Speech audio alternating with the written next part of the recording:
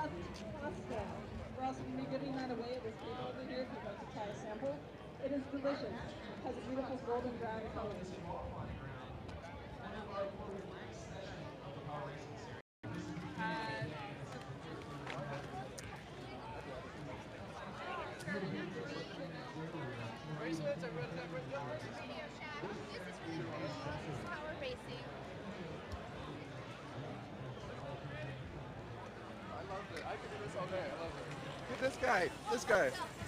This guy's great. He's flying around though. We might need to ask him to slow down.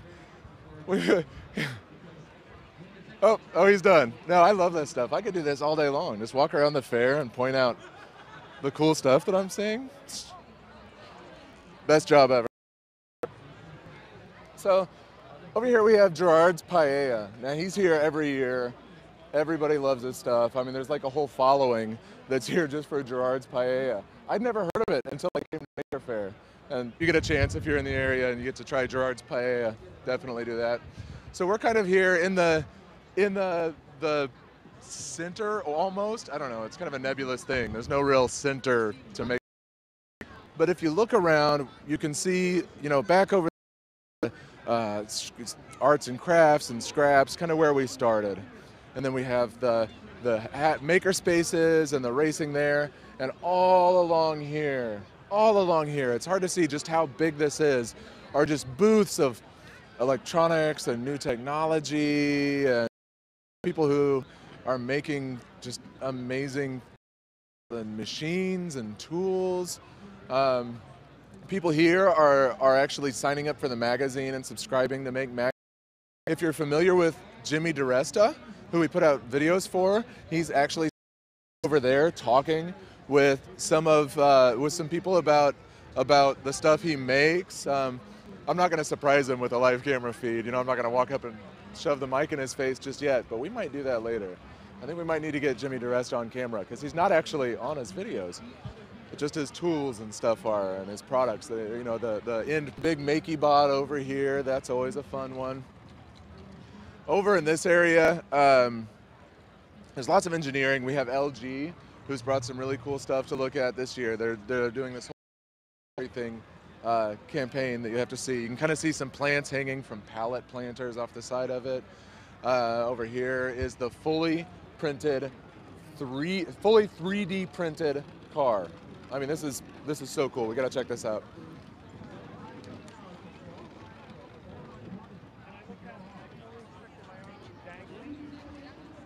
But it wasn't. So what we have right here is an actual car that was 3D printed, the whole thing. They threw an electric motor in it, you can hop in it, and you can drive it. That's incredible. A 3D printer made this. And you can kind of see the ridges and stuff, you know. And if you want to see more pictures of this car or read more about it, just go straight to the front page. It's on there right now.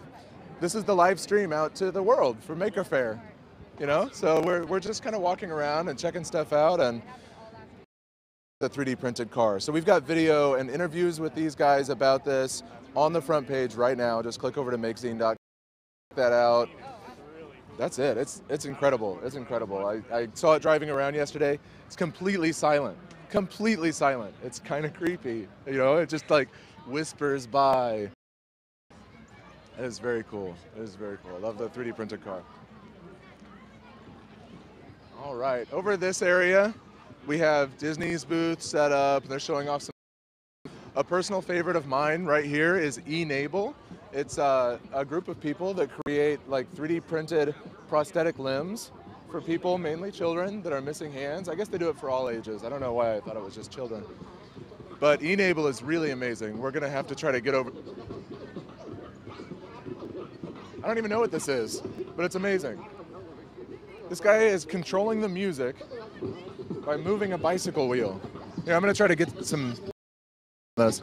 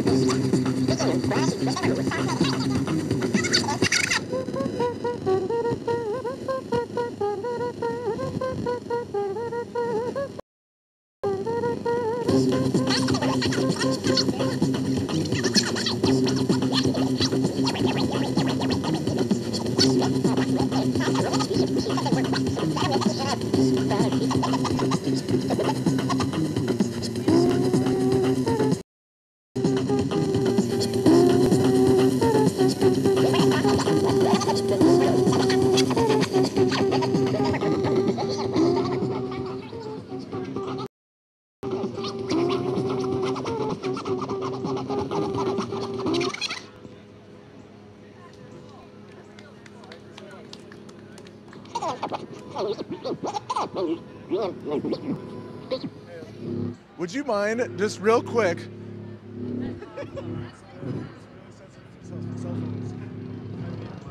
It's our feed. It's our live feed.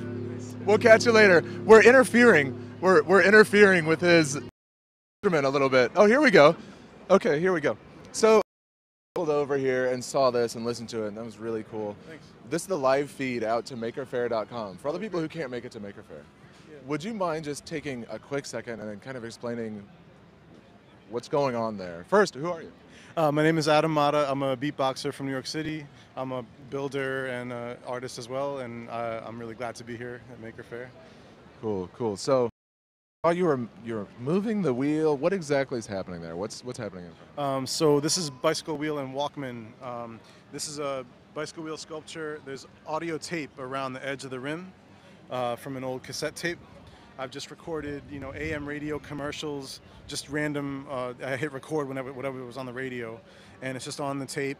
And this is a Walkman reading the audio down here. Oh, from over there, I didn't even notice it. It literally is just a Walkman. It's just ripped open. So, yeah, that's great. It's picking up interference. It's our live stream out. It's probably just like really messing with it. It's just reading the audio as it goes by, and you can scratch it like a turntable. I do my beatbox. Yeah. I do a beat here and scratch, scratch to the beat, and That is so cool. Thanks. How many Maker Faires have you been to? This is my fourth one, I believe. Yeah. I've been That's coming great. since I was here at the first one in 2010, I believe, and came 11, 12. Yeah. That's great. We're so happy to have you. And I don't know how I've been here 3 or 4 times. I've never seen it. This is wonderful. Yeah, thanks. And think about Maker Faire. 4 years I've seen this. Been here, and now I'm seeing it for the first time, even though I've been 3 or 4 times. This is great. Thank you, man. This is awesome. Thank you so much. We're gonna get far away from this thing now, so that he can perform some more, so our equipment doesn't like mess up his stuff, because it's going nuts. All right, see you later, man. So we're just gonna take a minute. Crowd, I've got to just like get a drink of water. I'll be right back. Just watch what's going on. It's really fun.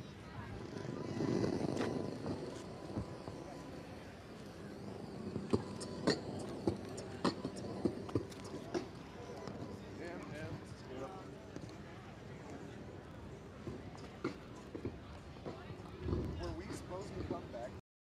Live. Are we going to go back again? No, the Saturn 5 is fantastic. Okay.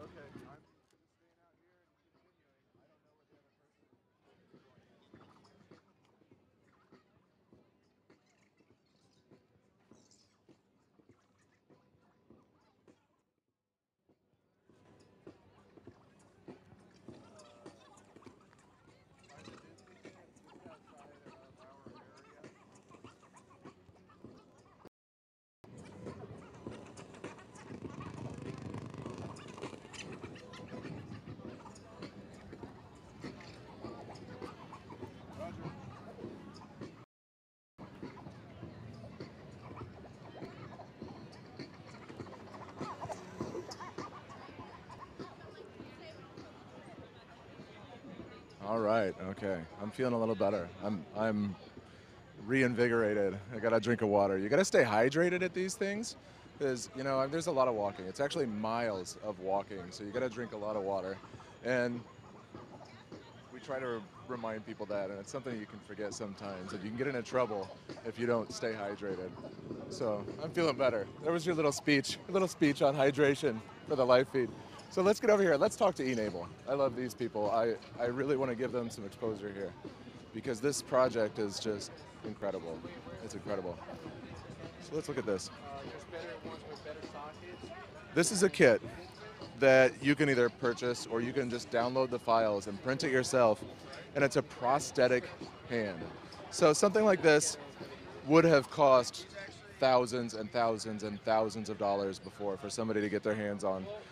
And now, I mean, this is like maybe, you know, $20, $30 worth of printing if you've got a 3D printer, or if you're going to buy the kit, it's just a fraction of the cost. So we're actually the live feed right now to Maker Faire.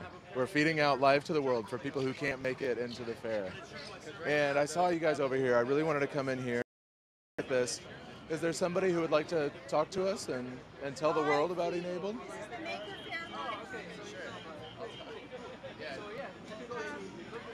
All right. So hey, if you wouldn't mind, tell us just a sec.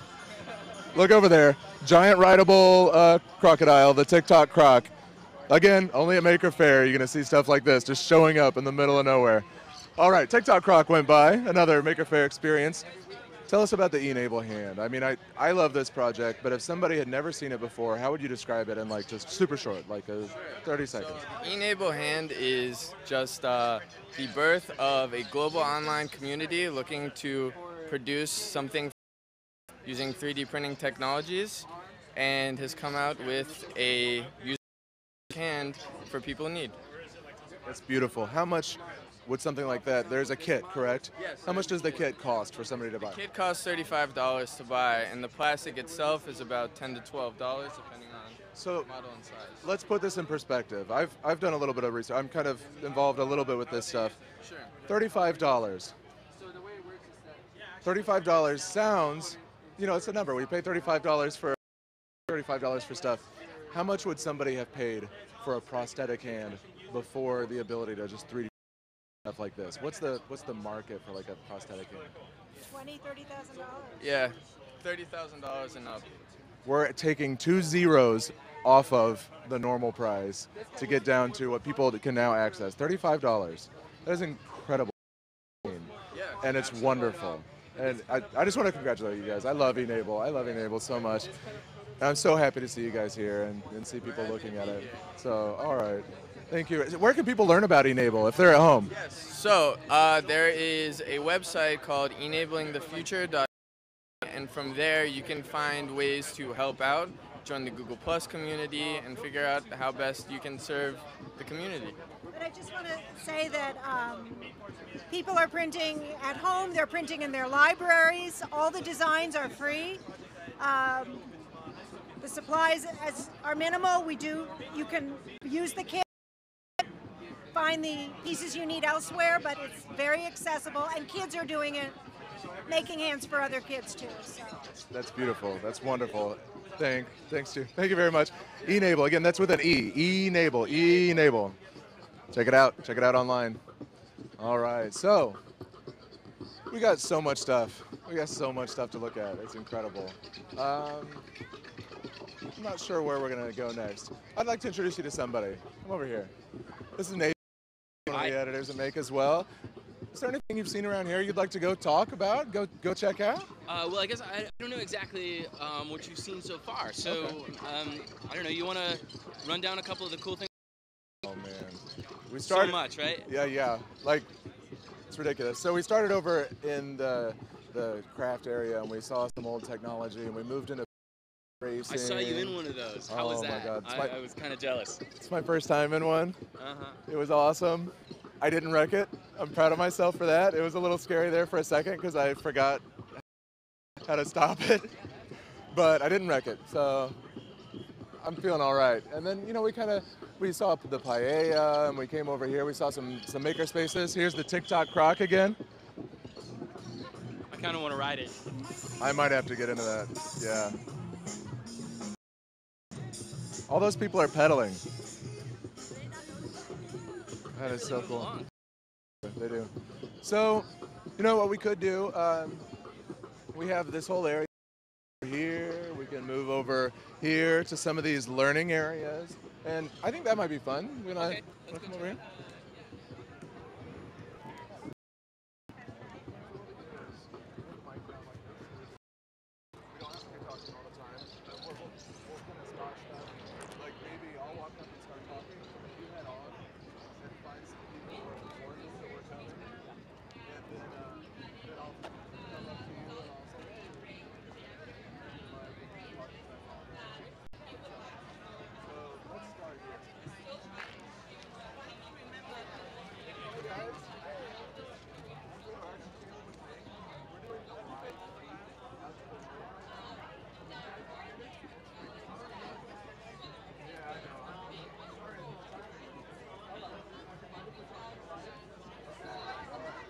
The microphone now. Talk to him. All right. Okay, so this one's been catching my eye as I've walked by a few times, and I don't even know what it is yet. I haven't had time to stop and talk to them, but I see we've got some stained glass here with some light. I can't wait to see this tonight when I'll really be able to see it lighting up. And we're going to talk to the young man who is the maker. First off, tell us, what's your name? I'm Alex Arovis. Okay, how Yeah, old are you, Alex? I'm 12. What did you make? I made a mini Times Square ball. So it's based on the Times Square ball, just much smaller. That is great. So what did you make it out of? I mean, tell us a little bit. What's inside that thing? So inside of here, there are many LEDs. As I can lift this up just a little. And then this is made out of stained glass pieces that I cut. Also the woodworking here, things. I can take off these sides. Okay. Yeah, let me move so they can get that on camera. That's cool. Now, hold on. I've got the microphone. They won't be able to hear you. Let me get over here so they can hear you. Okay, so you can talk, and they'll be able to hear you just fine. So we use magnets to hold on to the sides. So if you there is on top there is the motor that goes down. On the bottom is all the circuitry for that. Right behind the motor is the circuitry for the LEDs and the music. So what got you into doing this stuff? How'd you get started making things like this? Well, my dad taught me Arduino, just a little bit of it, and that's where it started. And well, my mom got me interested on the idea by making a joke of, would you like to go on vacation, or would you like to build a mini Times Square ball? Mini Times Square ball. That was a joke that backfired. I'm sure Mom wanted to go on vacation, right? We ended up going on vacation. You went on vacation anyway? That's great. That's great. And then from there, it was first supposed to be about this tall, and so it just kept growing and growing, huh? This is fantastic. I love this. It's beautiful. It looks well made. I'm impressed. This is awesome, man. Thank you so much. Had you been to a Maker Faire before you made this? I went to the Maker Faire last year. That was my first time. Oh, cool. Well, welcome back. We're so happy to have you here. This is so cool. This is so cool. All right, thanks, man.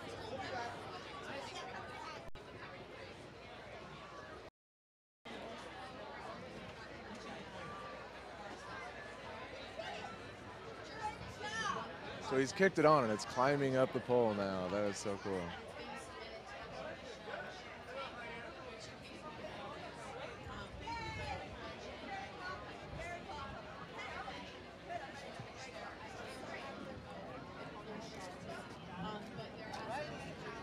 Climbing the pole, and I'm guessing, like the Times Square one, I'm guessing when it gets up, we'll count down, and it'll come back down. Yep, here on the front. You can't see it on the live feed, but over where I am on the front, I've got a countdown timer. It's coming down. We've got about 50 seconds left on the drop. Those LEDs are sparkling with the sun out, it's kind of hard to see right now, but I can see them. The LEDs are sparkling, the countdown's going, we're down to about 40 seconds. This is pretty cool. This is pretty cool. And he says they ended up going on vacation anyway.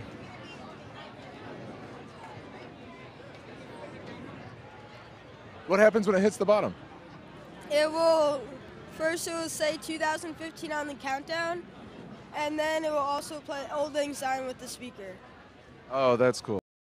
Cool. We got about, here we go, we're at the countdown in 10, 9, 8, 7, 6, 5, 4, 3, 2, 1, 0, 2015.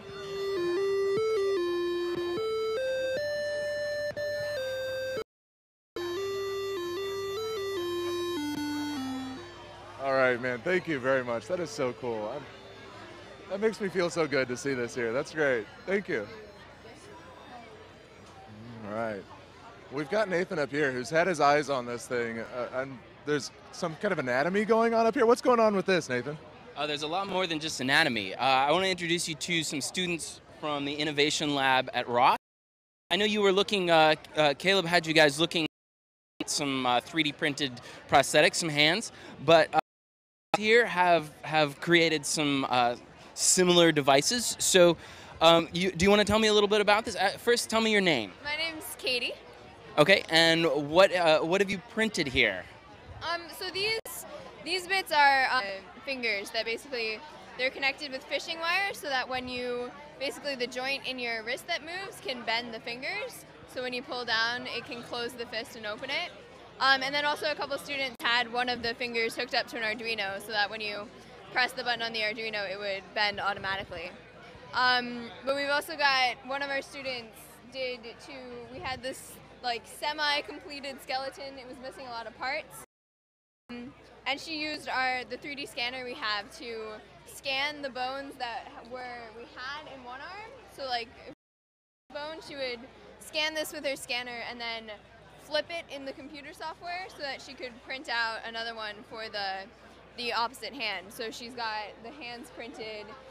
She's also got some elastic to represent muscles, and so that was one of our projects last year, was to kind of reassemble the skeleton with.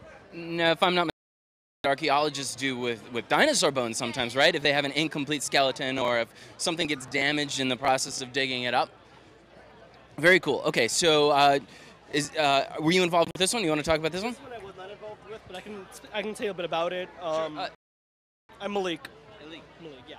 So this is a little robot. It just walks back and forth, like plug in to a battery source.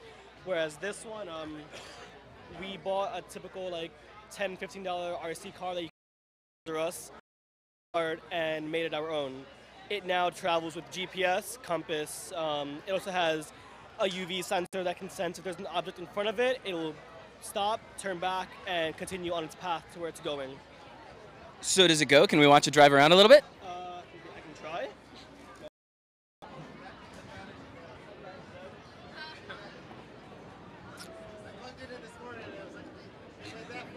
So there may be a battery issue with this. I'll let them for some more batteries. If you want to tell me about some of the other stuff that you've got over here. I see a MakerBot. Hi. What's your name? My name is Gabe. So basically this is one of the setups we have for 3D printing at the program. This is one of 3 3D printers we have.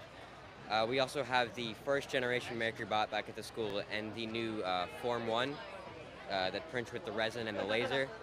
Basically we use 3D printing for almost. You can see some of the other cars over here had some 3D printed parts. But basically, we like to think of the 3D printer as a sort of glue with the projects to help things go together and mesh together better. We also did a few just kind of fun projects. Like we have some statues on campus, so we 3D scanned them and then cleaned them up in the software and then reprinted them in the printer. How about this one? This is just a claw. So there's a servo attached to it and it spins this and then the claw moves. And this here is just a drone I think we're using in the game of drones today. I don't know what the plan is for that, but hopefully. Oh, we're not using this one? This one's the one for coastal erosion. Oh, okay. And okay. for the IR camera, so you can monitor the algae. So, but you guys built one that's going to be in the game. Real light one. That's his department. Do you happen to have it around? The game of drones, if you're not aware, is kind of a rumble, a mid-air rumble, trying to knock each other out of the air. So this is it's a fairly stock a drone that we purchased, but our secret weapon is about 6 feet of gill netting that fishers use. It's very light and very tight, so it's going to have a to try to snag some propellers. Its name is Fujin, after the Japanese god of wind. And if you with the game of drones and you are in the neighborhood of Maker Faire, definitely go and check it out. It's a great show. They had amazing crowds at Maker Faire Bay Area, and it's really a wild time.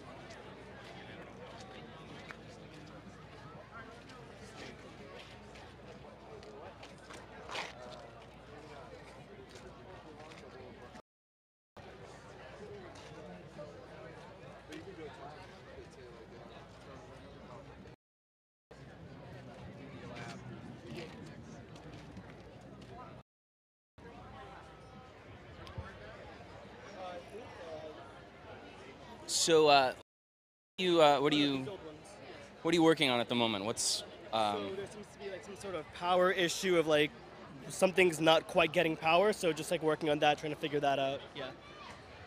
Yeah. So I put in new batteries.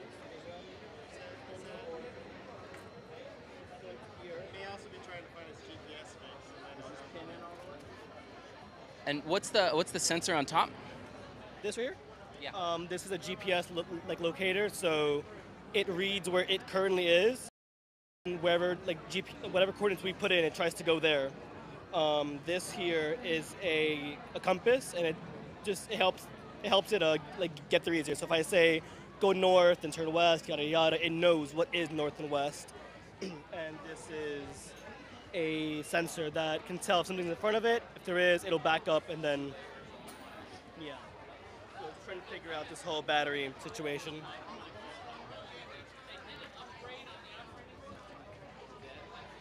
I'll have to come back. We'll have to plug in and check.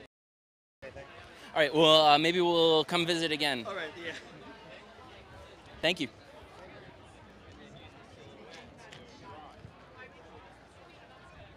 I've got these talking to over here while you were checking out the drones, and one of them here really is like I think it's pretty cool. I played violin for a real long time. I was never really any good at that either, but so these caught my eye. These look like they're like laser cut violins. I'm not really sure the whole story here. I'm gonna ask these wonderful people to tell me a little bit about what's going on. So, hey guys, how's it going? We're the live stream on the site. I wanted to ask you guys a few questions, if you wouldn't mind explaining it to everybody who couldn't make it to the fair. So first off, who are you guys? We are the Marmont School. This is Helena, and my name is Lisa Wong, and I teach at the Marmont School. Okay, and so what do you have? What do you have here at the fair? Well, we have 4 different sort of maker programs in our school. We have a Tinker Lab, a STEAM Lab, a Fab Lab, and an Idea Lab. So we have examples from each of those labs that that our kids learn from. So, Helena, do you want to talk about some of your projects? Well, last semester I made this Atari Punk console. I mean, it's pretty loud, but it was really cool to make. It took a lot of trial and error, a lot of failure. And then the most recent semester, my friend Alice, and it's from the Make magazine. And we haven't finished it because we ran out of school days.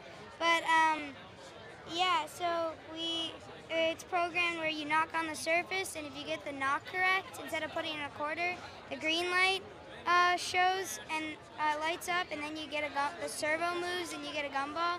But if you get it wrong, you get the red light lights up, and the ultimate punishment of not getting a gumball. That is amazing. I love that. I remember that project. That was really fun. And who knows, maybe someday soon you'll be creating projects that we'll be putting in the mag. That's amazing. So we'll keep an eye out. We'll watch for you. We'll watch for you. All right. Thanks a lot, guys. Thank you. Now, over here is a huge favorite. You can just see, looking at this crowd, we have Meccano, or if you're like me, you remember Erector set. These might look familiar. Here's a Segway built from, or Meccano. You know, just depends on where you're from, on what you call it. So we've got this tower here.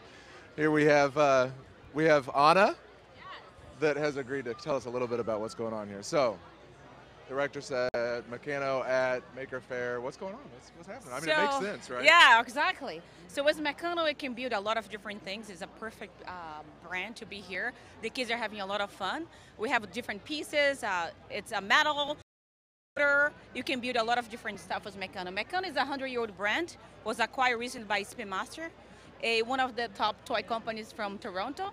We're very pleased with it. We're going to rebrand. We want to make sure that every Maker Faire that is out there, we're going to be there, so kids can be creating anything that they have in their minds. Yeah, I mean, I played with these things as a kid. I remember it was like so freeing. Some of the abilities, the things you can make because they're rigid, strong. Yeah, you know. Metal, yes. Yeah, and I've seen there's been like a solid crowd here, like constantly. No one is stopped. Yeah, you have to like start setting time limits or something. What are people making here, like on the table? I saw kids making crabs with real motors working. I see kids making trains, making dolls, flowers. They can make pretty much everything. So what we're doing, we're giving them free helicopters every hour for kids that participate. We also have a contest that kids can build whatever they want, and the best one wins like a big Meccano set. Meccano set? Just come on and build with us. Yeah. Let's make something together. That sounds good. I like that. That should be like our tagline. All right. Thank you very much. Thank this is you. great. Pleasure. This is Thank great. you. I'm going to sneak in here and try to look and see what some people are making.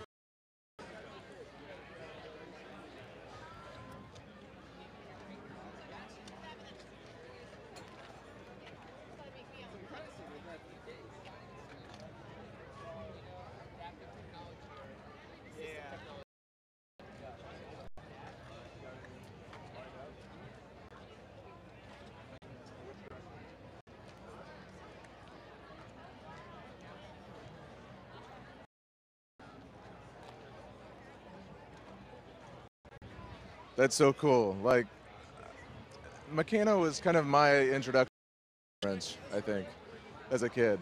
I don't know. I think it was for a lot of people. This is fun stuff here. The segues, but also a little bit awesome. We're gonna walk around a little bit more and see some more stuff. Nathan, how's it going? I see you're rejoining us. Anything you wanna check out or talk about? So I want to introduce you to a guy named Nathaniel. Okay. And Nathaniel is over here. Busy breaking the laws of physics. Well, I'm gonna step out of the way.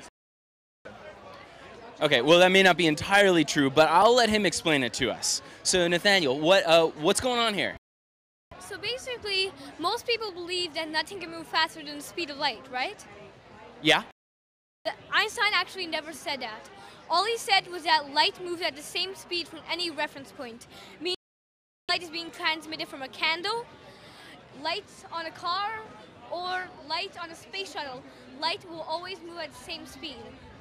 So how does your laser factor into this? So the laser, could I talk about something else real quick? Go for it. Okay, so scientists believe that we could be just 2D and 3D projections. For this to work, something must be able to go faster than the speed of light. That something may be information. So my experiment here, I demonstrate a toned down, not as big demonstration. So the laser pointer moves. There it is. The laser pointer moves from here to here at a speed of about 135 miles per hour. Now, if we take the distance from the Earth to the moon and flick our laser pointer, that dot on the moon will move well over the speed of light. Amazing. And so you set up, you're using Lego Mindstorms to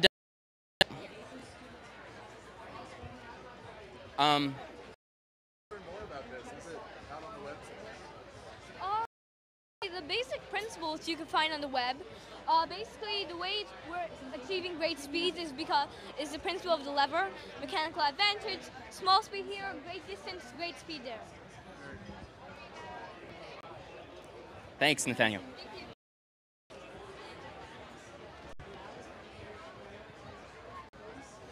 Now, Nathan, I don't know if you had a chance. I don't know if you had a chance to come out here last night when we were gathering and getting everything set up.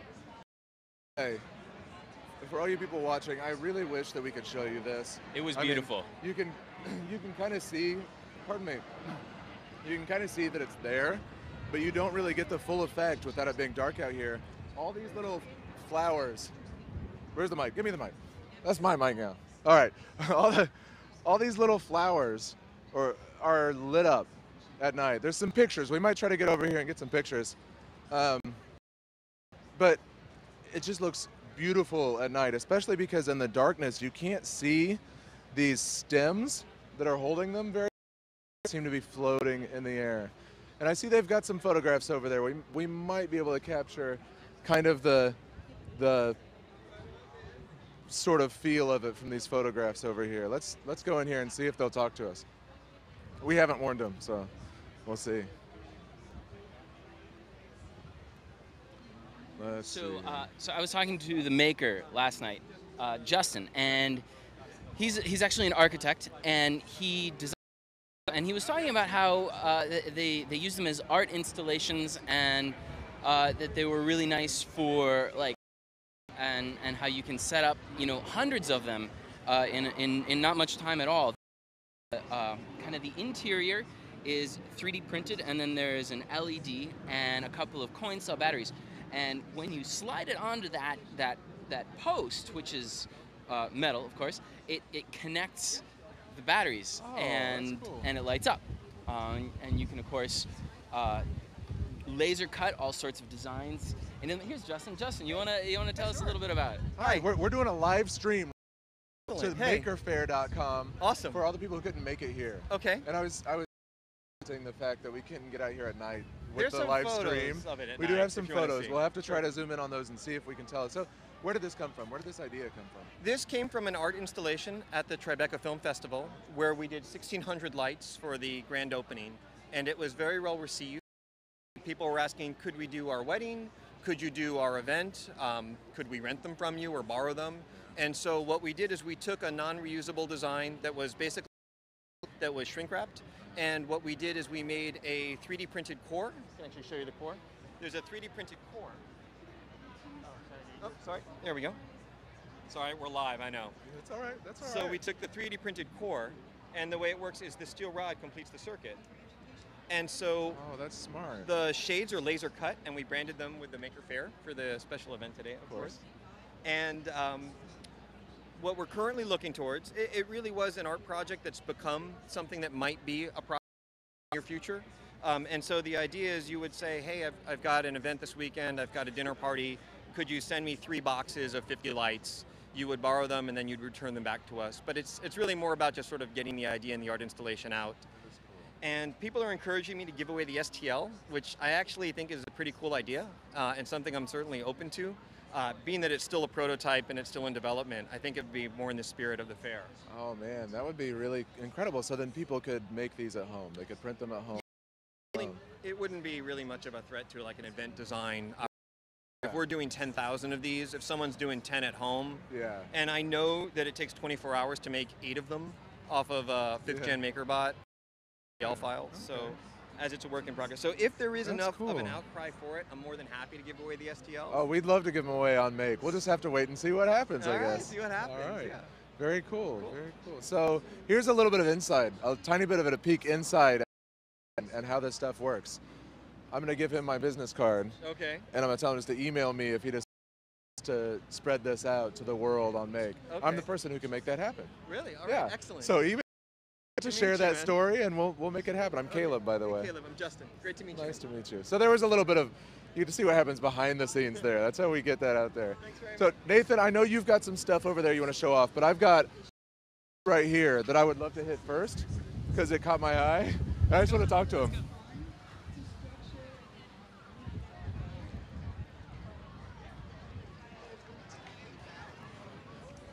All right. For lights, like you saw me earlier, just like whip around when I was over there. So I was walking by and I saw lights, and I love it. I love lights. And these people are setting up. The wind is kind of tearing at their stuff. You're getting to see some behind the scenes here. It's wonderful. No, this is great. This is wonderful. This is Maker Faire. This is what Maker Faire is. What's your name? Javel. Awesome, awesome. What are these? Sneakers. The sneakers. And what are on them? Lights. Is there anything cooler than that? I mean, that's it, right? Like, that's the Pretty much, but description. they're actually programmable sneakers. So we introduce elementary school kids to programming through sneaker design, and we build our own programmable footwear so they can customize their shoes but learn to code at the same time. So this is not just a product, this is an educational... This is an education platform. So we use sneaker design as a gateway to computing. And we're from Gigabyte. Right, Gigabyte. My next question.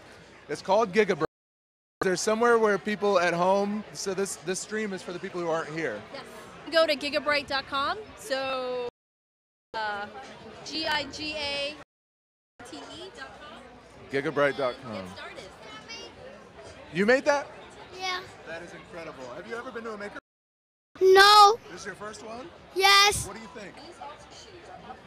Good. Are you having fun? Good. Yes. Have you had a chance to walk around and look at stuff? Yes. That's cool. Are you going to come back to another Maker Faire? I think so. Good. Good. I hope you do. I'll watch for you. Be in the news? You're on the news right now. Right now. Dude. Thank you very much. All right, so let's find Nathan. Where to go? Nathan, I saw you eyeballing something over there. I'm going to give you the mic, and I'm going to get another drink. I'm thirsty. Gotta hydrate. All right, yeah, I was over here and I met some folks who were kind of taking a completely new a new approach to a classic idea that you may be familiar with.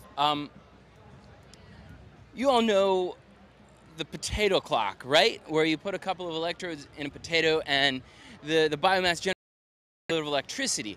Well, I want to introduce you to a couple of people who have kind of taken that to the next step, made it a little more and possibly a little more useful. So let's grab Crystal right here. Crystal, would you tell? I don't want to interrupt. Crystal, would you tell me a little bit about it is Wild Grid? Sure. Hi, this is a project called Wild Grid. I'm Crystal. This is Furby, who's also doing the project. So should I take it? If you want. Oh. Okay. So the goal of our project is to encourage people to charge their devices through organic matter off the grid. So this is actually our working demo right here that Harumi can talk more about. Yeah, so this is basically a compost bin. Other people also refer to this as a microbial fuel cell. So what we have inside is dirt and beer. That sounds delicious. Well, the bacteria think it's pretty delicious. That's why we're using it. It gives us the most amount of voltage in the shortest amount of time.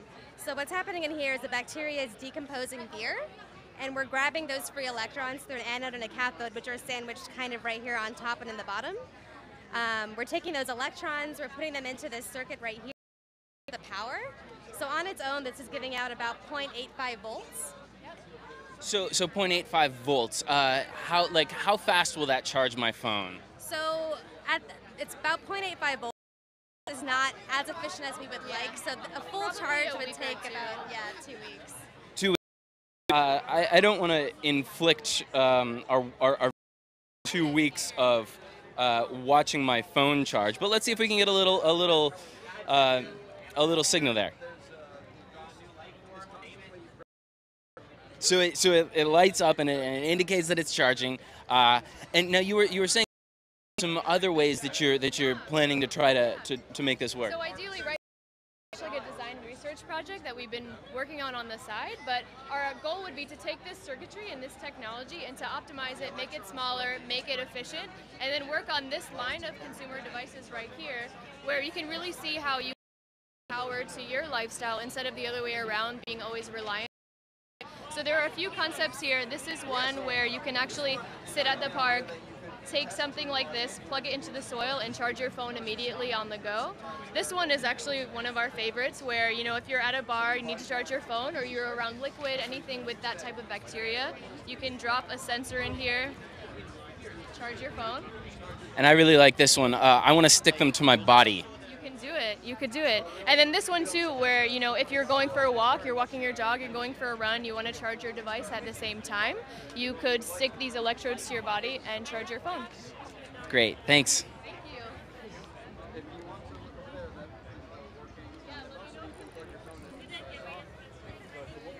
So there's someone else over here that I would like to introduce you to. There's a bit of a crowd around him right now, and I'm not surprised because what he's got is really cool. I've actually worked with him before on a story which you can find in the latest issue of Make, if you pick that up. His name is Connor, and his device, you wear it on your head, and it reads your brainwaves to help you control a computer. So let's see if Connor's available for a minute.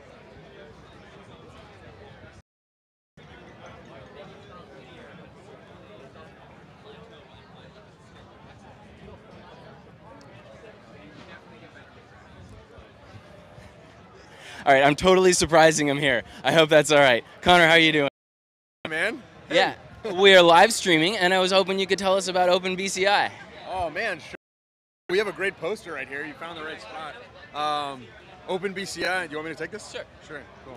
OpenBCI is an open source brain-computer interface, multi-purpose electrophysiology system. So sample muscle activity, heart activity, and brain activity. So we've actually got a live demo going on over here, and I'm hooking myself up to electrodes and streaming into a computer. So I tried to come talk to you earlier today, and it seems like you've had a crowd around you all day. How are people responding to this? What are they saying about it? People are definitely super excited about it, and this is kind of actually like our 1-year anniversary, because last Maker Faire was the first time people started finding out about it, and that was when we were like, oh, we should probably launch a Kickstarter because people are really excited. And so we're coming full circle right now, which is really exciting. So can we see the brain part Sure. of it? Here, take the mic.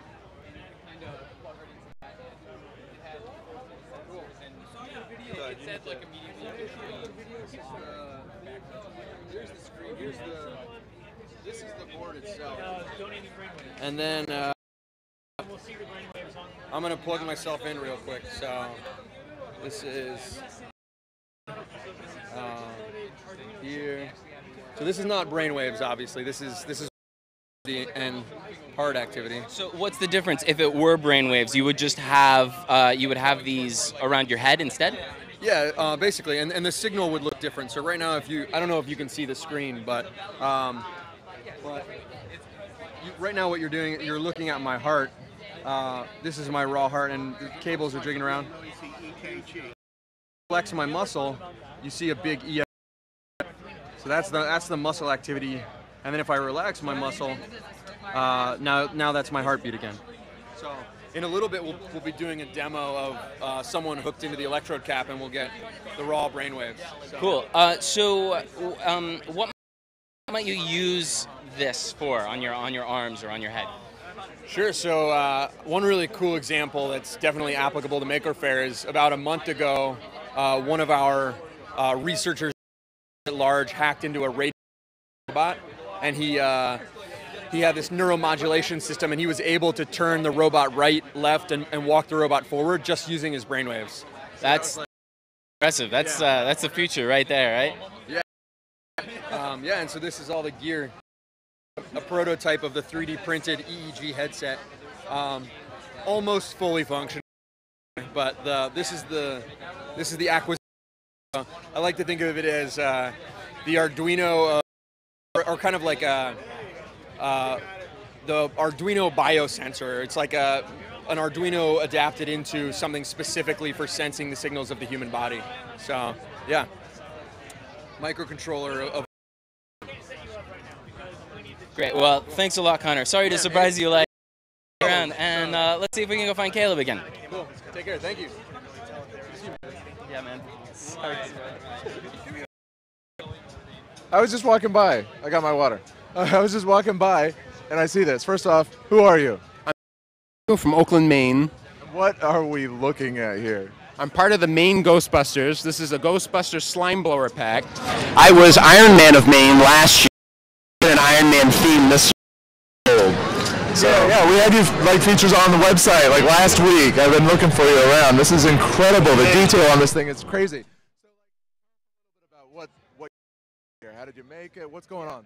The gun itself is a PVC tube with metal roof flashing. I have 3D printed parts everywhere. Nose project boxes, bollard tubes for the tanks with 3D printed tops and bottoms for the domes. 3D printed project boxes, the balls 3D printed, the bulk of it.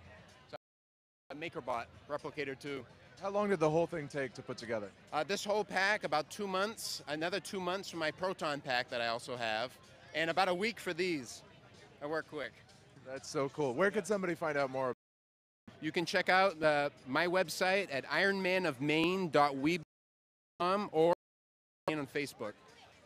What kind of responses are you getting as you walk around? Like, what do you see around you as people notice you? I hear cosmonaut a lot, or are you going to take off in that thing? And which is kind of funny. But then I explain it. That generational gap, though, you'd be surprised what 5-, 6-year-olds still will point out and say, "Hey, Ghostbusters." That's a beautiful thing. So, you know. All right. Thank you very much. Thanks for stopping. All right. Definitely. All right. So let's keep moving. I don't even know where Nathan went after I stole the microphone, so I'm just going to start walking here and look at some of this cool stuff. Thanks, man. I'll see you later.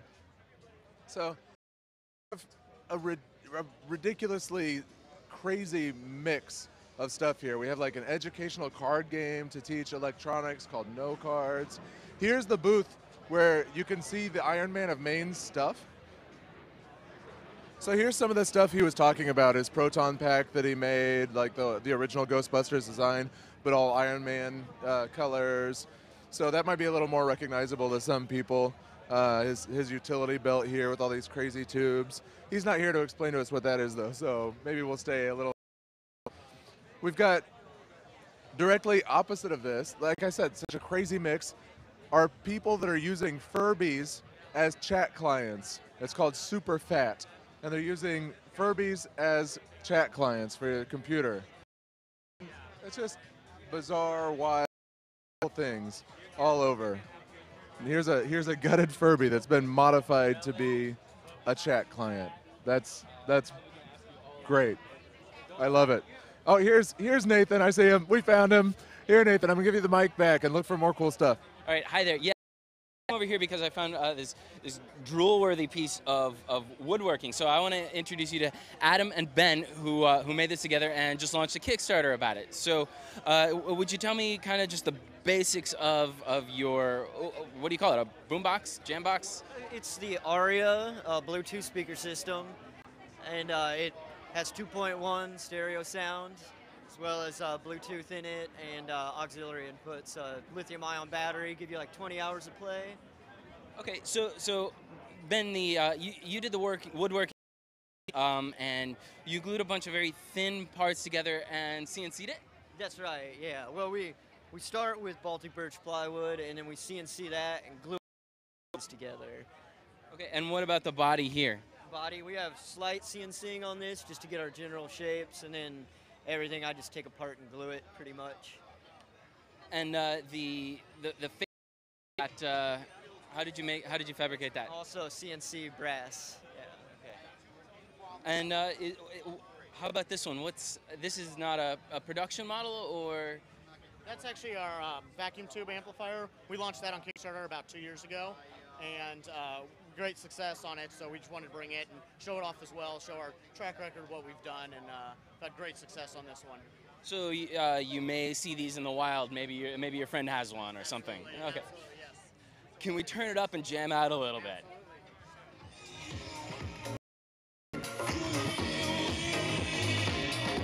Dance party at home, you guys.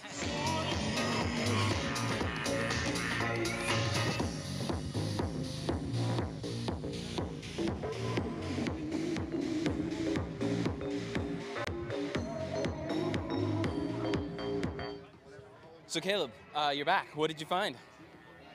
Handmade cymbals, like the crashing cymbals. Like you would play in a band? Yeah. There's a guy here who hand makes cymbals. He's just right over here. That's amazing. Let's go, if you don't mind, let's go talk to him. Thank you, guys.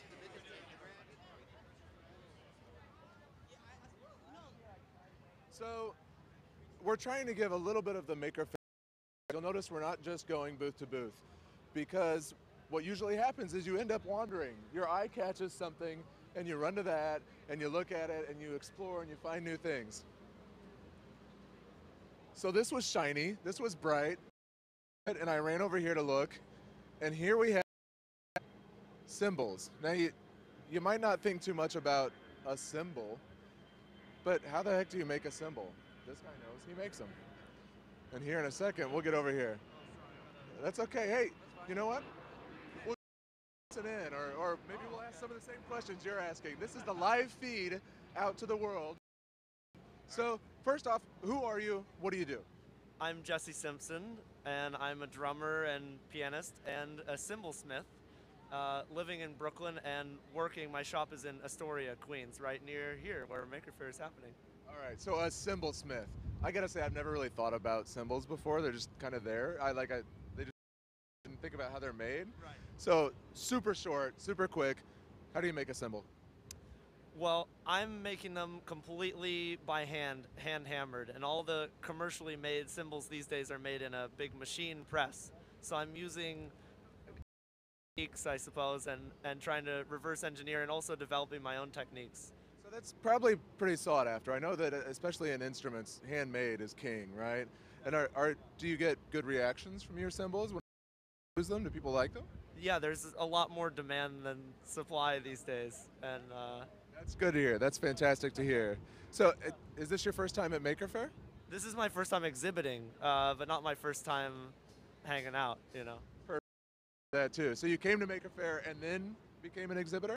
Yeah, I have various friends here at Maker Faire. Terry Dame is an instrument exhibitor, and my old family friend Gerard of Gerard's Paella. I've known him since I was 5. I'm from Sebastopol, California, where the founders of Maker Faire live still. We're Dale, and I moved to New York about 8 years ago. I went to Manhattan School of Music, and so it's got to be nice to have some of Gerard's paella, huh? It is totally great. They deliver straight to me. It is absolutely amazing. That's wonderful. Thank you. So, is there anywhere anybody could learn more about you online? These cards here, and I have my site, which is my name, JesseSimp.com, JesseSimp.com. Perfect. Thank you. That's wonderful. That's so cool. I learned something about cymbals today. That's wonderful. I'm so over here. It's just, it's so cool. All right. Thank you. So, let's track down Nathan again. It's like a treasure hunt. You know, I don't know if I'm going to find something cool or if I'm... Do you mind if we switch operators for a second? No, that'd be fine. something cool or find an old friend or a coworker, and it's always a unique experience. It's interesting. Now, a little bit about this, which is known for the World's Fair, and interestingly is located in between two airports, which means we can't fly quadcopters here due to the regulations between the airports.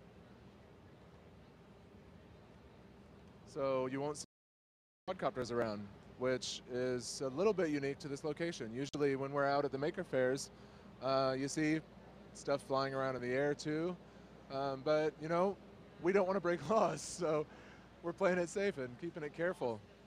We do have some quadcopters though in a tinted in area so that they are enclosed and can't cause any trouble to anybody.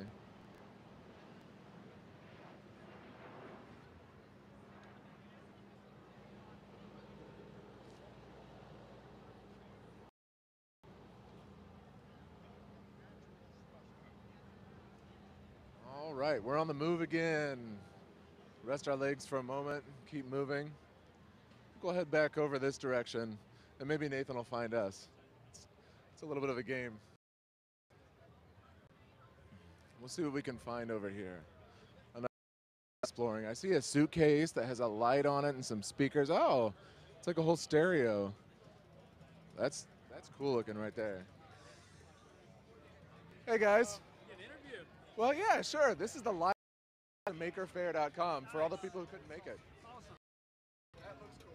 What is it? Well, this is what we actually came here for. This is a Bluetooth speaker. It's manufactured using CNC machining. One of the desktop. It's all modular, so it's all easily replaced. It's easily customizable, so you can do different colors, different designs. We did a Maker logo on there, Make logo. I love that. Yeah. So it's all put together using 4 bolts, and so you can easily take it apart, put it back together. You know, put all the pieces in there and wire it up. So there's no soldering involved. Eventually, is this like a Bluetooth speaker for your own phone or stereo or whatever? Exactly. Is this like a kit somebody could buy online? Yes, eventually, this is the very first one we built. So this is the only one exists. But yeah, eventually we're going to sell them as kits, and we'll sell them complete as well. Where can somebody learn more about it? You can check out domecandylab.com. We have a launch page up, or it should be up any minute now, but you can it's still being redirected, but you can let you know when the community gets built and when we open source our design files. That's pretty cool. Thank you.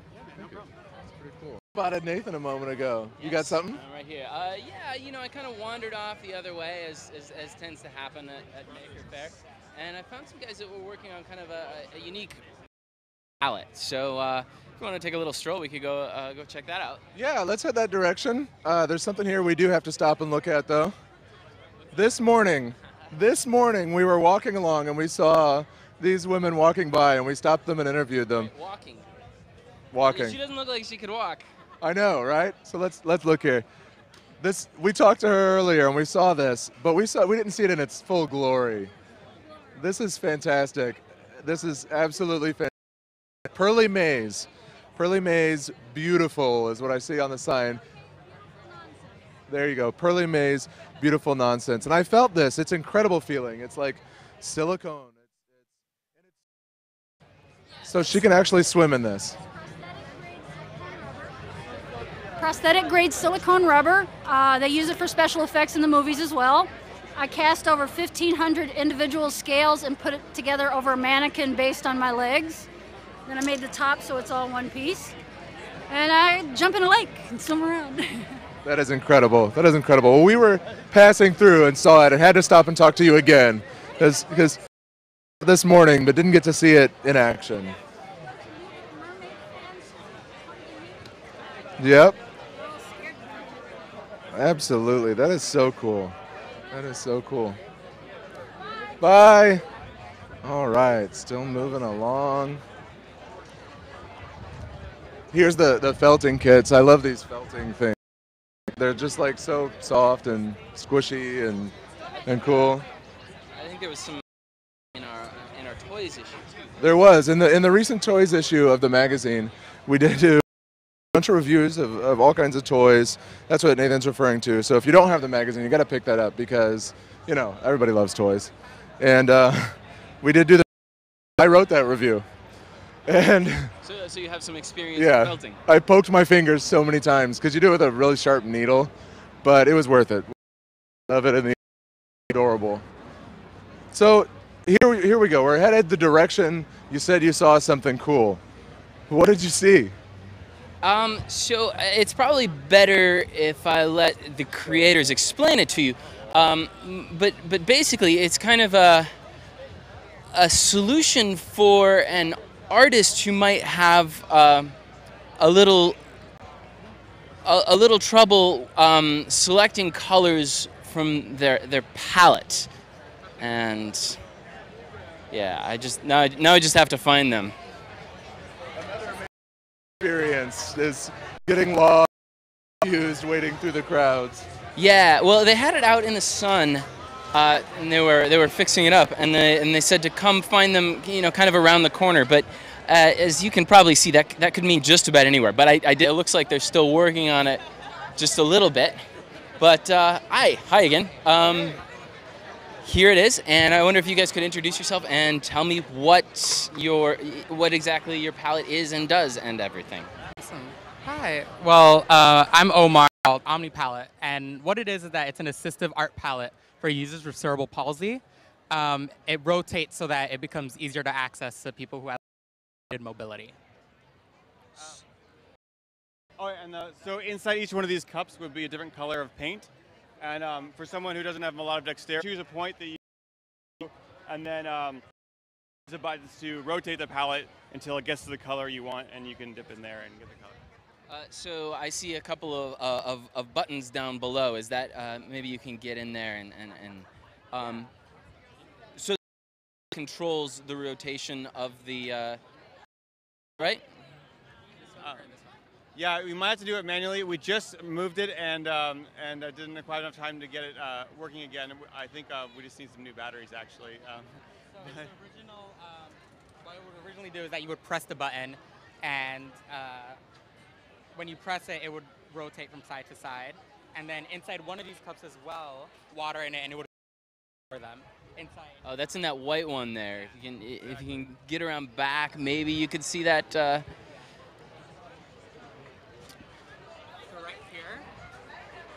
right here is a and what it is that you put water in, and it will swirl your brush so that it would also clean it for them. So I wonder if you could tell me kind of what was the inspiration this idea occur to you guys? Well, we're part of an organization called Mouse, and through Core, we partnered with a cerebral palsy center here in New York called United Cerebral Palsy, and we interviewed artists who had the disease, and we asked them, what are your challenges? What could we do? Like, what could we design? And through like an interview process and like different iterations, this is what we came up with. So do research, identify a problem, and develop a solution, right? Yep. And oh yeah, you got a poster here to go with it. A poster board. Let's see. Is there a picture of the client? I don't think so. Wait, these are some of our. So like. Oh yeah, here we go. Like right here, we're interviewing some people, and we're asking them how's like drawing, like, and we.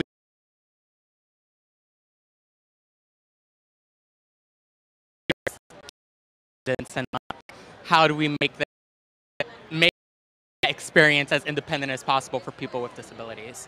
And have you gone back and showed it to the people that you interviewed in the beginning? Yeah, actually, some people came to a conference that we were at called the Moticon. Some people we interviewed and they tested it out and they loved it. And we also had teachers assistants from United Cerebral Palsy who love it and like want to have it in their classroom. So it was like good to hear from the people that are trying to help that it's actually working. So that's great to hear. Thank you guys. All right, thanks a lot. And I see Caleb. It looks like he has something on his mind. Well, I thought I saw somebody I knew.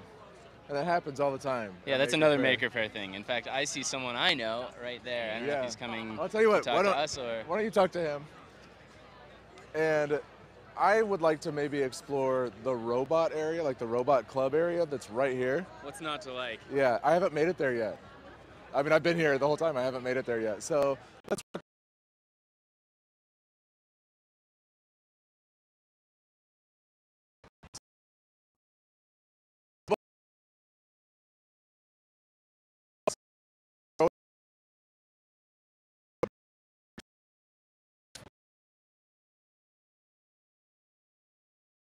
Like, there's this thing singing. I don't even know what's going on. But I don't know. There's like a zoo.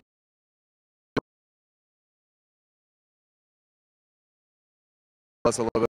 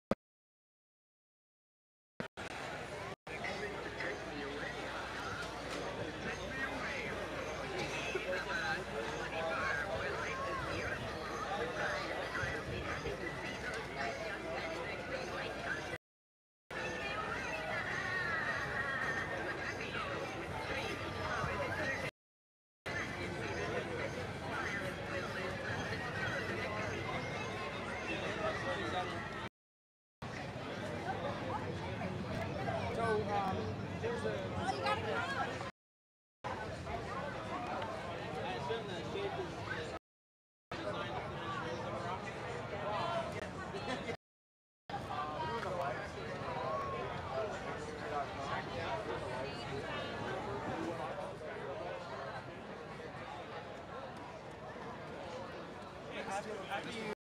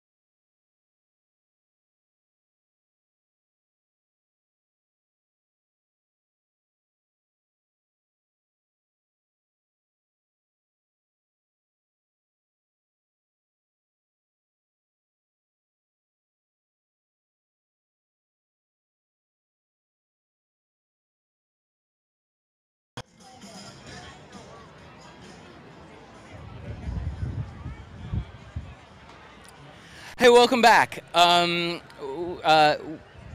you had a nice little break, and we are ready to show you some more really great stuff. We're kind of in a robot alley right now, and you may, walking through here, you may see a lot of like line following robots and maze solving robots, but one thing that I thought was pretty unique was there's a robot over here that plays music. It actually plays a violin, and so I'm gonna take you to Jake, who designed and built this thing, and hopefully he'll let me play it with the help of the robot. Actually, it looks like he's. So maybe you want to check out the violin and the robot over here, and it's in motion. There's someone playing it right now. So let's see what he's doing.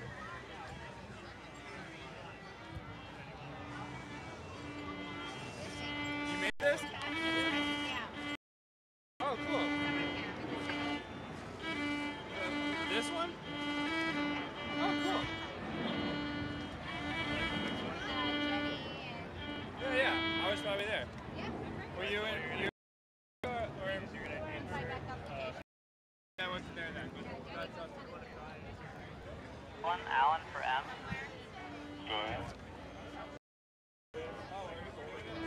Is that cool? So Jake. Yes. Hi. This is Jake's violin and the robot that plays it, and yeah. Well, so I really want to play this. So maybe while I hold this.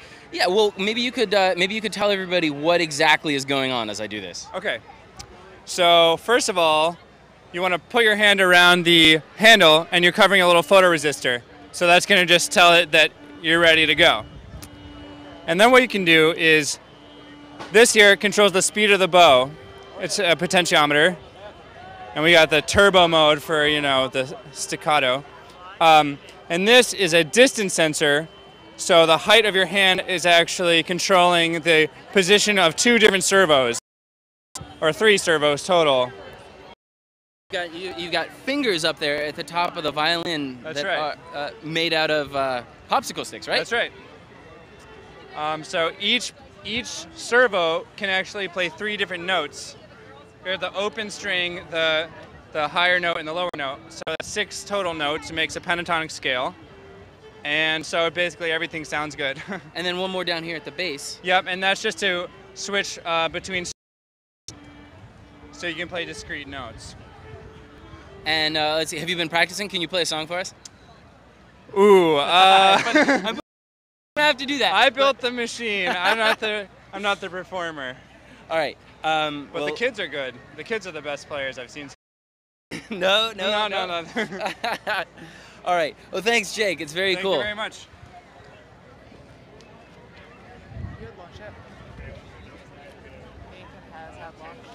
All right, that was pretty cool. It's a violin. That was really cool. So I missed it. I stepped away for a minute. I play violin. What?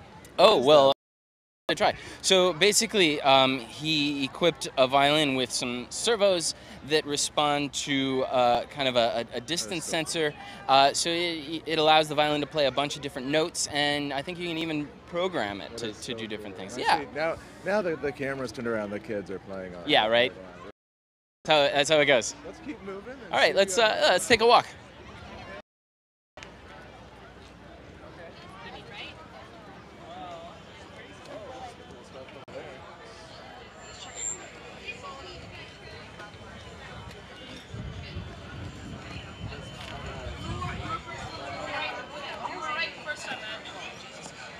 One program only. Tsunami? Because he's doing the tsunami program. I'm gonna get the noise set up. Where's the tubes?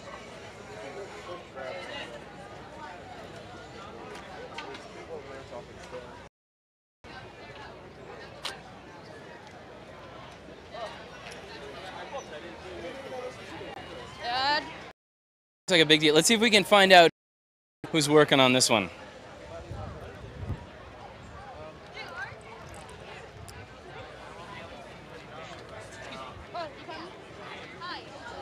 You want to talk about this for our live stream? Sure.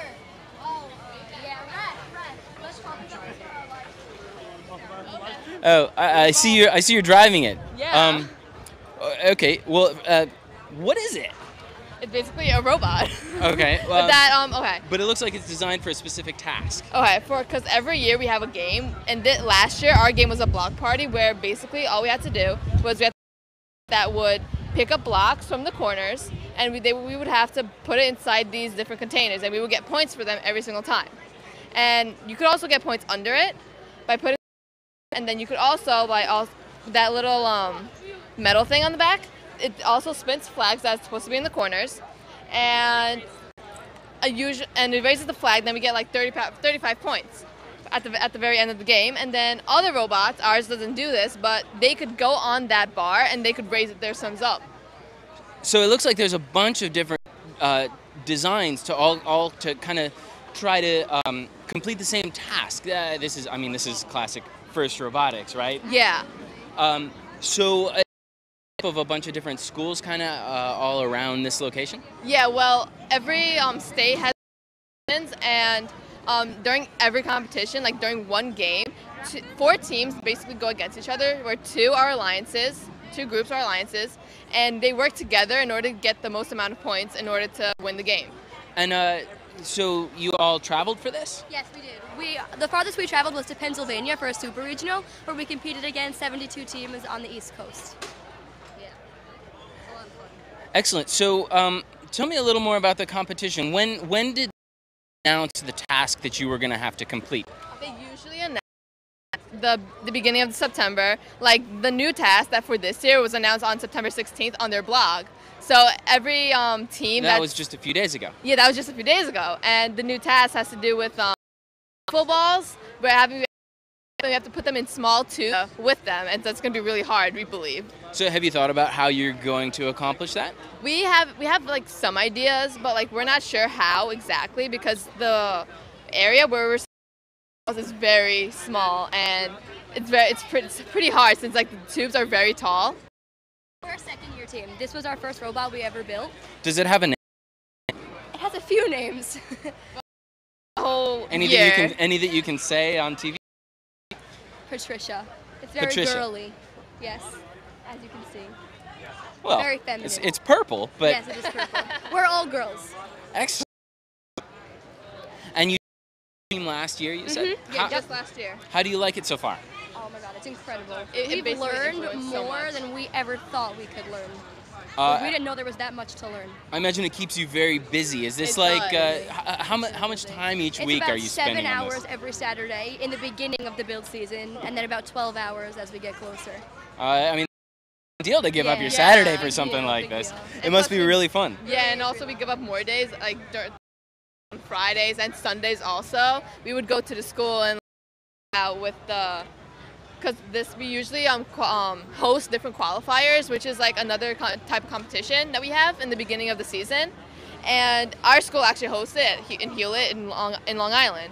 So we always help out, like setting up the different fields and setting up the different that they have. All right, but the important question: out of class for it, we go to competitions. Yes, we do. We do.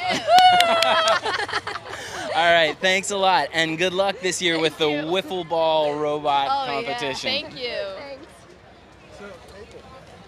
Yes, I saw. These are the First Robotics at this right. size, but right around the corner here, we have some more First Robotic stuff that are like giant things. They're giant things. We're gonna check these guys out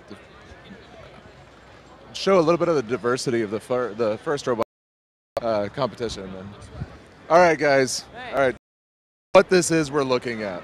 So this is the robot that first off, this is for the First Robotics. We're just happen to be a team called the Bronx Science Side. This is our robot from last year's competition, the 2000 competition called Aerial Assist. Basically, you see the big blue ball right over there? Our objective was to pick it up and just throw it and pass it to other teammates. So their robot is another example of it. Ours is, it's just very clear to see different teams, different takes on the same objective. So ours is basically just a pneumatic catapult. So it's really cool. All right, we're gonna enable. Oh, they're enabling it. They're gonna make it work. All right. Basically, this catapult, as you saw me just pull it up, is gonna just shoot up. with I don't know how many tons of force. So we need to stay back then. Yeah, stay back a little bit. Oh yeah, it's really cool. You ready? We gotta compress it. In the meantime, first is a really great it's called For Inspiration and Recognition in Science and Technology. So it's just getting teens excited about. So actually our founder, Dean Kamen, was just here and spoke. And he was just talking about the fact that he created it because people are so excited about being actors, about being athletes, because there's a competitive aspect to it. So he said, I want to do that for technology. So he created this competition. So that was our addition to the competition. That is great. Thank you. How would you gonna see this thing? I mean, there's that. All right, do we have enough for a shoot, a launch? All right, ready? And go. It would be much faster. So it'd be. I've seen these. It'd be fast enough to shoot that ball up onto this tent. Basically, more than that. Yeah, probably do some damage. We did that in 2012. We actually ended up shooting it at the DJ of the event. Oh. So. That's pretty cool. Yeah. All right, guys. Thank you so much for showing this to us. That's incredible. That's really cool. All right, we'll see you. You've been a Maker Faire? This is my third time. Awesome. Awesome. We'll come back again for sure. Thank you. No problem. All right, guys. One of my personal favorites I spotted corner right before we came over here, so we have to get over here and check out Gertie Bot. Okay, it's I don't know if some people have seen it, some people haven't. It's a robot that bounces and squishes and jumps. We'll get over here. Oh, and here's another Maker Faire thing. The person who go off Gertie Bot is probably off getting food. That's not Gertie Bot, but that's freaking cool, isn't it? So here's Gertie Bot, Gertie the jumping robot.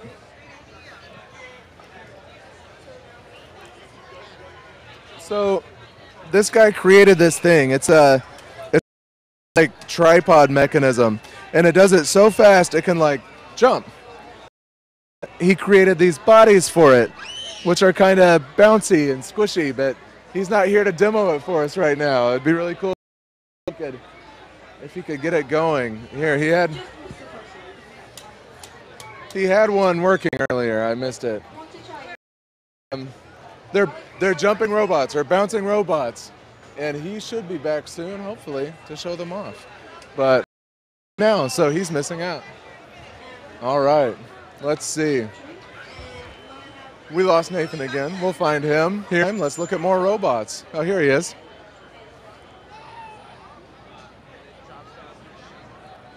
All right. So I see something interesting happen here. Nathan, Yeah, do you want so, to take over and tell us what this is? So this is Ben. Ben was just telling me about his assisted living internet robot, right? Yes. Do you want to start at the beginning? Yes. So an assisted living robot. The goal of it is to be able to extend the amount of time that someone can go from living independently to needing to be in an assisted living center. So this wouldn't be for someone who can't shower, bathe, or get into bed by themselves, but this would be for someone who is declining cognitively to when they can't take their medication, or they are, or they have a chronic issue like asthma, diabetes, tachycardia, like my grandmom has. So do you want to show me how some of these features work? Right. So I'll show the medicine dispenser. I have a 3D printed medicine dispenser here, which I designed. And so you load the medication into here. Then you hit the button here, which says dispense next. And the medication drops down into that chute. This is deliver medicine, and it'll come out for you. And then, so you can pick up this cup here and take your medication, and then return it. So it's also a teleporter. So if you have an issue that you need a doctor to see, especially for the elderly, rash or something like that, it could be serious, like something like MRSA, or it could just be, because of the clothes you're wearing. So a doctor might be able to tell the difference via video. Can you also maybe communicate with loved ones? Yes, yes. You can either communicate with a doctor, or yes, you can communicate with loved ones. Excellent. So it says in your poster, field tested and surveyed. I wonder if you could tell me a little about the process you went through to define the features that you wanted to include. Yes, sir. So with all my projects, not only design it, but I like to actually put it in the field because it doesn't really make much sense to design something and never actually get any input from the people you're designing it for. So I took it to, I think, 6 different nursing homes and demonstrated it for them and then gathered their opinions from it. Things like, originally I had this a lot faster, and the elderly people said that they were a little frightened by that. It was coming out too fast for them. So I slowed that down a lot. And so I also took surveys of whether or not they felt more comfortable having it there. Actually, 100% of the people I interviewed said that they'd feel with a robot managing their medication, which makes sense because a lot of them, I mean, I take medication, not as many as an elderly person would take, but I find myself, oh, did I take my medication this morning? And a lot of medications you can't take over again, but a lot of people think it's better to retake to skip your dose, and most times it's not true.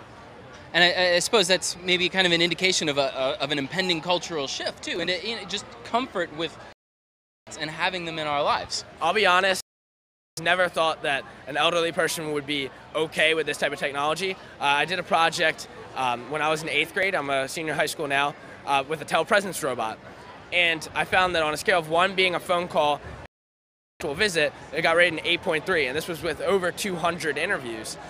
And that kind of opened my eyes to the fact that these people aren't, just because they don't know how to use a computer doesn't mean that they're adverse to this type of technology.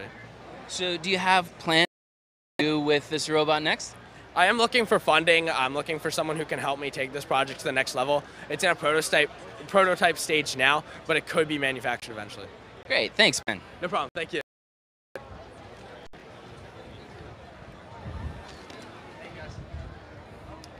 So I'm not sure where Caleb went, but let's just take a walk and see if we can come across anything else. We have sorry. Yes.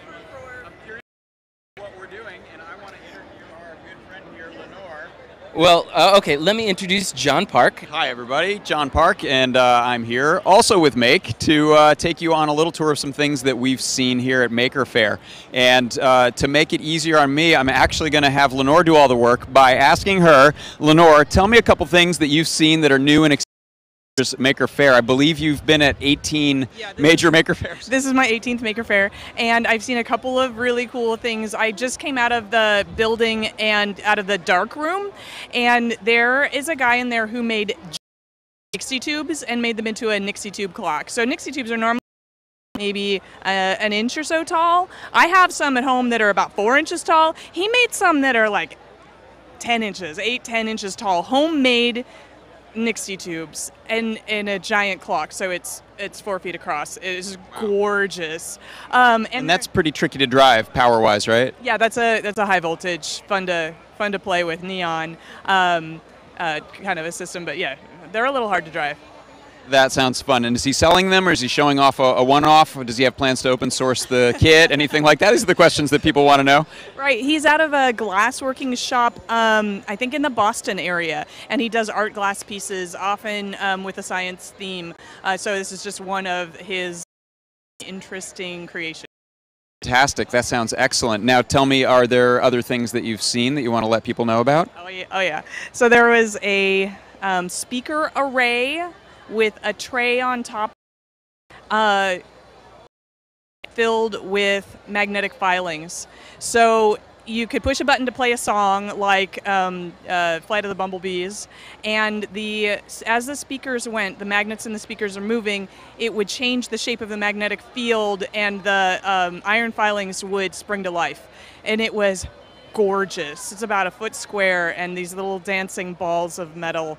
It was really, really beautiful. That sounds terrific. And where is that? Because I think we'll maybe go and try to see it later, and people can watch that on the YouTube streaming if we find it. So that is inside the Hall of Science, upstairs the pit, on one of the arcing walkways. Fantastic. And have you guys got any new things for people who don't know? Evil Matters Company. The egg bot is one of the perennial favorites. It's a etching kit objects. Do you have any announcements or new products, things like that? So we just released the Eggbot Pro, which is all new, all Eggbot, and we do have it here in the Let's Make Robots booth because, you know, let's make robots. Okay, so the Eggbot is in there with a lot of other really cool robots, and Wendell is showing the Eggbot Pro. Fantastic. Seeing it later. Thank you so much. Take care. All right, so let's have a little plan here to take a look in this area. Where have we been so far? And are we broadcasting live as I ask questions about what the heck we're doing? Good, it's very professional, so stay tuned. Let's have a look over this way.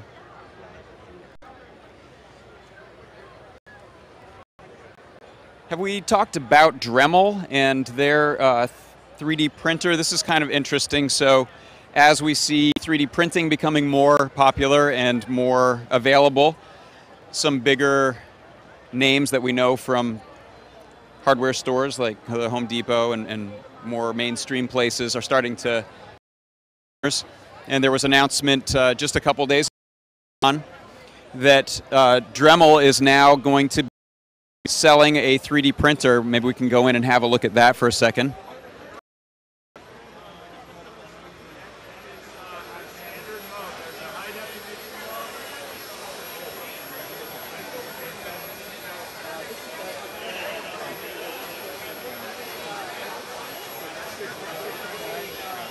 So from what I know about this, this is a FDM printer, Fused Deposition Modeling Printer. So it uses the PLA and ABS plastic filament in a heated extruder.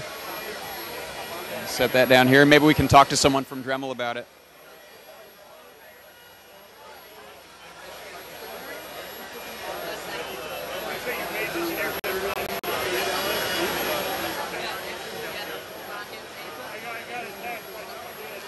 Some samples of things they're printing on the printer. Oh, this is a broken one. Let's have a look.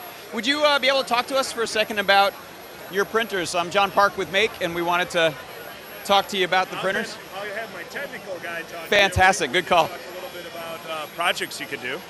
Great. Yeah, why don't you tell us a little bit about the printer, and then we can talk about some of the projects. I'm John with Make. I'm Jeremy Rubens. So tell me about your printer. So the focus, as Jason will tell you, it really is, we have a heritage of making, helping people make things and making things really easy and approachable. So our focus on this printer is to make a high quality product that is approachable, that people don't have to worry about tweaking and playing with things, that they can focus on the projects. Kind of an ecosystem that we're developing that is on approachability, inspiration. Over here, we're mixing materials, we're pouring wax molds, not just plastic parts. We've got our, with our company, we've got a really good support on our other products. The focus is to have a really good support on here. How about software-wise? How approachable is software for people to either build models or use downloadable models and print? Yep. So we Autodesk on the front end stuff, the CAD development. We have our own slicer, and once again, the focus is to really be simple, and so you're not playing with all the settings to get a good quality print. On the engineering side, we spend a lot of time to try to optimize those settings so the user doesn't have to worry about those. Thanks so much. And did you want to talk about some projects? I'm interested in the molding. Negative molds? Yeah, actually, Jeremy had designed these excellent molds for doing candles, and essentially he's doing the reverse of this. So we're actually pouring wax into molds he designed and creating candles out of it. But like Jeremy said, it's really creating a great out-of-the-box user experience, getting people going right away into 3D printing, and that's what Dremel is all about, and trying to create that experience. But as Jeremy also said, we're partnering with Autodesk and using the tools that they have available, and even things like this, what I had in my hand, a model rocket, maybe a little bit more complex to do. Anybody can do just basically right off of some software that's available to anybody online to go ahead and print something out of this quality on these printers. Experimented with using your rotary tools for finishing on the model or doing additional work like welding with filament, that sort of thing? In fact, that's a great point. You know, we came out with our Dremel Micro that you can do finishing off. Sometimes the print quality, depending on what setting you have little edges and so forth that you can trim down. We also have like Versa flames and Versa tips, butane torches that you can actually do a little bit of engraving and modeling right into any type of artwork. So utilizing multi-materials and multiple tools to finish your project off. That's great. Thank you so much. It's exciting you guys are getting into this space, and thanks for talking with us today. Okay. Thank you. I want to see these candles they've been making. See where that's over here. The wind is blowing the rockets down, but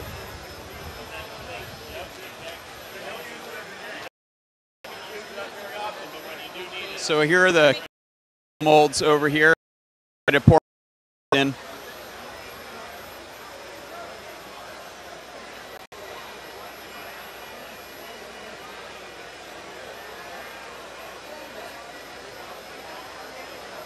Do you know if there's any release sprayed inside to make it easier to pop out of the model? It comes out pretty good. Yeah, all you have to do is make sure it's held in there tight. Take off these little holders, and then it comes out pretty nicely. That's fun. Yeah. Thank you. Fine. It's one of their little matte wax candles after coming out of the mold.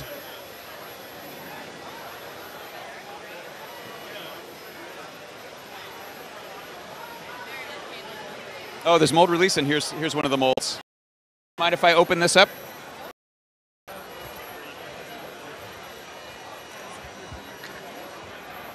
there's the little mold. It was 3D printed. Pretty cool.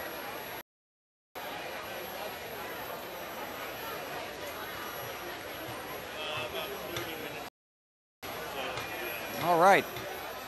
Let's try to wind our way out of here and see what's next.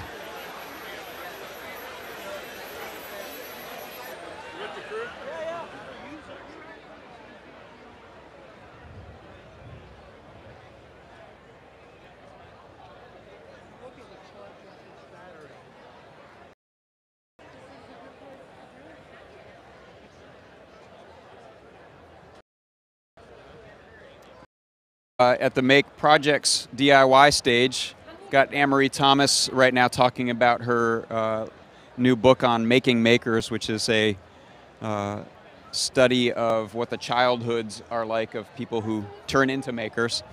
And Anne-Marie is also pretty well known for her squishy circuits. She makes clay circuits that have conductive and non-conductive sides so that they can very simply put together without breadboarding circuits. So people are at the talk here with Anne.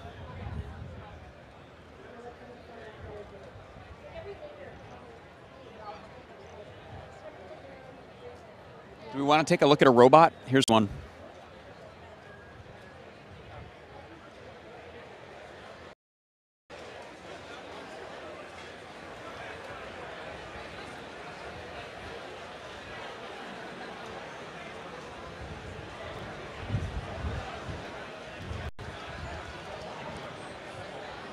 So these are little, I believe, Bluetooth-enabled spheres that have a in them and are by your iPhone, either with tilting or game-style controls. And this sort of cylindrical one, I think, is the newest, called Sphere.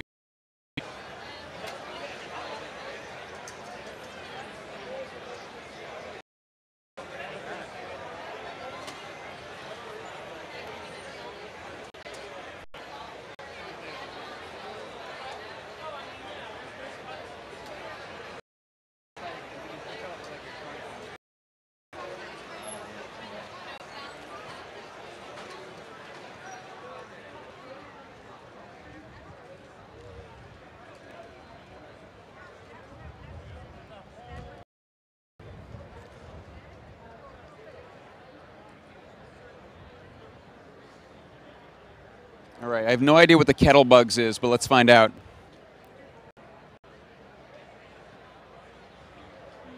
Hi, how you doing? Hello, how are you? Good, I'm John Park with Makey. Hi, Rob, nice to meet you. Nice to meet you. So we're just roaming around taking a look at things so that people at home who aren't at the fair can experience some of the cool projects. And Your signs caught our eye, so tell us a little bit about the Kettlebug.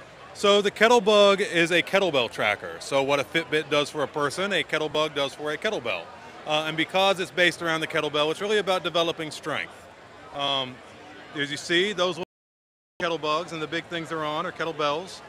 It'll keep track of your repetitions. It can do things like estimate your calorie count, your workload. It can connect you with your personal trainer or other people who do kettlebell. Looks like it's magnetized. Is that the main method of keeping it adhered to your kettlebells? Exactly. There are some very strong magnets on there. And beyond that, it's basically just a sensor platform. Fantastic. Would you mind kettlebell exercises for us and showing us stats? Do you have it hooked up in a way that we can see that? We have the app connecting right now with all the various Bluetooth things that are interfering at the moment. But yeah, so this is the swing. This is the thing it counts most easily. We get perfect accuracy on this. Everybody. It's a clean, where you just roll it up to your shoulder. That works for most people. And then you get your presses. And then that's a snatch, where you just catch it up top. Very good success counting all of those. We've had a lot of people try it, and people seem to really respond well and really enjoy it. That's great. And so you have an app on iOS and any other platforms? App. iOS is much farther along, but when we get ready to crowdfund, we hope to be able to crowdfund with both apps working. Terrific. And do you sell them now, or are you just getting people aware of them for the crowdfunding? Yeah, we're trying to get traction. We're going to do at least one private beta between here and crowdfund. We might do a paid beta between that and the crowdfund, depending on where we are with traction. And can you tell us a little bit about the board? What's it based on as far as a microcontroller and accelerometer? What sort of methods are you using to measure the movement on it? Sure. Accelerometer and a gyro that are being controlled by a programmable system on a chip by Cypress. We don't use the gyro for much because the gyro takes a ton of battery, but we use it to figure out the hard stuff and then use that data to contextualize the stuff we get from the accelerometer and really figure things out. On the back, you have a battery holder. It's not a rechargeable thing because we don't want people to not exercise when it's not charged. And the battery at a time. And then, of course, there's a Bluetooth module that connects it to everything, so everything talks to each other. Fantastic. This is really cool. And it seems like there must be some story behind the development of it. Were you working out with kettlebells and hoping to track things better? Wasn't so much hoping to track things better. There's this challenge. It's a 10,000 where you do 10,000 swings in a month. That works out to 300 swings a day, and I lose count after about 15. So yeah, this was totally solving my own problem. But then once I solved that problem, I found you could not only count a whole bunch of other exercises using the same basic tech, but also extrapolate from that to this whole other realm of data and use it as a tool to help people communicate, which is what a lot of the fitness platforms are really trying to be able to do. Are you thinking about hooking into other fitness platforms or setting up your own that people can share and compete with each other on their kettlebell challenges? Sure. With everything, right? I feel like that's what a win looks like. Everybody's system, you talk to everybody's platform, you talk to everybody's phone, you talk to everybody's everything. But you have to start being able to do it yourself. And so what we are doing is we're having basic leaderboards, just like you would for an internet game, and basic communication with our users within our app. And then we're trying to get the social sharing and the Fitocracy and the other fitness-oriented sites working with our stuff. If I wanted to do something like annoy all of my friends and followers by having it tweet every single time I swing it, is this open enough for me as terrible and annoying as that? Not only could you do that, we would be thrilled if you did. We would love the publicity. Fantastic. Thank you so much. It's been a pleasure talking with you. Very cool product. Thank you, sir. Take care. All right, now I need to start doing kettlebells because that looks cool. We're going to switch camera. Okay.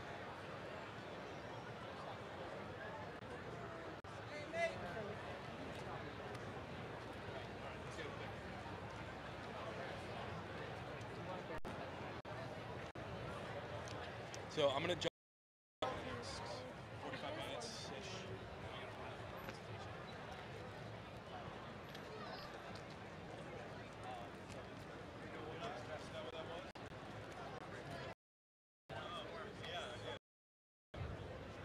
Yeah, that's fine. Is there any way to just loosen it here? I got that here.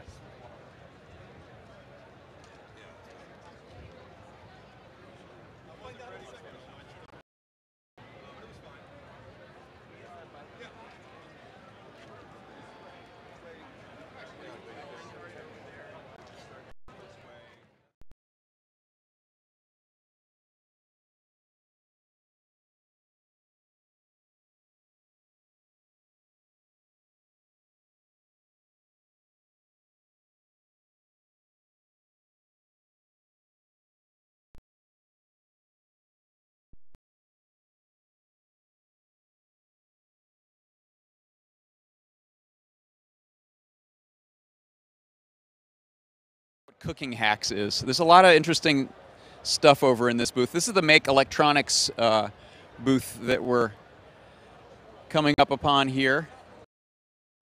And hi, how you doing?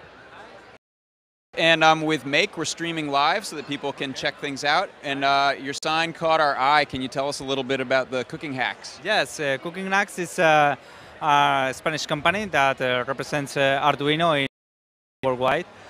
We started in 2007, started in Brazil in Arduino, and also we developed also some shields for the Arduino platform. Focused in wireless sensor networks, or in wireless communication, like XB. The XB shield was developed by Violin and Arduino. Examples of the XB shield over here? Here you can see the XB shield. Okay, it's the first XB shield. And right now we have developed codes in order to make it compatible with Arduino, Raspberry Pi, and Intel Galileo, as you can see. Okay. From 2007 until we have developed some shields like GPRS, 3G, GPS, Bluetooth, RFID, and in last years we have developed also some shields for specific applications like radiation shield for measuring the radioactivity, or e-health for biometric sensors. Okay, you can monitor your body and send information to the Arduino, and the Arduino to the internet or whatever you want.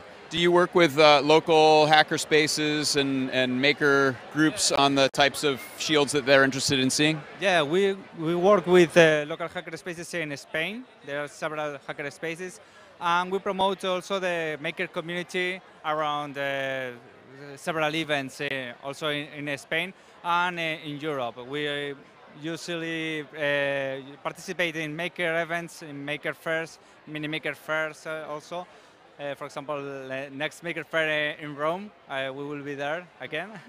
And everything is that. Can you tell us about any favorite projects that you've seen people build with some of your shields? Yeah, for example, the Open Garden is the release. The people can monitor their plants and monitor the plants, and when they are dry, it sends a signal to the gateway, and the gateway sends the irrigation process, for example. Very cool. And for health, in the last event in Barcelona, in the Sonar is a big music, electronic music. Some clients from us use the e-health sensor shield for making some performance with lights and sounds. Excellent. Very cool. Well, thank you so much for your time today. Have a good fair. Thank you. Bye.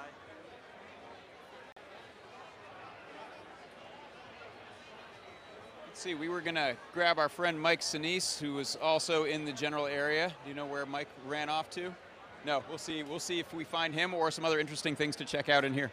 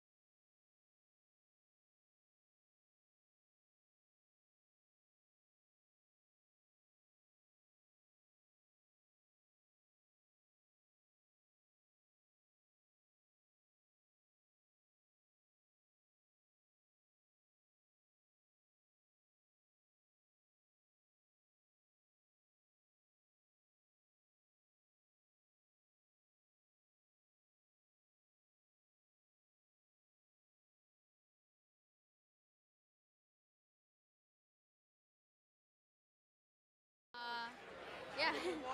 Custom Arduino board. That's your own thing. What's that all about? It's called the Q. It's a little Arduino compatible. It's 1 by 1.4 inches. It's really tiny. It has a battery fuel gauge and charger, so you can not only tell it needs to be charged, but you can charge it yourself by just plugging in USB. You don't have to use an extra charger. How'd you figure any of this out? That's incredible. You're 13.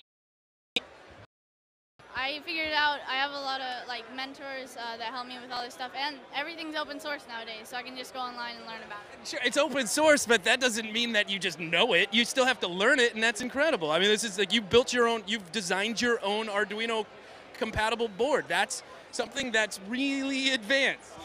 Thank you. What other things do you have? What else are you working on with your business? I'm working with some other companies on robots, working on making a little kit for this, and yeah. One of yours, is that tank? That's one of your products as well? It will be soon. Can you show it? So this is the Q-Techno robot. Oh, yeah. And then controller, but it's with Arduino, NFC, and XP. So the XP is to transmit to another controller. The Arduino is the ZoomaBot chassis kit, the NFC shield. And so I actually had to hack the NFC shield, put it right in half, and solder the wires from the PCB down to the antenna on the bottom. Pretty well now. And so the object of there's an obstacle course, and there's little NFC tags under stickers all around the course. And so your goal is to go over as many as you can in 30 seconds. So it's kind of like a real-life video game. Can you shoot rockets on it? Can you add that for me? Yeah. Cool. So this is something that you're working on as a product. It'll be coming out at some point? Yes, definitely. I'm making the shield so you don't have to hack it, and making my own robotics platform, too. So. What other things have you seen here at Maker Faire this year? Anything really exciting that caught your eye? I really thought the Atmel, the Wi-Fi shield, the Atmel Arduino Wi-Fi shield was really, it's really inexpensive, and it seems like it's really easy to use and very powerful and super fast. So that'll be definitely helpful in a lot of new projects. Yeah, I know they announced this last night, the new shield, and I think you probably understand it more than I do because you're smarter than I am. But people sound like they're really impressed with what's going into this and what it can. Definitely. I heard there was there's a authentication chip there, so it knows what device, and it added feature. But yeah, it's pretty cool. Oh. It's alive. Here it is. So, yeah, and so hopefully I'm going to make a few boards with the Wi-Fi shield on it too. I can't wait to see what those become. Well, awesome. I'll let you get back to everybody and keep up the awesome work. Let me know when this is ready and with the rockets so we can start shooting them. Thank you very much. All right, that's Quinn. He's insanely amazing. Let's see, what else do we got? My circuits. Say no to that. I don't even know what it is, but it's got a great name. Hey, John, you got anything you spotted? Yeah, we got these. If I can grab the mic and hand it off, we're going to take a look at guys who've, these youngsters who have built a weather sensing application using Arduino. So we've got a little theme running right now. This is the block of Make Live Streaming that's about kids who are doing cool stuff with Arduino, right? So let's take a look. This is Vikram, and we got our friends we'll introduce over here.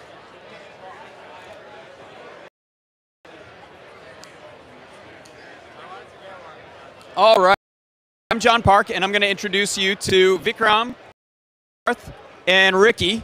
And these guys have a weather sensing suite of applications that they built on an Arduino, right, called Skywatchers. So why don't you talk about the project? So Skywatchers is basically a Arduino model that takes weather information from the and then it processes it in a computer. It displays it on its LCD screen. Would you show it to us? There. It will tell you right now that it's cloudy, and right now the humidity is so say it's cloudy right now and it's a sunny day. And then if I would you move your hand down so we can see that screen? Perfect, thank you. And if I cover it a bit, it will say dusk/dawn. So it will say that, and also it will tell you if there is any rain or no rain. So right now, it says no rain right now because the humidity is low. So yeah, that's the humidity sensor, but that is the humidity there, and it's gonna rain soon because there's lots of humidity here. So what was the idea behind building this project, guys? Well, we just ended up meeting each other and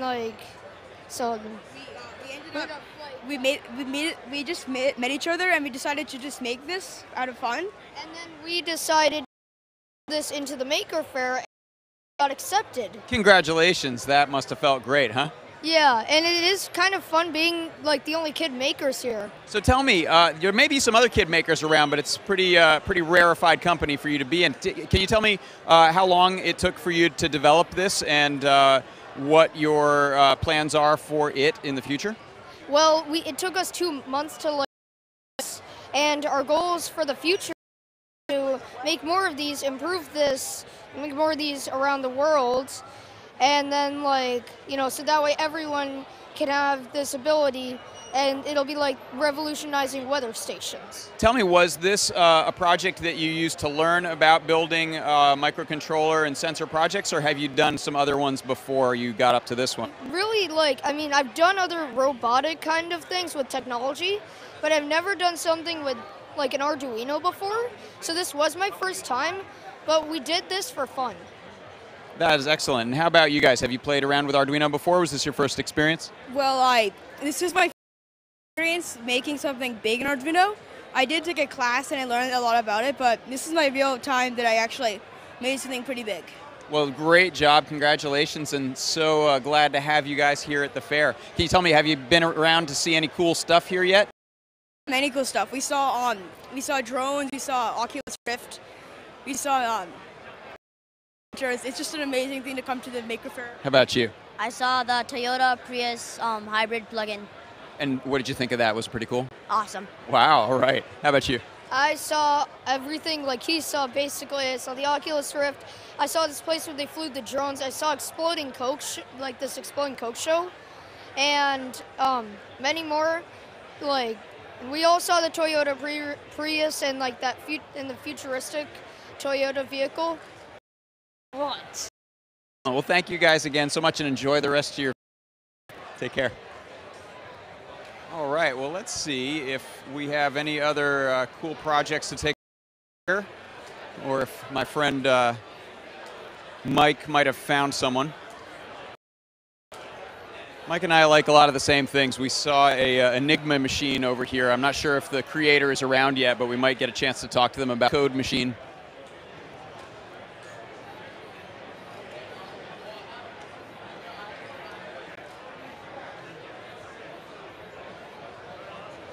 Hey, Mike, I'm going to put you on the spot. You found anything cool to chat about? I did find something cool to chat about. All right. Thanks, John.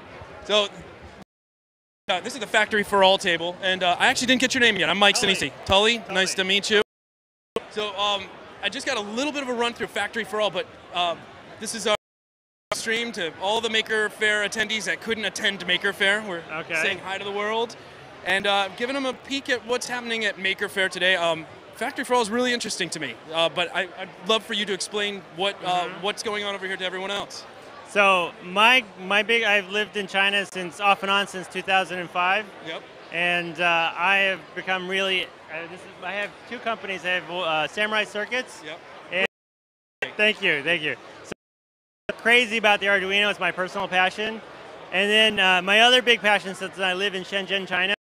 Shenzhen is an awesome place to make stuff. Yes. And so what I do is I try and help as many other people make stuff in China as well. So I help out a lot of the professional makers, basically.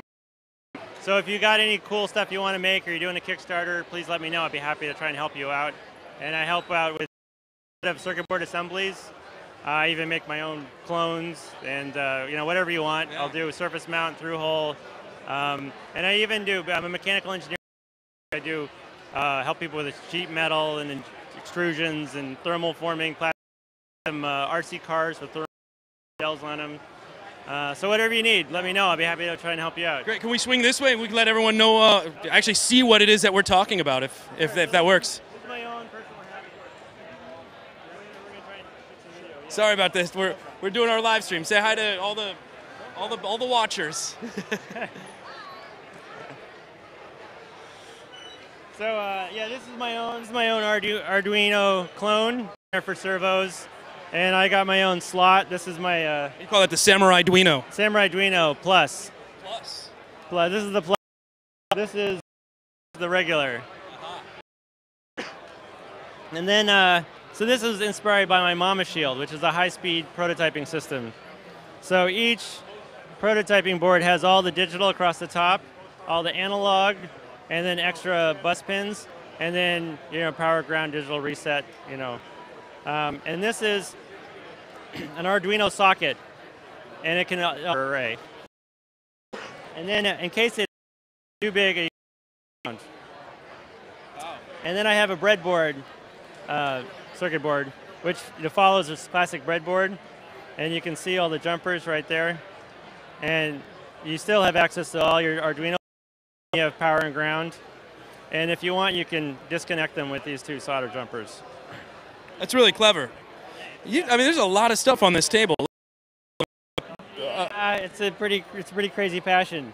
And then another thing I do is I try and design everything in modules, and it's a lot of fun. I do everything. As you can see, I got all my kind of stuff: rotary encoder, potentiometer, beeper, and it's just, for me, this is great fun because I can Legos. You can just plug and play. And I have different kinds of connectors. This is based on the Seed Studio Grove Connect. So shout out to Eric Pan. Yeah, awesome guys. And then I also use the servo connectors. I have my own. Can build a soldering iron controller. And this is a project I hope to kickstart soon. And you can see, so everything's in modules. So this is modules together. And it's a thermocouple amplifier. And this is one board, and that is, you can put your own thermocoupler in there, or you can plug in a soldering iron. You can measure temperature with the soldering iron. And then I have a That's pretty amazing. I didn't realize that you had that type of functionality with a soldering iron. Right. If you only had access to the smarts, you could just go around and use it for measuring. And then there's a FET that controls the power. So you plug in 24 volts here, and this FET turns on and off the heating element inside the iron. And then you can measure. So with this, you could actually just put your iron in the 24 volts and then program your Arduino and to whatever temperature you want. You can start soldering. But really, you want all these controls. So I have a display that shows the temperature, and the target beeps when you turn it on, it reaches temperature. And then I've got functionality. I realized, you know what, I got a photo resistor, so I made it so it turns off the iron when you turn off the lights. But it's like, whoa, why didn't, you know, like that's so simple. Why didn't no one do that, you know? That's really brilliant. I love that. So simple and brilliant, yeah. And then everybody's like, well, if you want to make the ultimate nerd soldering station, you got to have a data logger. So I have an SD card and I have a real-time clock on the side. And then it turns out it just kind of, you needed all the memory in the Arduino. So I add an extra Arduino brain on the side to manage the SD card. And then I have another Spark core. It's like, we got to add the Spark core so we can add an iPhone app. So you can monitor if you left, like you're at the bar, you want to know if your soldering iron's on. Start warming it up so it's ready. Yeah, exactly, right. And it's like, I wanted to make it extra hackable. So I made it with battery. There's just magnet here. Got it. Oh, it's pretty clever too. So very hackable, right? So this is my own. The open iron, I assume it means it's open source? Exactly, right. And then it's got a fume extractor with an on-off and then speed control. So it's a fully contained battle station. Is there other files available for this? Can people, if they wanted to read more about it or start hacking on it themselves? There's very little available right now. I just got to get it out. It's like, it's just this painful kind of process, you know. I got to get it out and, you know, I don't know. And you said possibly a Kickstarter project that, yeah. I love it. I can't wait to see that. I'm really excited about that. It's a fun platform. This is a balancing robot, which I haven't finished yet, and I have an H-bridge module, and these are just balancing. And again, it's just the same box held together with magnets. You want to know a really bad idea? You put these wheels in the ironing. Balancing iron. Perfect. I just set up some of these to water my plants too before I left, because I live in Shenzhen, China, and I just knew that everything was going to die. So, and right now, an Arduino is taking care of everything in my house. That's pretty great. Yeah. So factoryforall.com, and you're Shenzhen. You're helping people manufactured. Right. I'm going to talk to you more about this later, in fact, because is this a big area for me? I'll do a secret handoff right here. And then I'm going to peek in on this guy because I think he's So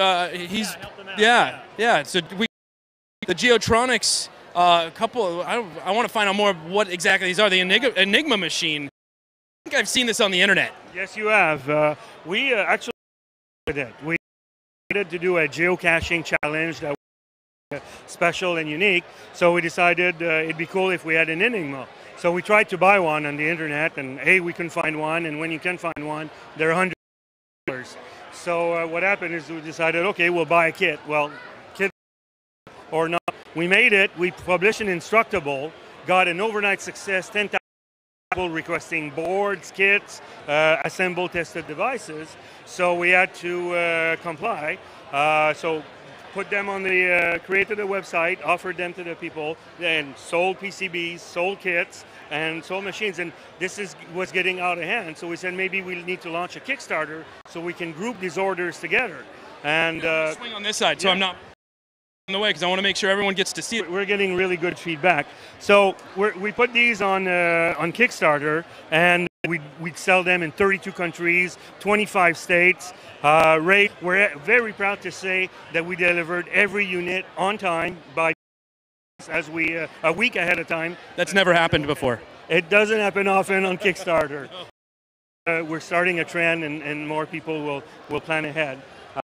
Very proud. We just introduced 2 weeks ago our printer. So we're the only, not only are we the only open Enigma on the market that will print your decrypted or encrypted message printer. So and we're launching a new Kickstarter in 2 weeks. I'd like to take a talk about. It's our open display. Yeah, we so much with these 7-segment LEDs that we said, hey, let's feature first Arduino Shield that is an heptacore. So each of its own little. Plus we have one Arduino Mega with SD card, so you can talk to it remotely with any smartphone or tablet or computer. Bluetooth. Created the. It's on top. It gives you the temperature. It gives you the. Of course, it gives you the. I imagine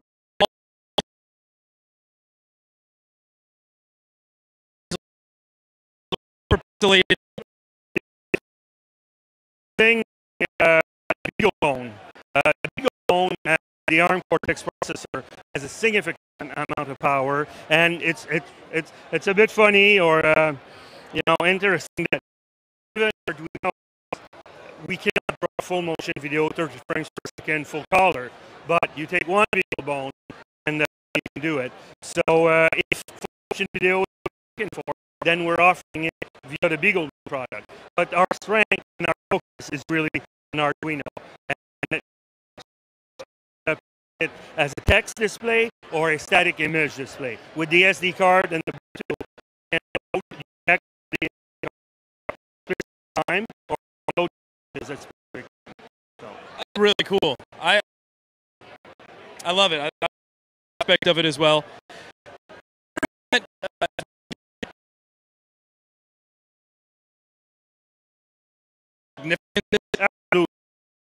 The Enigma was invented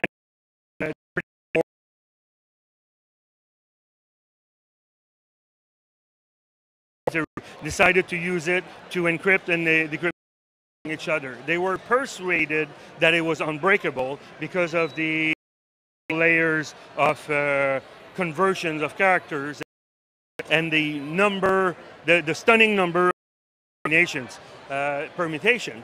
Little did they know that the Polish had already broke the code, and, so it was a cat and the whole to send messages that cannot be decrypted, and the Polish and shared their information with the set up this decrypting facility run by Alan Turing. Alan Turing, a famous cryptologist, we call him the first hacker, kind of thing, created a machine, the Bombi, that is basically like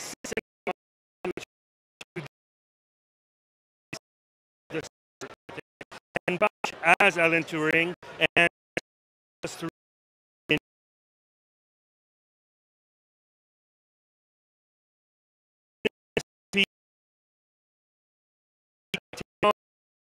back then there was no, so it was all electromechanical, and basically the finger pressing the key was the that rotated these rotors and made contact so that the power would flow and then the light would turn on character. And now we do it with Arduinos. Exactly. Thank you very much. Well, congratulations. This is awesome. It looks great. I can't wait to get it coming. And we want to make sure that people can go to www.sngeotronics.com where they can reach me. The company is SNT and the website is stgeotronics.com.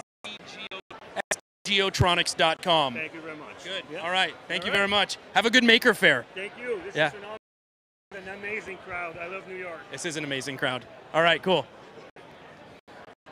Don, what have you seen while I was chatting with these guys?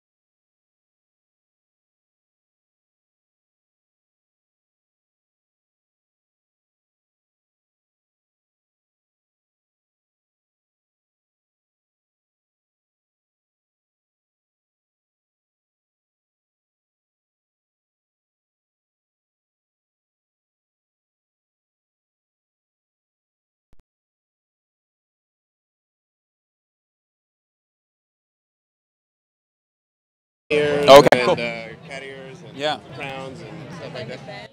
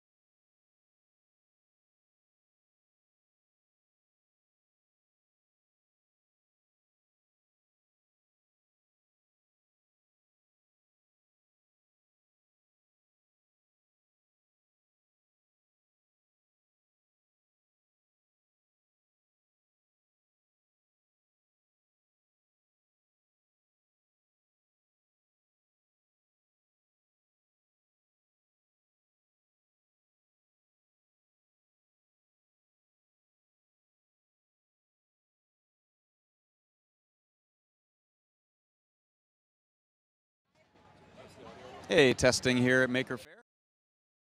A little hot testing. Look at DI wire. Not die wire. Not do wire. But DI wire, and we're good.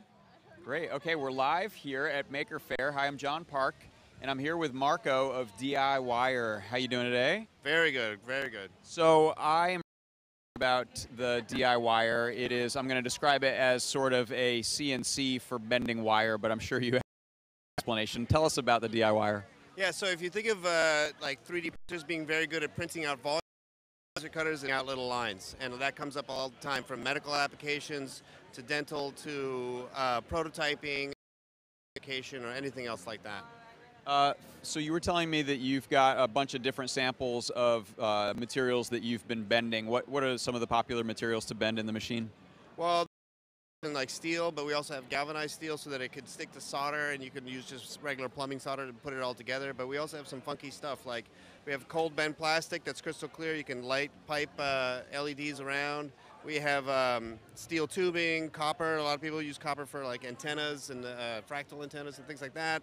We have some hardened titanium and things like that that we've been testing in the lighter gauges. That's pretty neat. And So your machine's strong enough for titanium? Has that always been the case? It's not always have been the case. We actually started getting requests for titanium for medical applications because of spinal implants, and we started testing it, and it was really just like smudging our machine. So what we ended up doing was and take a titanium bend, and it has the torque to do it. Okay, we've been talking about the machine. Let's have a look at the machine. I don't know if you guys here, and maybe a lot of it's self-evident, but can you explain a little bit just about how the process of bending wire with? Yeah, so the way it works is there's two pins now that will bend right to left, and the one pin will drop out of the way so that the wire can move. And what it does is our software will take any drawing, like a scalable vector graphic SVG from Illustrator or Inkscape, and then and like a printer driver, you hit bend and it'll bend. If you really want to get into the weeds, you can like really set resolution and scale and start messing about with it. But if you don't want to do that, you just hit bend and out it comes. Do you do any continuous curves, or is it essentially always at vertices and line segments? Right now it's at segments, and we're working on a continuous bend. It's called a slip roll, which will be a series of bearings so that you can get a nice smooth bend on it. Looks like you're making some bunny ears here today. We can see the graphic up here, and now the wire is coming out. Yeah, they're very popular with the kids. You know, anything you can put on your head and wear. So we have bunny ears, devil horns, whatever you want, alien heads. That's excellent. So you just snip it when it comes out, or does the machine cut your wire off? We have a place to mark it, but right now we're just manually snipping it. Future, we have automatic cutters, straighteners, and things of that nature.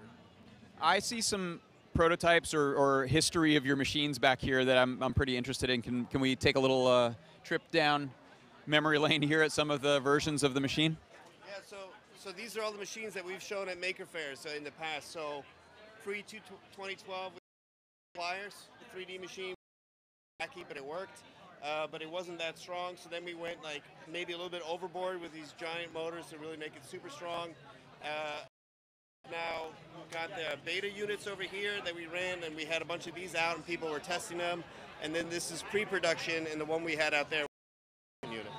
Can you tell me how you even got the idea of making a wire bending machine? Where did this come from? Was this a hobby, a passion, a frustration on something you were working on? It was a frustration. We have a design studio called Pensa, and we do a lot of work on furniture and lighting, as well as like vending machines. And we do a lot of 3D printing and laser cutting and routing. We have a CNC mill.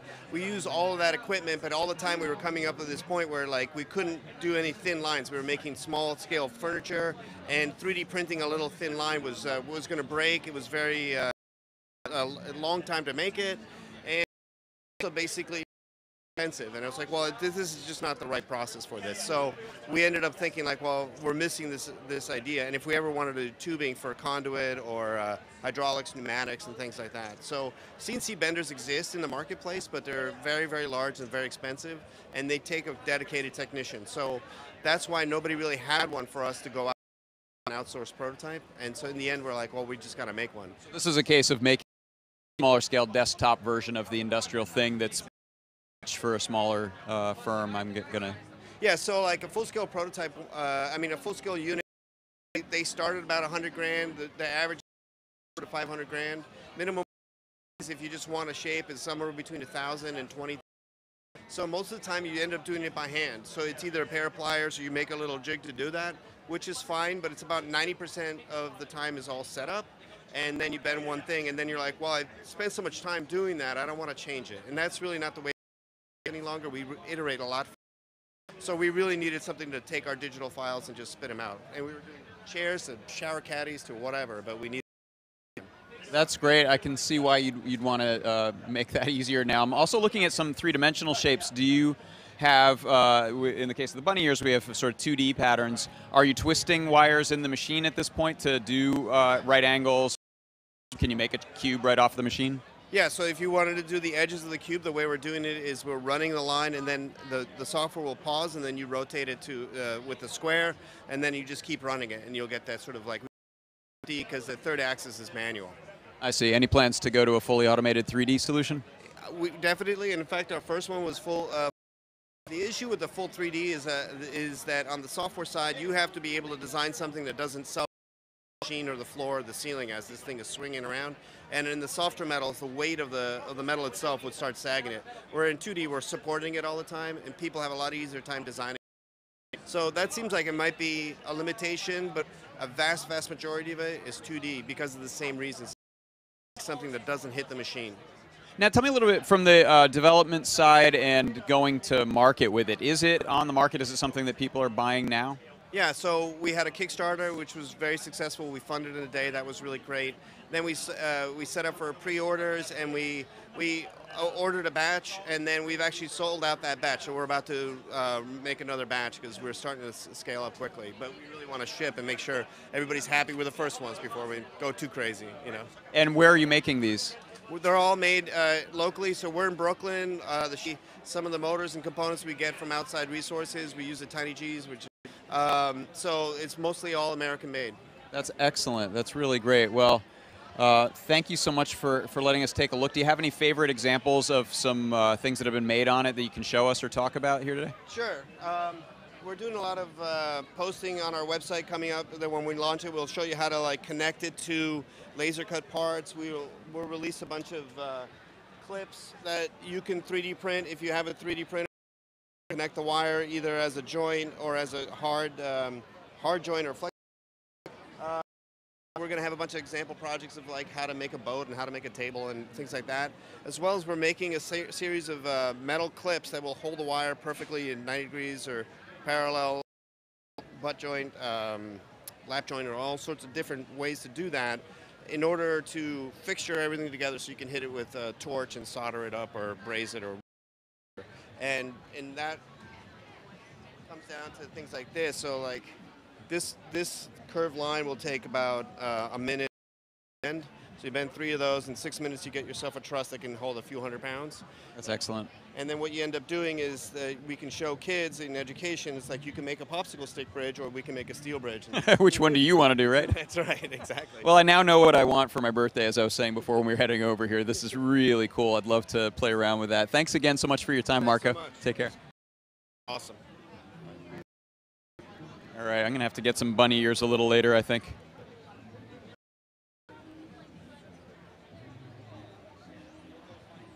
My goodness, look who we're running into here. We're live. Anna, how are you today? I'm great. How are you, John? Very good. Have you seen any interesting, cool things? You know, I had an interview with a company kind of over on the side. They are 3D printed objects. Pretty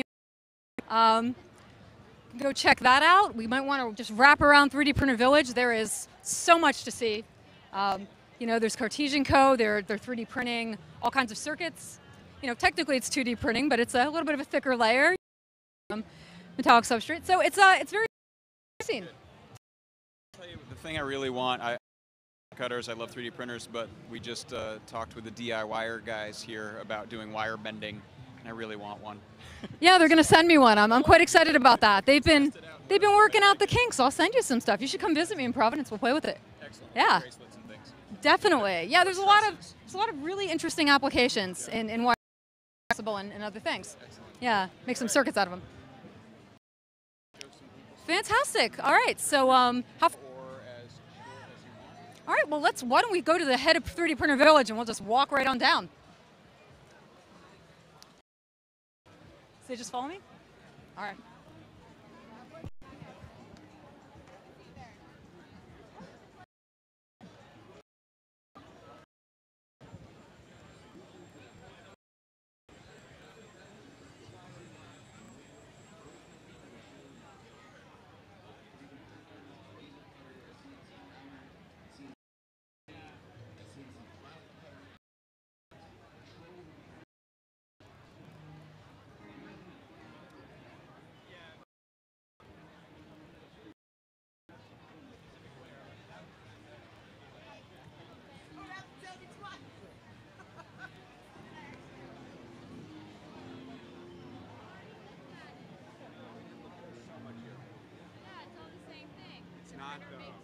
So let's go check out the new Up. They've got a new model out here.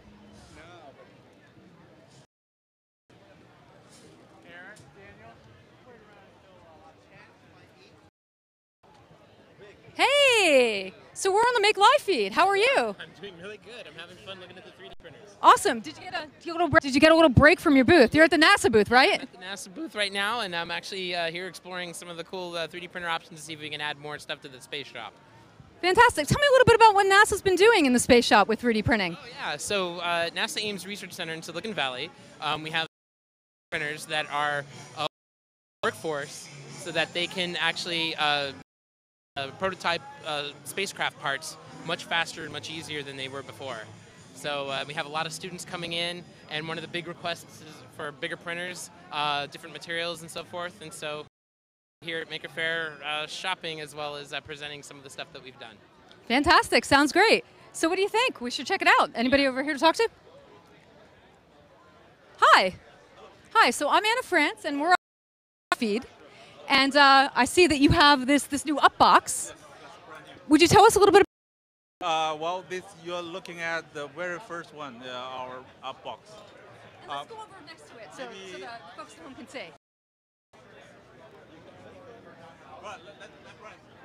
Sure. So tell us your name and a little bit about this machine. I'm Brian Quinn, Managing Director of Tier Time US. This is the brand new Upbox, just released today. It's the first time it's been previewed here in the US. We got a 10 by 8 by 8 build area on our new proprietary bed system. It works great with ABS and PLA. It gets up to 106 degrees Celsius. We got a filter in here that when the whole job is done with the door shut, your environment will be totally filtered out by the time the job's done. So tell me a little bit about that build plate. You know, you said it's proprietary. Yep. Are you able to say what materials it's made of? No, but we know that performance test has shown that it not only the plastic really well, but it releases really easily too. Is it removable from the platform? It is, yeah. It just, you pull it, comes off. Feature. The pulse lighting is telling you the status of the print job. Also, we have full LED lighting inside work area.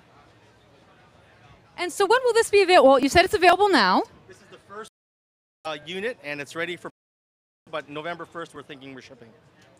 Fantastic. So where's the printer online? It'll be with Amazon, and right now it's going to be pre-order for November.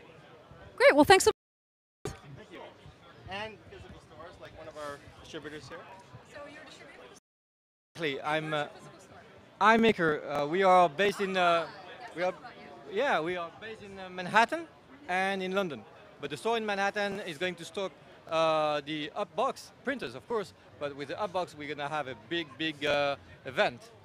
So these stores in New York and London, it's a physical place where people can actually see the printers, check them out live, as opposed to just... The very unique proposition that we have, people can come in, they see the printers printed, brands, different materials. We have the widest range of, including bronze, including X, including everything. So we give trainings, and we are a kind of a unique space for people engaging with that new technology. And the bronze material you mentioned, that's the new color fab Bronzeville, correct? Exactly, yeah, we stock that as well, and we stock the bronze field with the T-glass, PET, the carbon fiber as well. You know, every single Ninja Flex, of course, which is very brilliant. So every new material, we have them on stock, and people are ready to touch them, feel, buy them on stock. Yeah. It's fantastic. So are there any plans to kind of branch out? I know that, you know, New London, but anywhere else anytime soon? As soon as we make a decision, I'll let you know first. Fantastic. Thank you. All right, so we're going to head over this way, check out some more 3D printing stuff.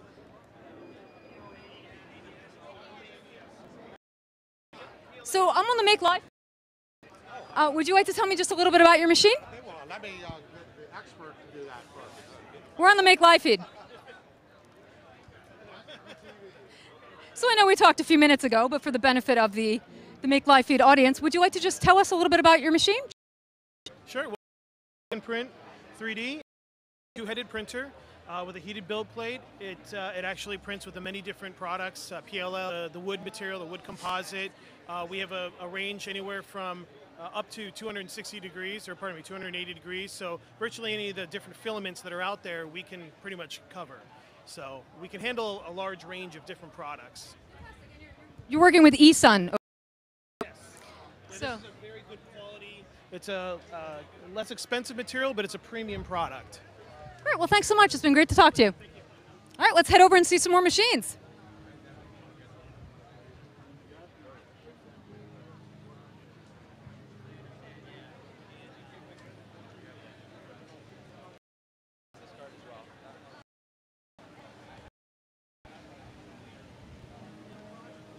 So let's head this way.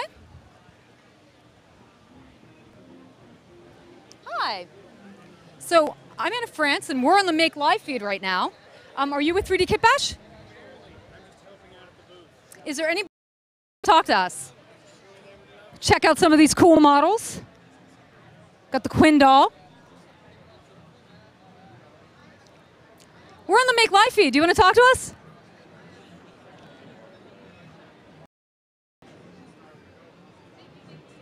Come on over. So come next to the models so we can get some shots. And we're just live. We're just talking that's around. So I'm Anna, Natalie, Quincy. Nice to meet you. So tell me a little bit about, 3D Kit Bash. Tell me about Quinn, what you do, and what's so great.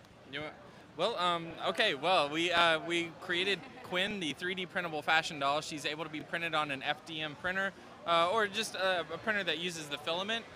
She was a Kickstarter project, and we actually, at this Maker Faire, we're featuring her latest Kickstarter that had her, it was an upgrade kit.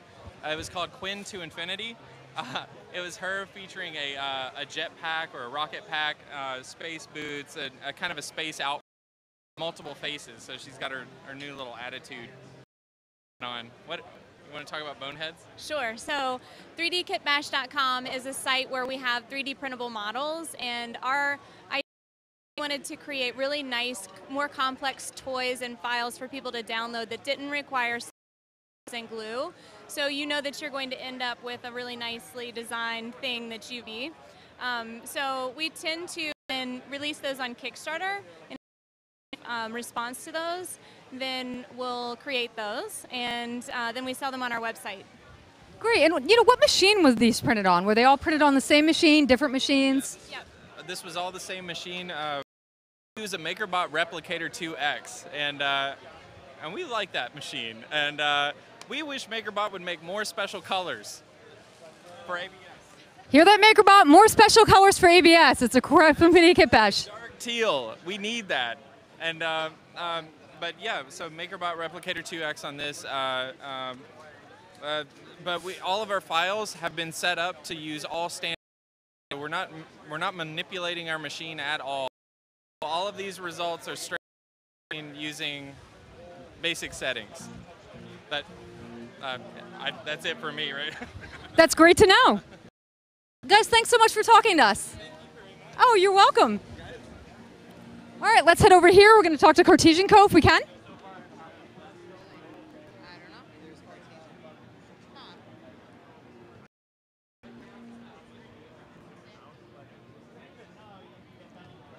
If you have a minute, I'm on the Make Live feed right now, and I backed your Kickstarter. Oh, really? And it may actually be at my house already. I don't know, but I'd love to hear a little bit more about your Cartesian Co machine. Yep. It's the Argentium, correct? Yes, this is the Argentum. Argentum. It's Latin for silver, which is the play on prints in silver. So the way it works is it uses 2 inkjet cartridges. One of them is filled with ascorbic acid, which is hence, I'm not sure if you can see it, but the orange on the cartridge. The other one is filled with silver nitrate. And the way the printer prints in both of them, the 2 inks overlap and then mix together. And when they mix together, chemicals that form silver. And that's what you can see here. That's an unassembled board. That's printed on fiberglass, FR4. That's the same stuff that normal circuit boards are made on. And you have one coming in the mail. That's really exciting. Put it together. It's very challenging to etch out FR1 or any of the FRs. Milling machine. Yeah. Oh, very nice. Okay, very good. Yes. Well, if you have your milling machine set up nicely, you'll get very good resolution out of it. But you no longer have to do that. You can only etch stuff that already has copper on it, right? This board, one of here, it's a Simon Says game. Everyone loves the Simon. We can make exactly the same board on. Because it's additive, you can print on a lot of different things. We can print on fiberglass, we can print on paper. Here is a RFID antenna on Kapton. Hopefully the 3D printing crowd is familiar with Kapton. On fabric. Very excitingly, we can print on PLA, which is the material used in 3D printing. And if you go, there's a whole bunch of prints we've done on fabric, on PLA, on FR4, on everything. It's very exciting. Excellent. Well, tell me a little bit more about the machine. You know, if you are printing of different thicknesses, you know, how does that work? Do you adjust the Z-axis? Tell me a little bit about that. It's really straightforward. The bottom plate of the machine actually is removable, and there's space, so you can just use different spaces to get different heights. Interestingly, underneath the machine, I probably can't show you. The machine, it's just one big hole.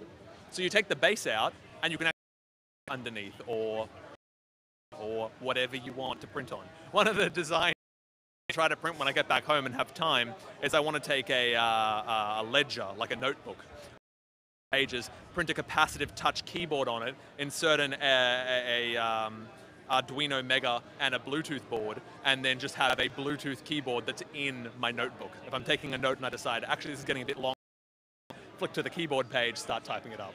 I would love to hear more about that project. Please send me a picture and post when you have it. I certainly will. Project. It was my pleasure. It's a very interesting project. Tell the people at home that if they go to our website, just seen this at the everyone on the other end of the feed, if they use the coupon code MAKER, AER, they get 10% printers, and that's just for this next week. We're not keeping that going. Although of a hackerspace, a special 20% discount code. Any hackerspace, any community-driven project is accessible to a group of people, 20% off. because we're all about getting it out for education and community. That's what we are. We're hackers. We want to get it out to more hackers and makers. Fantastic. Great speaking with you. Thank you very much. All right. Let's check out what else is around.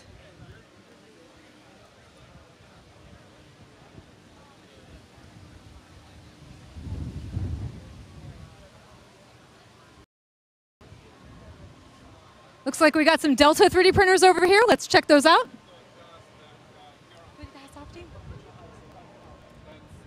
Do you want me to pass off to you? I'll talk to these guys. All right, so these are Delta robots. You may have seen some images on the Make site about the 17-foot tall 3D printer that's here. And this is its little brother. It's the same sort of a technology. It's called a Delta robot. Has 3 actuators that move on a to adjust the positioning of the horizontal plane, overall vertical of the tool that's in the end here. And I'm going to let Daniel here talk about it when he's free in a second, but the interesting thing about this one is that there are multiple attachments for it. So we've got a starter, there's a primitive pick and place or simple pick and place here. It's an engraver. And I was noticing this is a pretty cool technical drawing done. Point pen attached into the printer, and described it to me. Anything using one hand to draw or carve or etch is possible with the Delta printer.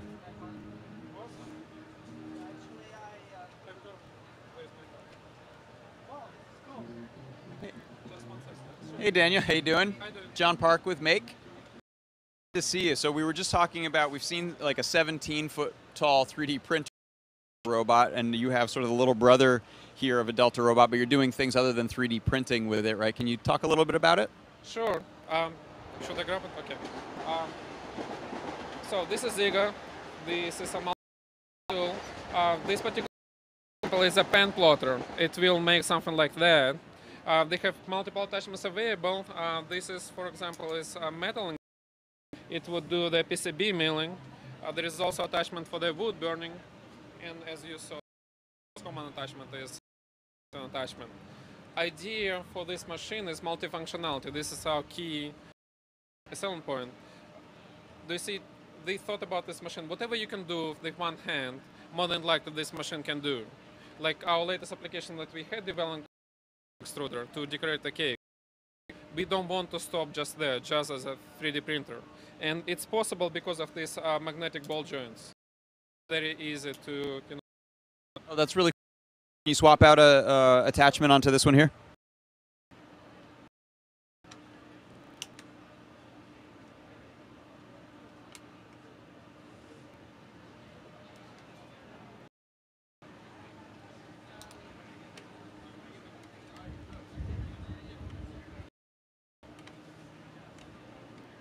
I have to say that's really clever. Is that a novel? Is that something that's done in other machines or something that you worked on? I don't claim that magnets is my invention.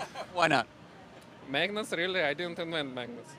People do use magnetic connection, but I didn't in production. It does. I won't make such statement. Can you show us? I don't know if the steppers can be disengaged or engaged. Show us it in action. So this would be homing. And they made this control box. They just finished this box yesterday. So this is very basic programming, and you know there is X and Z. I have to try that out. Can I drop it down to the level of? Oh, this isn't our pen. This is the engraver. Okay, I'm gonna break your machine there. Sorry. So, are you you're in production with these? Or are you selling? Yes, we do. Right now it's about 2 weeks. We sell them online as assembly kits. They have one attachment of your choice, whatever you like more, engraver, 3D printer, wood burner. We sell them right now as $7.49. Maker Faire, we run the special, so it's $6.99 for Maker Faire participants. So does it use how you're telling it the drawing pattern that you wanted on this drill, for example? How are you, what's the software sort of tool chain to get to the machine? All this software is open source stack. So yes, it's extremely easy. It's just a G code. We take for this, I just found the vector graphic into the G code, the CAM software.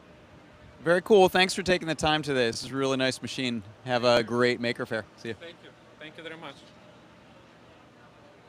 All right. Anna's probably been off here scouting interesting stuff here in 3D Printer Village. See anything cool? I was just wandering down the way here, and there's a couple interesting things I'd like to check out. First thing is we've got some Delta 3D printers over here. Very interesting. On that, there are some DIY SLA machines down here.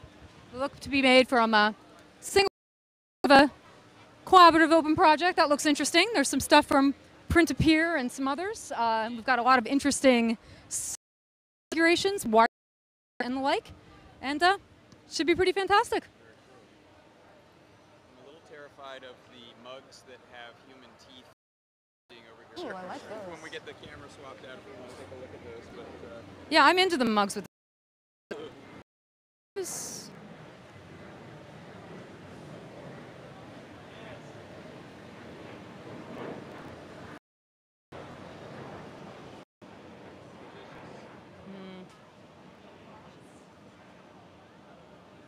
Hey! All right, camera crew is swapped out. So, Lily, if she wants to. We caught you with a mouthful of food, so just give us a second. So I see that you've got all different kinds of 3D printed objects. Maybe you can tell us a little bit about that. We're on the Make Life, and this is going out via the makerfaire.com site. And just tell us a little bit about your work, about why you design these objects, and why you create what you do. Okay, sure. So I make a number of things. Mainly, I sell feeder soaps online, and also I do 3D modeling for inventors. So you might work to, I'm interested in the idea of like having your art be available to the public in terms of not just going to a gallery, but having it with your coffee, looking at art when you're like washing your hands. And that's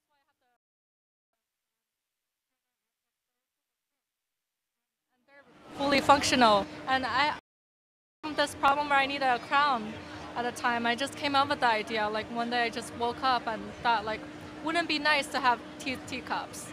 So I created it, and now dentists will actually purchase it as a project. Fantastic. And so was this cup on the end the ceramic cup printed via Shapeways, or what service did you use? Yeah, so Shapeways, and I 3D modeled Rhino in combination. The ZBrush 3D modeling was done for the sculpting teeth part, and then the Rhino is used for the rest of the cup.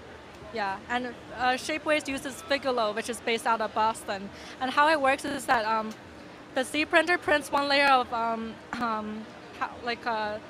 ceramic and gypsum powder, and inline glue is laid in cross sections after each layer, and the ceramic cup like a standstill looking object. Then somebody goes hand glazes the cup, and then it goes into a kiln, and that's a very traditional process. And the outcome is something that's dishwasher safe. And I did have to glaze the bottom a little bit because it's a little bit more porous than a regular ceramic. So you have to fill it somehow, or else it's similar to you could use it. Well, so nice to meet you. Thanks so much for talking about your artwork. Thank you. I really. All right, so we're going to go over here, and I'd like to talk to the Astro Print folks. They're making some interesting wireless 3D. Excuse me, guys.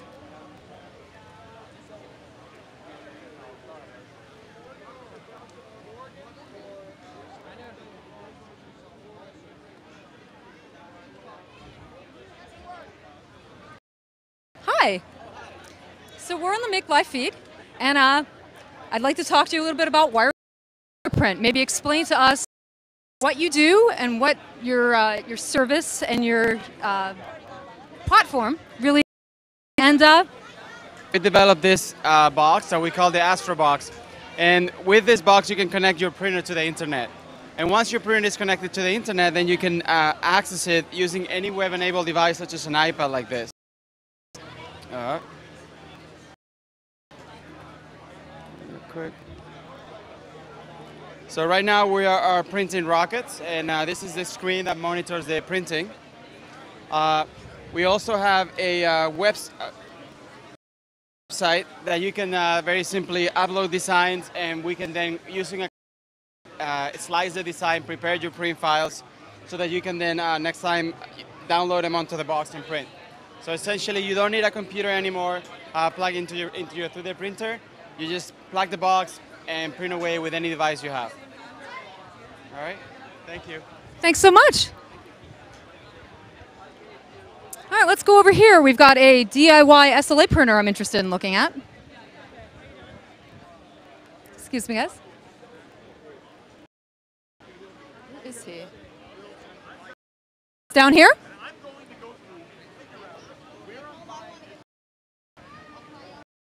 Hi. We're on the Make Live feed. Sorry to interrupt. If we could just have a couple minutes. And I saw your little printer from far away. And I wanted to ask you a few questions about it. If you could just tell us your name and your project and what you've been working on. Okay. My name is Mika Sarkin-Jain, and I've been working on creating a 3D printer that uses a photopolymer, an SLA 3D printer that I hope is more accessible. So cheaper, easier to use, maybe more distributable. Yes. And yeah. So I wanted to add, I designed all aspects myself. So I with Python to interface nicely with Arduino, developed the electronics myself as well, created all the mechanics in CAD, 3D printed and laser cut them as well. So what lasers are you using? I use a 405 nanometers, and the laser itself moves, so it doesn't use. Okay, so that makes it a lot less expensive, correct? Yes, it does. So is this a prototype or is this a working machine at this point? I actually made a few prototypes before this. Here, like each part itself went through many different kind of iterations, and I mean it's relatively finished, and yeah, I suppose that answers the question here. Excellent. So are you using Maker Juice? What type of resin are you using? What works well with this machine? Well, I actually started developing this project before a lot of the resin companies existed, so I used resin from 3dinc.com, and it was much more expensive then, so now it's come down. So. Fantastic. Well, great to right. Where John is, so we're going to keep going this way. Check out some more 3D printing stuff.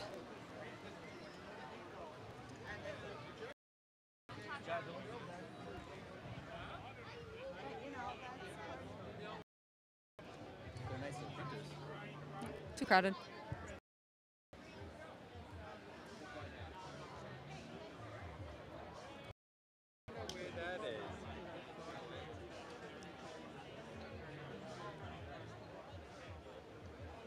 Hey guys, we're on the Make Live feed. We'd love to talk to you for a couple minutes about printed solid and some of the stuff that you're working on. Lost PLA casting. So great. So tell me about printed solid. Introduce your. Let us know what you make here. Yeah. So hi, my name's Mac Wharton. I founded Printed Solid. Our business, we're primarily focused on being a filament reseller. Actually, we are the U.S. distributor for Color Fab. We sell for Tolman nylons. Pasta in Oregon, but I think what you're here and what you're interested in talking about is our investment casting.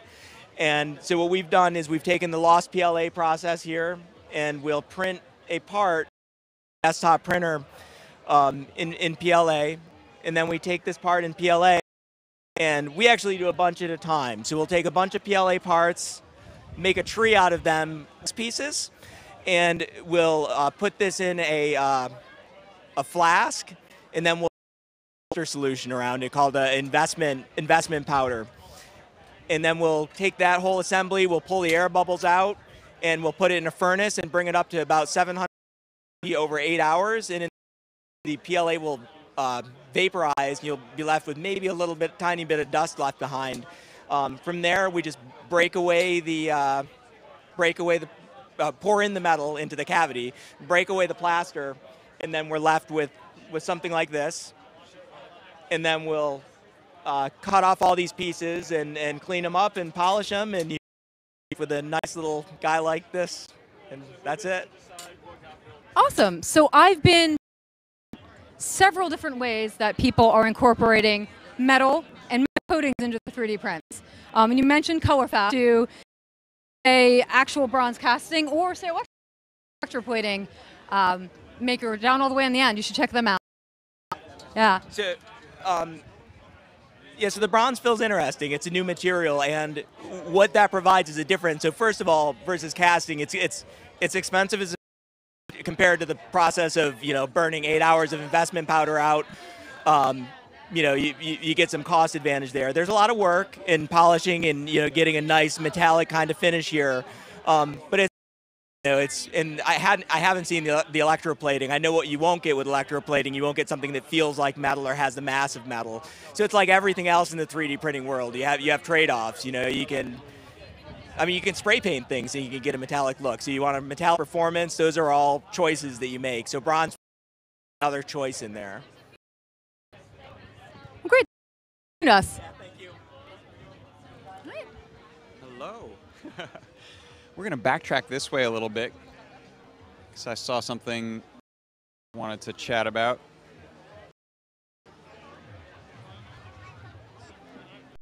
I'd say Printer Row is one of the more craft sections of Maker Faire.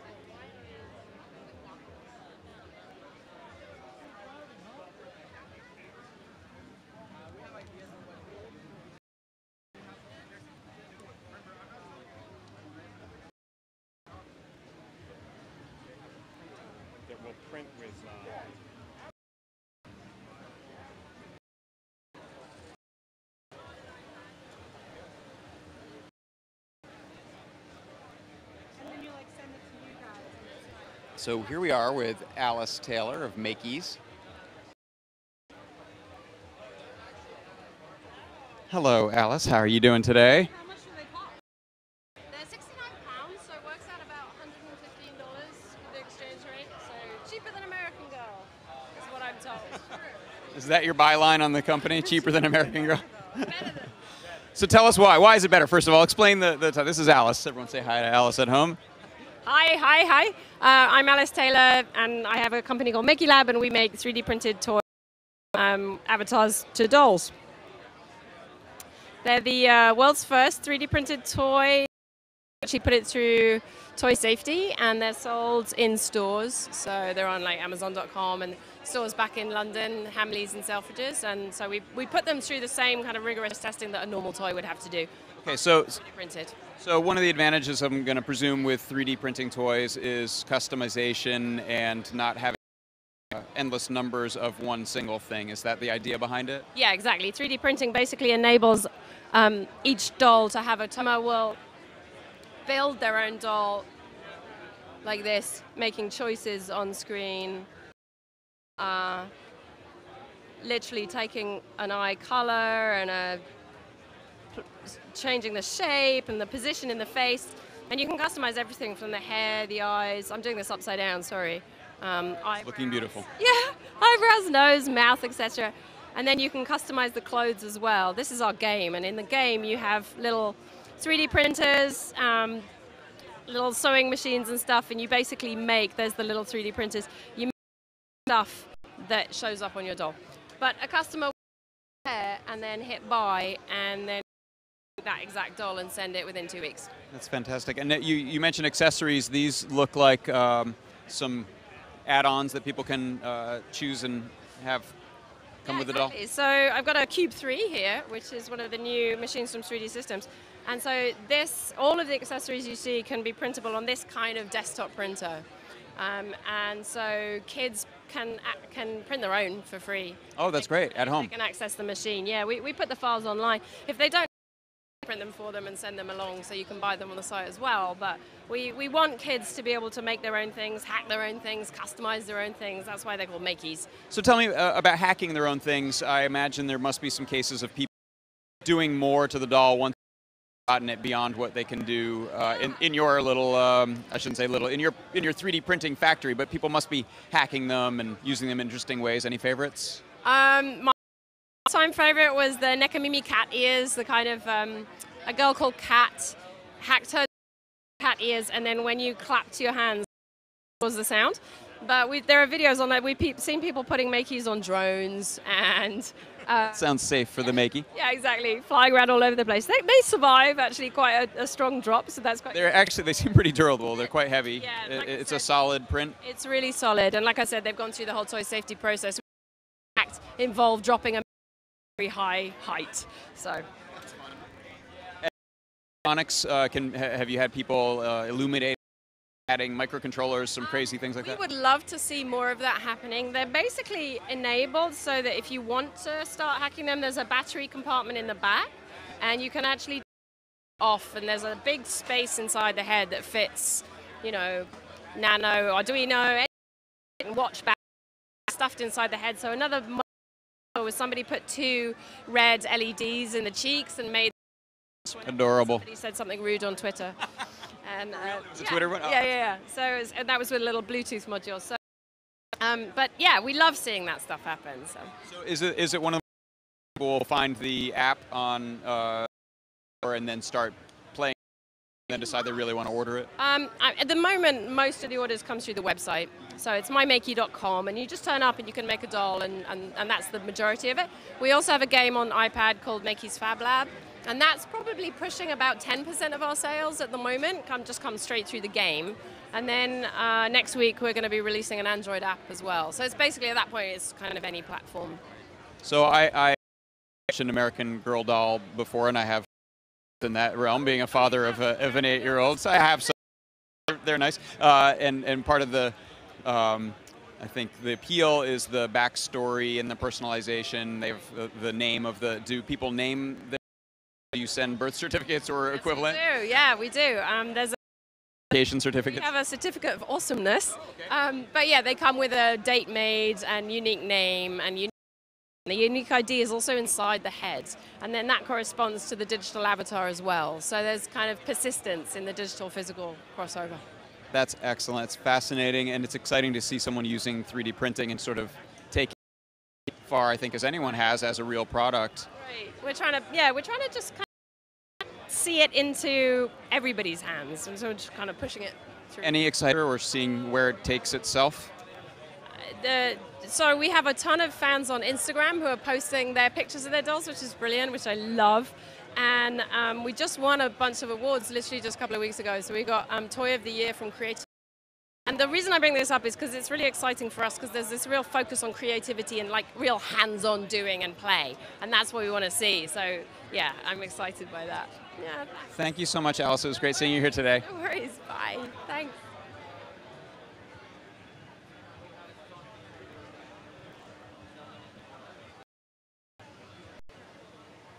All right. Let's see what else is going on in the realm of 3D Printing Village.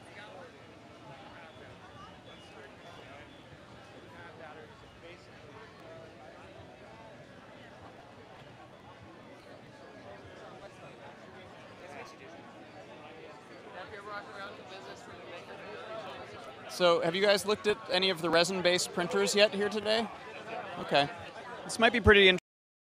A lot of the 3D printers that we've looked at and seen are type FD, a fused filament deposition, which means we're printer, which is using stereolithography to cure with UV light a resin, kind of a one layer at a time. And maybe we can have a look here at some of the models and talk to someone about their printers. John Park, I'm with people at home, can have a look at some of the things here. Will Walker, I'm with Formlabs, and here today. We have a professional animator who brought in his models. He makes these toys in his spare time, and so he brought in his model off. That's fantastic. Yeah, his name's Brian Anderson. He's beautiful. You guys should get some shots. They're just gorgeous models. One of our users, Jeremy Ortiz, brought them off. I'm showing a little terrarium here. I made this little planter, and we're just talking to. That's great. So we were talking about, we've seen a lot of 3D printers that are of an fused filament deposition, and we're explaining a little bit, but maybe you can better than I did, how this differs, how the stereolithography process works. Yeah, it's kind of the new child in the desktop 3D printing scene. The is a stereolithographic printer. We kind of think of it as a professional machine. We kind of shoehorned into a desktop printer. So it uses a laser underneath, bounces off a set of paddles called galvanometers, shoots up liquid resin. And so as it goes up, it actually cures, and there's actually a machine back there that's running right now. And you see little flickers of laser light, and what that does is wherever the laser touches, it cures and hardens, and we're able to build very thin layers with very smooth surface detail. And so if you see, you've got to just see that it's like a very smooth surface, and we're also able to get really intricate details. So on the inside here, you get really nice holes, you get really nice undercuts, and the whole system's very easy to use. That's really what we've been focused on. So it's not the cheapest printer out there, but it really gives you the best quality. Are you finding that people this kind of printer are design or product design, or like you said, you have a sculptor? I'd say digital animation is a huge market for us. People who are really creative love having a machine that looks beautiful and it's on their table. We see people in animation engineering, jewelry design, as well as, what's the other one? Biomedical modeling. We have people who are making like hemoglobin proteins and like doing chain links and like using that to illustrate illnesses. Yeah, there's just, one thing about being a 3D printer company is you're always amazed at all the things that people are making. Yeah, you're like, I didn't even imagine that. You know, I mean, we have everything from like cases like we have to like these flower shapes. There's just all kinds of uses, you know. We have a look at some of either one in action or some of the models over here? Okay. Hey guys, do you mind if we show off some of the, sorry. I don't know, maybe you want to ask Brian about his... Hi, I'm John. Brian. Nice to meet you. So they were bragging about getting to print some of your models on here. Are these the ones you've made?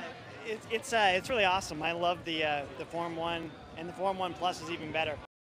Animator, I've been working digitally on character work for maybe 20 years, and so being able to take some of these character designs on the computer and have them actually here in front of me, it's just been an amazing process. So you can see here, out of the machine, they come with the supports already attached, auto-generated. So I'll bring in the model, you can see it here. So I'll bring in a model like this, I'll push auto-generate, and you end up with something like that. And then when they're finished, I'll clip everything off, sand it all down, and then I'll do like a and then at that point I'll do the wiring, make sure everything fits right, and then after that I'll paint everything by hand. That's beautiful, beautifully finished. Yeah, thank you very much. Yeah, it's really fun, and what's really cool about it is designing the 3D parts around physical objects like the LEDs here and stuff. Those aren't control the dimension. The accuracy is good enough that you can really design for a physical object and know it's going to, when I print this next time, and that's a huge part of it. You can see in here, you can make snap fit parts like that, and then I can house all the side. They fit back together perfectly. The sides, they come off. Oh, that's awesome. I love his in. Yeah, and there's like some lighting and stuff and wiring, and it's really open creative potential for me. Things like this, like a small articulated hand with moving parts. A few years ago, you wouldn't be able to really change, and Formlabs is really pushing the envelope there and making some of the stuff possible that wasn't possible before. And they're really, really smooth. And that's not even the best surface finish that's possible. It's really something like this. These pieces are so small that you know, it's hard to even hand and look at them. But there's like a 1 millimeter hole in the middle that I can use for the ball joints and fit in these metal pins. It's terrific. It's really incredible. One support structure and one piece. You really can't print anything much smaller than that. Can you tell me a little bit about the finishing process? Were you sanding, wet sanding, priming, paint? Like, me out a lot is that I know I'm going to be a better look in the end. So I won't go too hard in the sanding. What I mostly do is just make sure I buff these off really hard.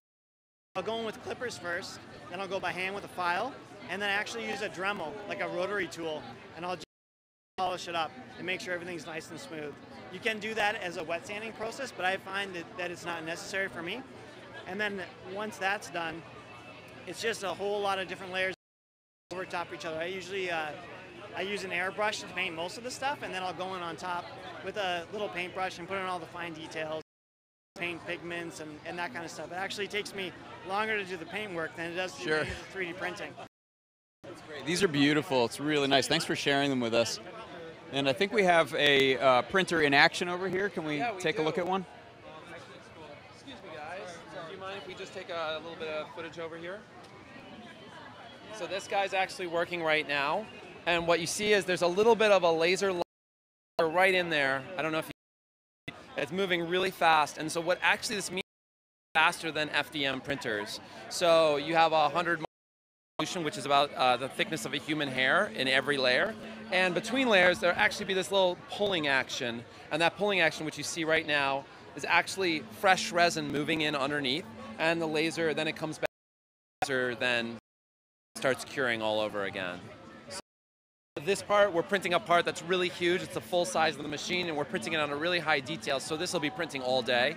But the machine's just really reliable, and this is actually a rib from an aircraft that one of us. So we're actually printing out an engineering part right now. That's very cool. Can you tell us a little bit about the software and equivalent to slicing tool chain to get a model out of your CAD or 3D model to printing? Sure. So we have our own software. It's called Preform. Preform actually does auto support generation, just like Brian was talking about over there. Supports our terrible. One of the nice things about our software is it moves really fast. You're in and out in about 10 minutes. So you actually do the auto orientation. Then the supports are generated automatically. Plus, you can add or take manually, which is really useful if you have that one little piece that's overhanging or sticking out. So for example, a piece like this scorpion here, which we've got, the scorpion actually has this overhang, and so our software can actually generate this a support right in there automatically.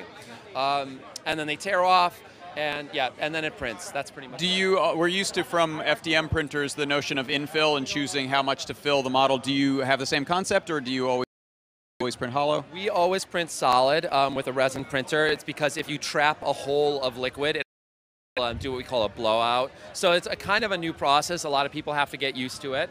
But one thing that our users are doing is actually hollowing out parts. So you see this head right here actually saves quite a bit of money if you just build in a hollowing part. Yeah. Exactly. Yeah. Exactly. He's now articulated. Finger movement articulation. So yeah. So that's the. Essentially the process from beginning to end. Our software is actually a free download, so people can just try it out if they want. And we also come with a finish kit. So for cleaning up your parts, for taking off the supports, we actually include that as part of the machine as well. So a bit higher end for the maker crowd. It's $3,299, but it comes with everything you need to get going. Most people are printing in about 50. Like I said, it's mainly professionals who are using the machine. What's the do people need to recycle the unused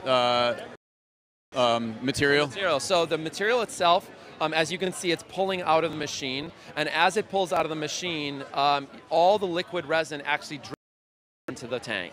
So whatever you don't use in the part actually is recycled. So the material itself, once it's been washed, is safe to hold. Can't use it for food parts or food contact, so fork or spoon. But other than that, inert material. So I've seen some people using 3D printing to do like a version of a lost cast, wax casting. Can people do that? Can you melt this resin out in a forge and do the same sort of thing? You can. There are users on our forums who've been testing around and have had pretty good results with casting. They call it burnout casting, because you actually go much higher in temperature and you actually burn away all the plastic. That said, one of the advantages about this system is that eventually you can release resins that are functional, like casting resins and flexible resins, or resins with different kinds of properties. So is that something that's in the works as new materials? About what we have in the future, but yes.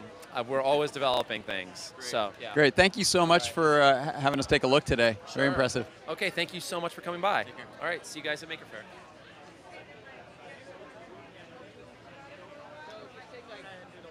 I mean, if you want to visualize it, just take that square and drop it down. Hello, how you doing? Got anything interesting to take a look at? There's always interesting things. No interesting things. So let's head down here. We've got some more 3D. Actually, some that we reviewed in our latest issue that's coming out. So here we have the Affinia 3D printer. Look a little crowded, so we're going to keep moving down. Let's check out the XYZ 3D printer. So this is about a sub $500 3D printer. It's new, and we'll talk to whoever we can over here. Hi guys. So we're on the Make live stream right now, and if you have a couple minutes, would you talk about the XYZ Da Vinci. Fantastic.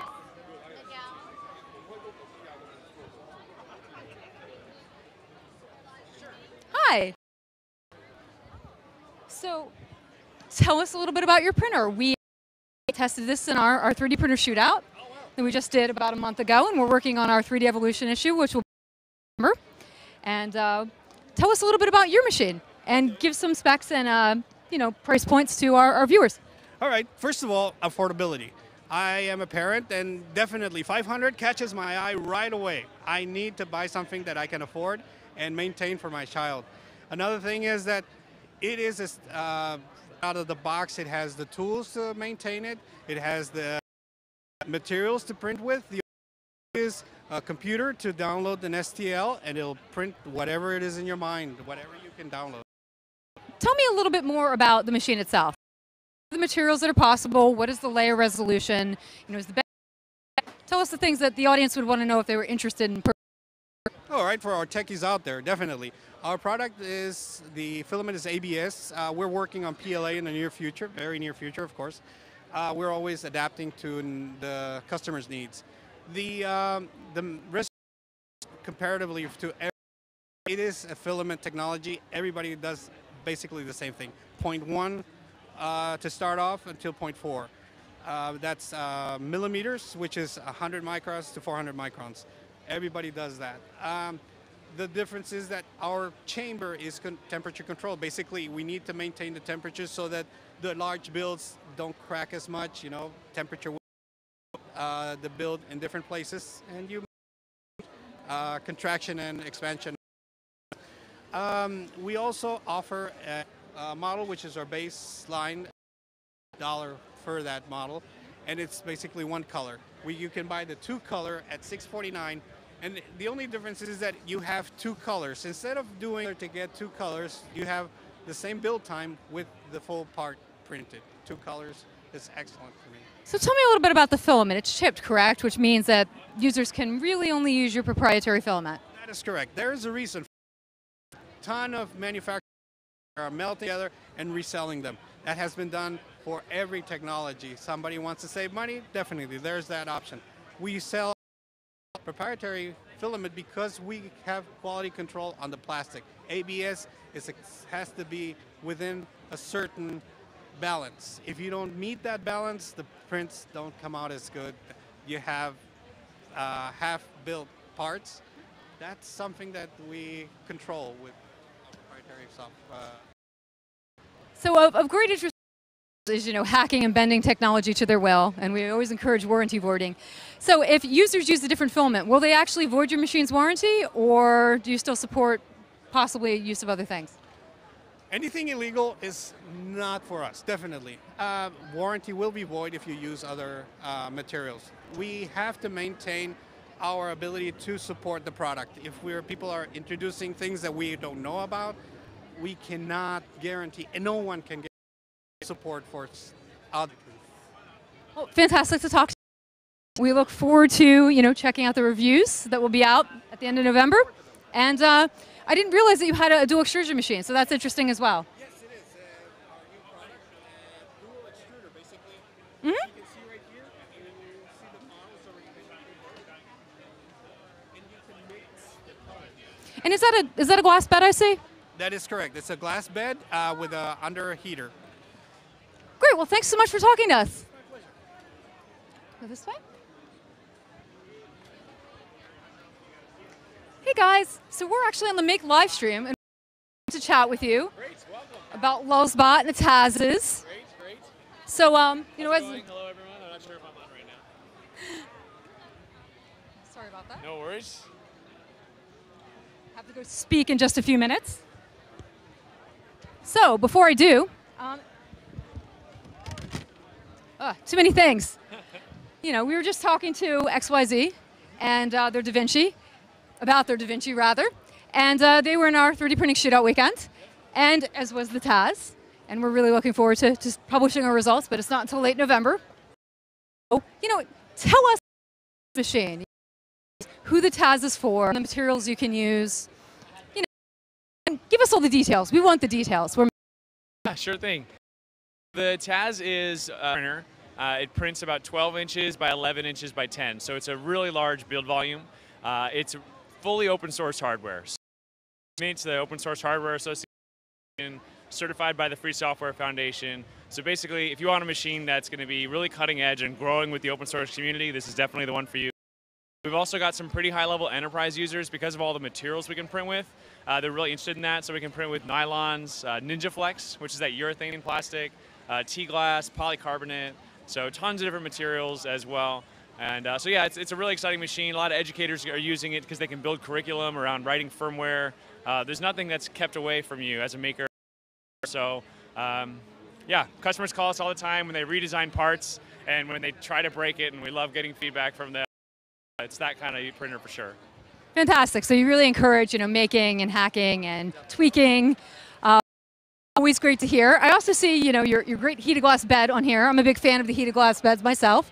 Tell me a little bit about why this is such a great feature. Sure.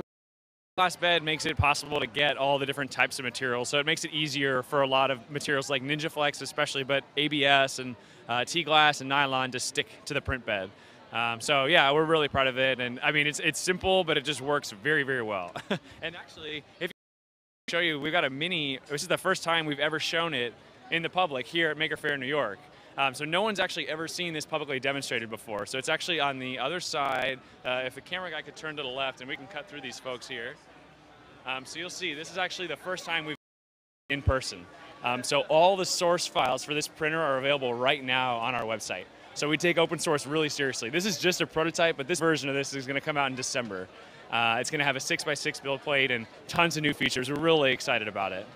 And what do you think the price point will be? I know it's not out yet, but estimating? Sure, it's probably going to be around $1,400, whereas the Taz is $2,200. So it's designed to be easier, more accessible for folks that are new to 3D printing.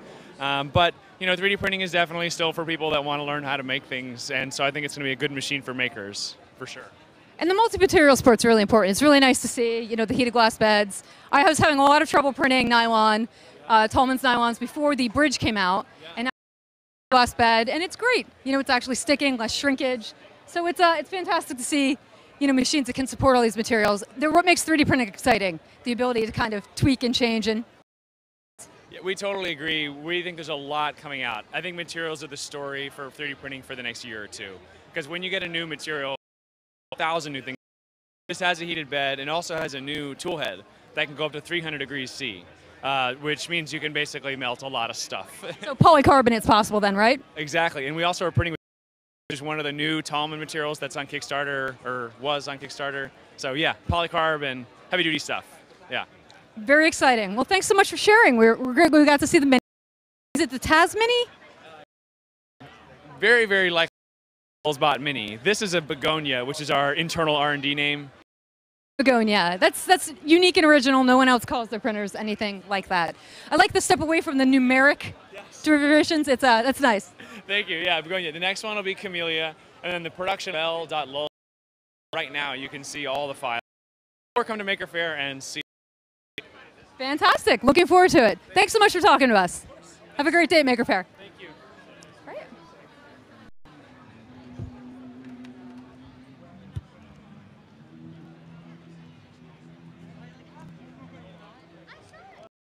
We're going to mosey over here. We're going to talk to some more people about software.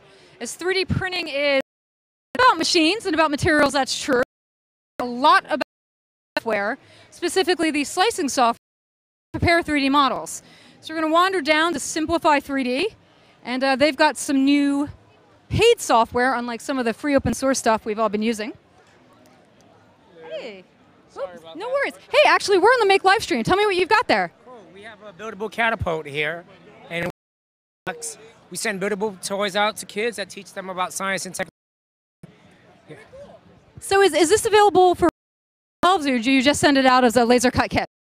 It's available for people to build. It comes in a kit like that, and it comes with everything you need inside: the glue, the rods, the 2 ping pong balls. Everything you need is sent right to your house. And this is the CEO. Hi, I'm David Ronick. Nice to meet you. Nice to meet you, David. So we're CreatorBox, and we develop build-it-yourself toys that help kids 6 to 12 learn about science and technology. You can see the kids have our catapult here. It's a learning guide for them. We're a Techstars Kaplan company, science built in.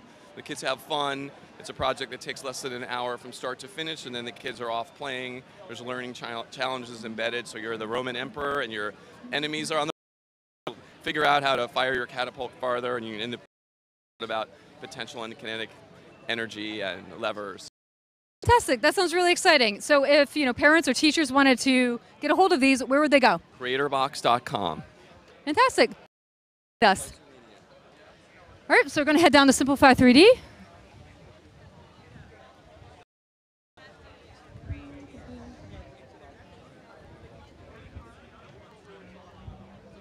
Where's your prosthetic? Hey guys, so we're on the Make live stream right now.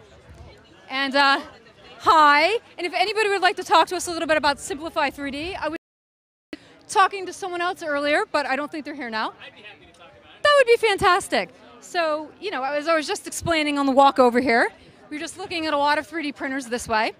And 3D printing is as much about software as it is and just discussing, we need program files to get in, and yours is unique in that it has features that others don't, specifically the ability to kind of control different layers and the settings for the which really hasn't been possible before. You've already been here, haven't you? Oh, wow. About you already. But tell me a little bit about that. Tell me how the features are built in and how you prepare a model. Are there any other features generated? Yeah.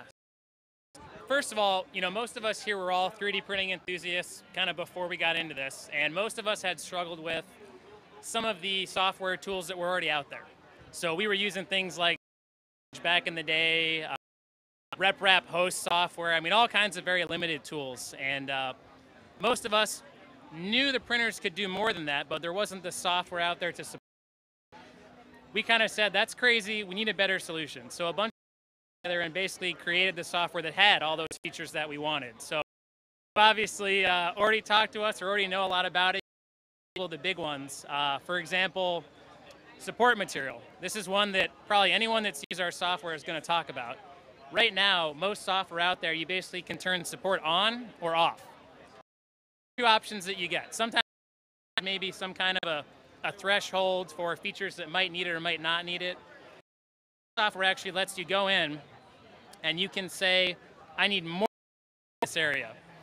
Or the example I was just giving, we had this Yoda model that had these little holes in its ears. And every software out there is going to put support inside that ear canal, which means you got to get little in there and try to get that out. So with this software, you can actually go in and I don't want you to put support in there because I know it's going to be a pain to get out. So that's a really nice feature. And then I'll kind of show this example here. Even once you can place the support exactly where you want it, a lot of people have been frustrated with how easily support material comes off. They're used to using tweezers and things like that to break it off. So this is actually a model that we printed, and it comes off so easily. We actually got the whole thing off in one piece, which kind of just goes to show you that we spent a lot of time focusing on support material because people have to battle with that all the time. So that's a big important thing for us. More about the control of individual layers. How does that work in the software? How does the user specify, which parts of the model they want to be treated differently, and what are the setting options? What can you control? Yeah, so we're definitely all about control. That's a big motto here. More control over their prints. So another great feature that we've added is kind of like you mentioned, you can actually change settings within one part. So we have this video up here that shows, which is a great example of this. The head of the hammer, basically a very dense, 100% filled in, kind of heavier part, and the handle was actually a very lightweight part. So when the print's done, you hold this hammer and it's actually weighted the right way. It's got strength in all the right places, and that's kind of like a simple proof of concept. But you can think about it if you're making kind of an part. You could take like a screw hole and really reinforce the material around there and make it stronger than the rest of the part. So it saves people a lot of time. Filament, really important to our users. So that's been in there. And basically the way it works is you kind of specify what layers you want different settings for. Infill percentage, that's kind of what I've been talking about. That's the easiest for a lot of people. You change any setting that you want. So if you wanted to use different speed for different temperatures, different fan control, do all kinds of things. So again, we love giving more control. That's what we're all Control. So which printers this is compatible with? You know, what are there specific machines that you can't use, specific machines that are coming? Tell me a little bit about that. Yeah, well, you know, I wish we could have brought kind of a picture of our office because we've got 20 or 30 printers just scattered all over the place. Most people on their desk, they've already different printers that they're using. And that's because we're spending a lot of time trying to make sure the software will work with almost every printer that's out there. So right now, we support about 90 or 95% of the desktop printers. So this really includes pretty much all of your kind of rep wrap style machines. So the ones that are using Marlin, Sprinter, Repetier type firmwares. We actually also have a lot of the MakerBot style machines. So things like the MakerBots, the Flash Forges, the Wanhos, either Sailfish or the MakerBot firmware. So between those, a huge section of the marketplace, which has been really nice. For example, we have a lot of schools that might have 3 or 4 different printers in the school. And if they're with those printers, they'd have to learn where over here, slicer here, pronner face here. And, I mean, can you imagine a middle schooler trying to do that? That's pretty challenging. Experience, especially if you have a lot of different machines, or you know you're in a setting in which you know it's difficult to perhaps standardize the software used. Yeah, and so that's been really important in just being able to kind of interface the software with the printers, being able to plug it into almost any printer that you have, and it's going to be able to take a lot of time, and these guys can attest to it. We spend time testing at the office that we get in. We throw them through the paces. We're printing night and day, and we're doing that because all that testing that we do, all that knowledge that we gather, we put configured profiles that we already include in the software. So a new user that opens the software for the first time, they're going to see 30, 40 settings in there for all these different popular printers. And there's on the list, and right got settings that we've tested, we've printed hundreds of prints on, and they can say, yeah, I've got a good starting point. And they might need just here and there, but at least it's better than starting from scratch. Agreed. I mean, I know from experience that having workflows, at least to start with, is huge, and it really helps you tweak and dial them in. So what's next? You know, are you going to do any cloud slicing? Are there new features on the way? Any wireless printing in the works? Oh, you know, there's all kinds of stuff we're working on. We kind of do a big major release about every year. Releases probably every couple weeks between there, so we're constantly coming out with new updates and working towards these really big major updates. So there's a lot of people working on it, and I think one of the big benefits for us has been, you know, since our users kind of support us with buying a license of the software, we're able to put that money towards paying our developers and our customer support team and all the guys that are testing these printers. So we're able to keep adding features far into the future. And yeah, so you know, I love open source. I've actually worked a bunch of open source projects myself, but one of the things there is that you can get limited. You can't go recruit 5 new programmers if you need them because it's of course an open source project. So you have to try to recruit that community help, and you can imagine that. So it's been really good to have kind of a different business model in this landscape so we can keep supporting this and building it as time goes on. So Great. I mean, free software has its challenges, right? Yeah. So what do you get with that license, and how much does it cost? Yeah, so each license $140. It works on Macs, PCs, Linux, so pretty much all the major platforms out there. And basically every update we've ever published for the whole history of the program has been free for everyone who's bought a license. So even people that bought our very first, you know, 1.0 release, they're getting our brand new state-of-the-art, you know, 2.3, whatever release we come out with next. They get, so, like I said, most of us were enthusiasts here. We're all about supporting the community, and these people said, we're going to back you and buy a license, so we want to give everything back. So, Thanks so much for talking to us. Yeah. Great. You guys have a great job. It is really awesome. You're really knowledgeable. Hey, and we're going to head over to Kickstarter now and go and take a look at those guys.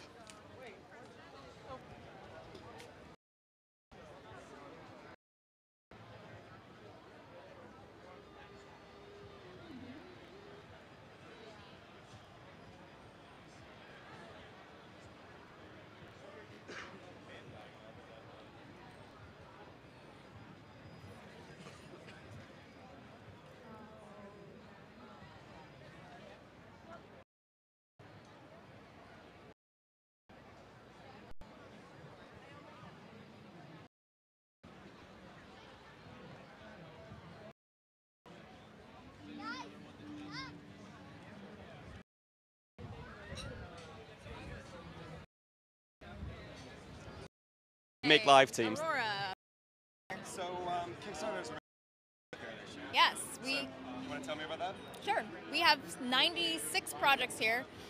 Amounts to over 90 creators. We have a large pavilion here where we are having a bunch of creators who are exhibiting their funded projects. So we have a wide range of things from food to science-related projects, crafts, tech, some well-known ones like 3Doodler and Other Mill. Just a lot of fun stuff going on. So why does Kickstarter come to Maker Faire? What's in it for you guys? For us, it's supporting creators and supporting people who are making things. I think there is a common thread between what you guys do and what we do, which is supporting people, and that's what we're here for. So we're talking to people who are coming up to the Kickstarter area projects, people who have ideas that funded, and we're supporting past creators by providing them a space to showcase their wares to people who are excited about what they're doing. Cool. So what are sort of reactions are you getting to the projects you brought here to Maker Faire?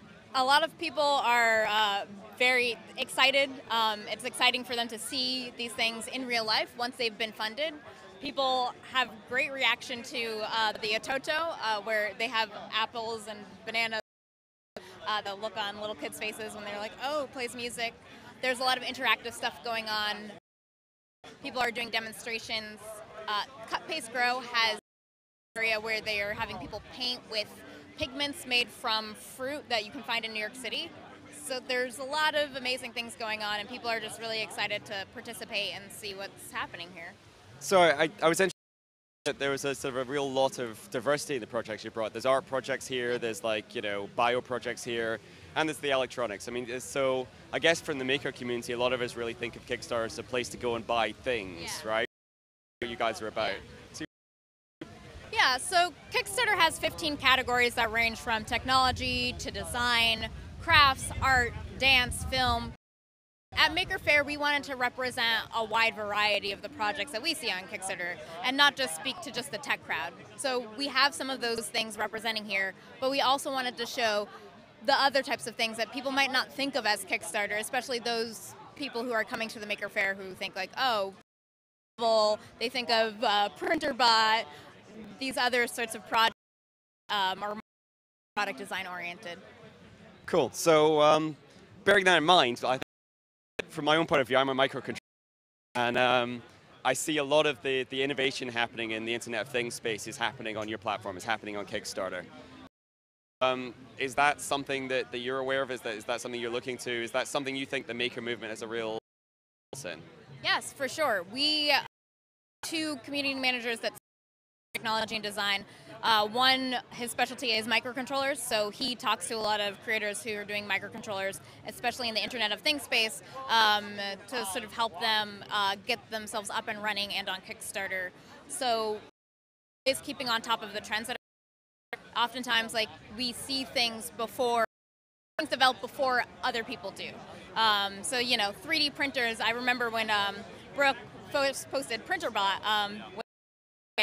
And that was sort of a pivotal moment for 3D printers in that space, and especially on Kickstarter. You had seen things like RepRap and other types of these DIY things, but so much consumer products. And now we have things like the Micro, which is exhibiting here, which is a $200 mini 3D printer that almost like anyone can afford. So.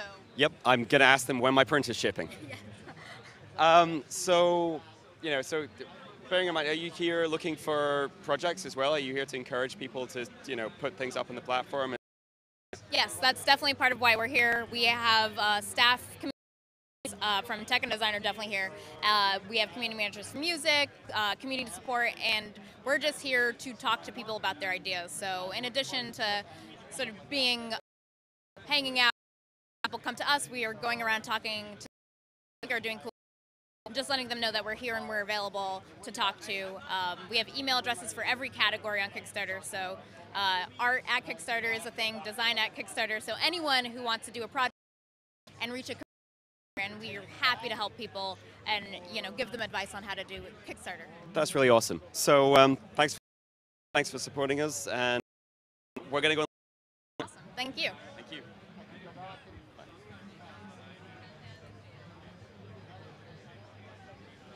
Hi there, so I'm Alistair Allen with Make Live, why don't you tell us what's Maker Faire and like your Kickstarter experience? Okay.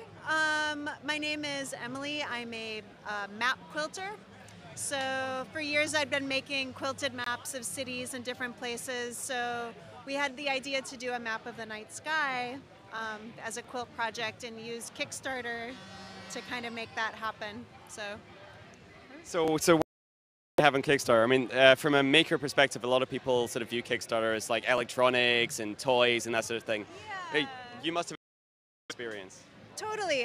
What's awesome about Kickstarter is that you're able to find an audience for your work that you know existed before. So I learned a lot about how people interpret the work differently, which I think is really compelling because it's you're having a community that's then supporting you. These aren't backers aren't customers in that way, and I think a lot of people think not infomercials. It's about ideas and using those ideas to make the next. So that was me. So what about the next thing? Would you go back to Kickstarter and build another thing? We are tentatively working on a new project with the Buckminster Fuller Institute, a dynamic of the world. We've got some other ideas. So yeah, we've been curious about using it, you know, in the future for other projects, but yeah, you never know. Okay, so why did you bring it to Maker Faire? What is Maker? I don't know. I think what's cool about like being, like it's a word that gets splashed around a lot, but really it's about a kind of ideological understanding of like this is a human need that we have to produce things, to rationalize the world by making. So That's really cool. So what advice would you give to other makers, young makers perhaps, that want to get started building things? just keep stuff. I don't know, like I think people get discouraged when they try to put like a price tag on it, or they try to think of like a kind of commercial pursuit of it. Just making it its own reality and, you know, finding ways to support a community. Yeah, so I mean, is making the things rather than the money, but the money is like nice. Money's like number 3 on the list. I think it's to explore the ideas, to make those connect with people, to connect with their lives, and to create a meaning that's very lasting and corporate enterprise. Well, thanks for talking to us. Thank you.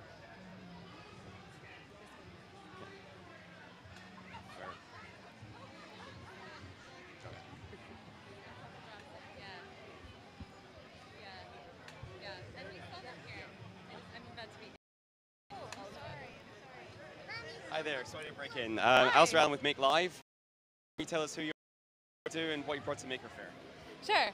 So my name is Rachel Meyer. I'm part of Shoots and Roots Bitters. We're a team of 3 botanists that try to bring the plants that we encounter in the field that really need attention, some of these orphan crops, into the cocktail and food and beverage scene in New York and in the US. So we have 9 bitters that we're showing here that represent different geographic regions around the world. And when you try them all, or smell them all and learn about the species, you encounter 160 different species. So, for those of us that aren't as clued in, you wanted to talk about what bitters are and exactly the sort of that's. Totally. So bitters are awesome. They make a cocktail taste really good and complex. This is our black bear's bitter. It's made out of osha root, which bears actually use for medicine to treat arthritis, and about 12 other ingredients. So they're usually too gross to drink straight, but in a drink, they're delicious, and they they ease your digestion, and they sort of a lot more of a story to your cocktail. So you said it's a group of botanists. So you want to tell me about the people involved? Yeah, Ashley Duvall is a researcher in the forestry program. Selena Ahmed is a professor at Montana State University, and I'm a postdoctoral researcher in the biology department at NYU. Okay, so why did you take this to Kickstarter? What made this a Kickstarter project? Well, we needed some equipment. We needed to buy lots of herbs. We needed to get a commercial kitchen space. We needed to develop the labels and the packaging to really be legit, and to have insurance.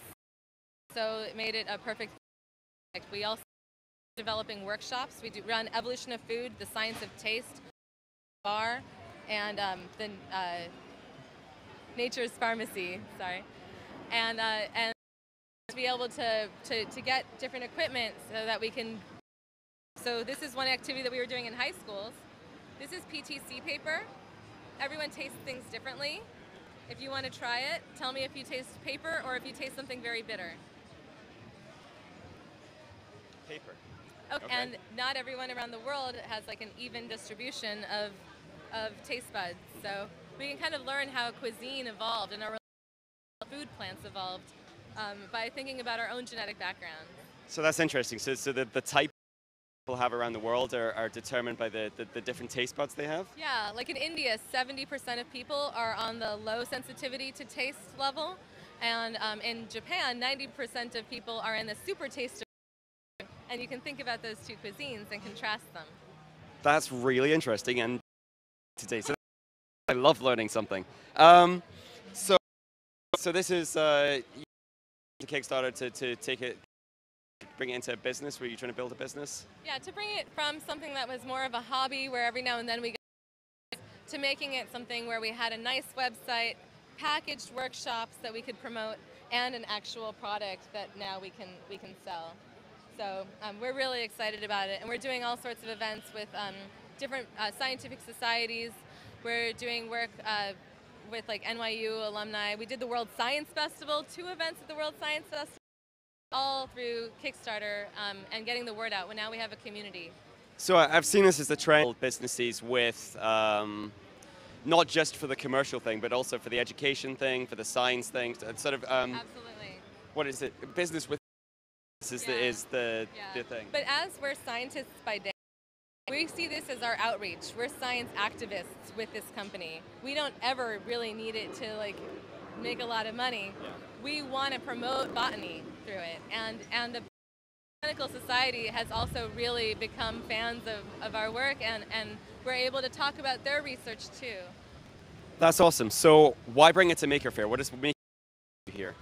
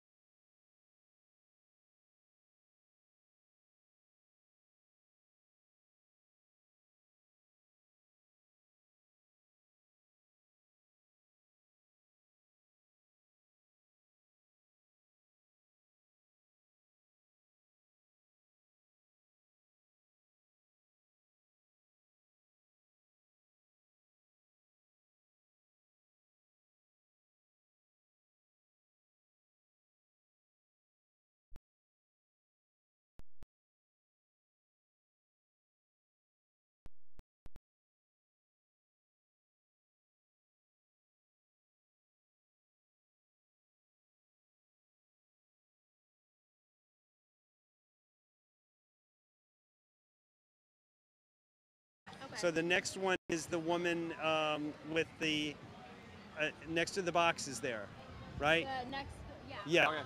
So I'm gonna get through here.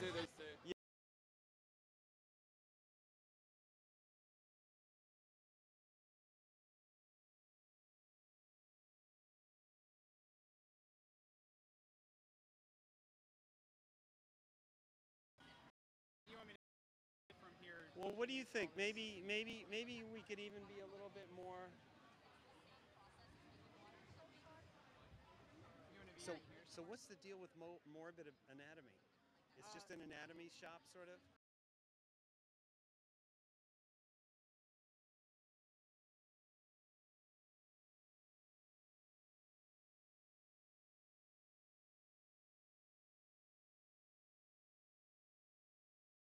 Sort of the future they're looking at past. Yeah. We're friends with them, so we started in their space, basically. Yeah, so we yeah. both started in the same gallery.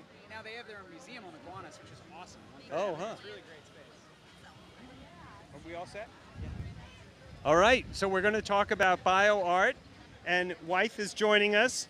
So, Wythe, why don't you tell us what Bioart is?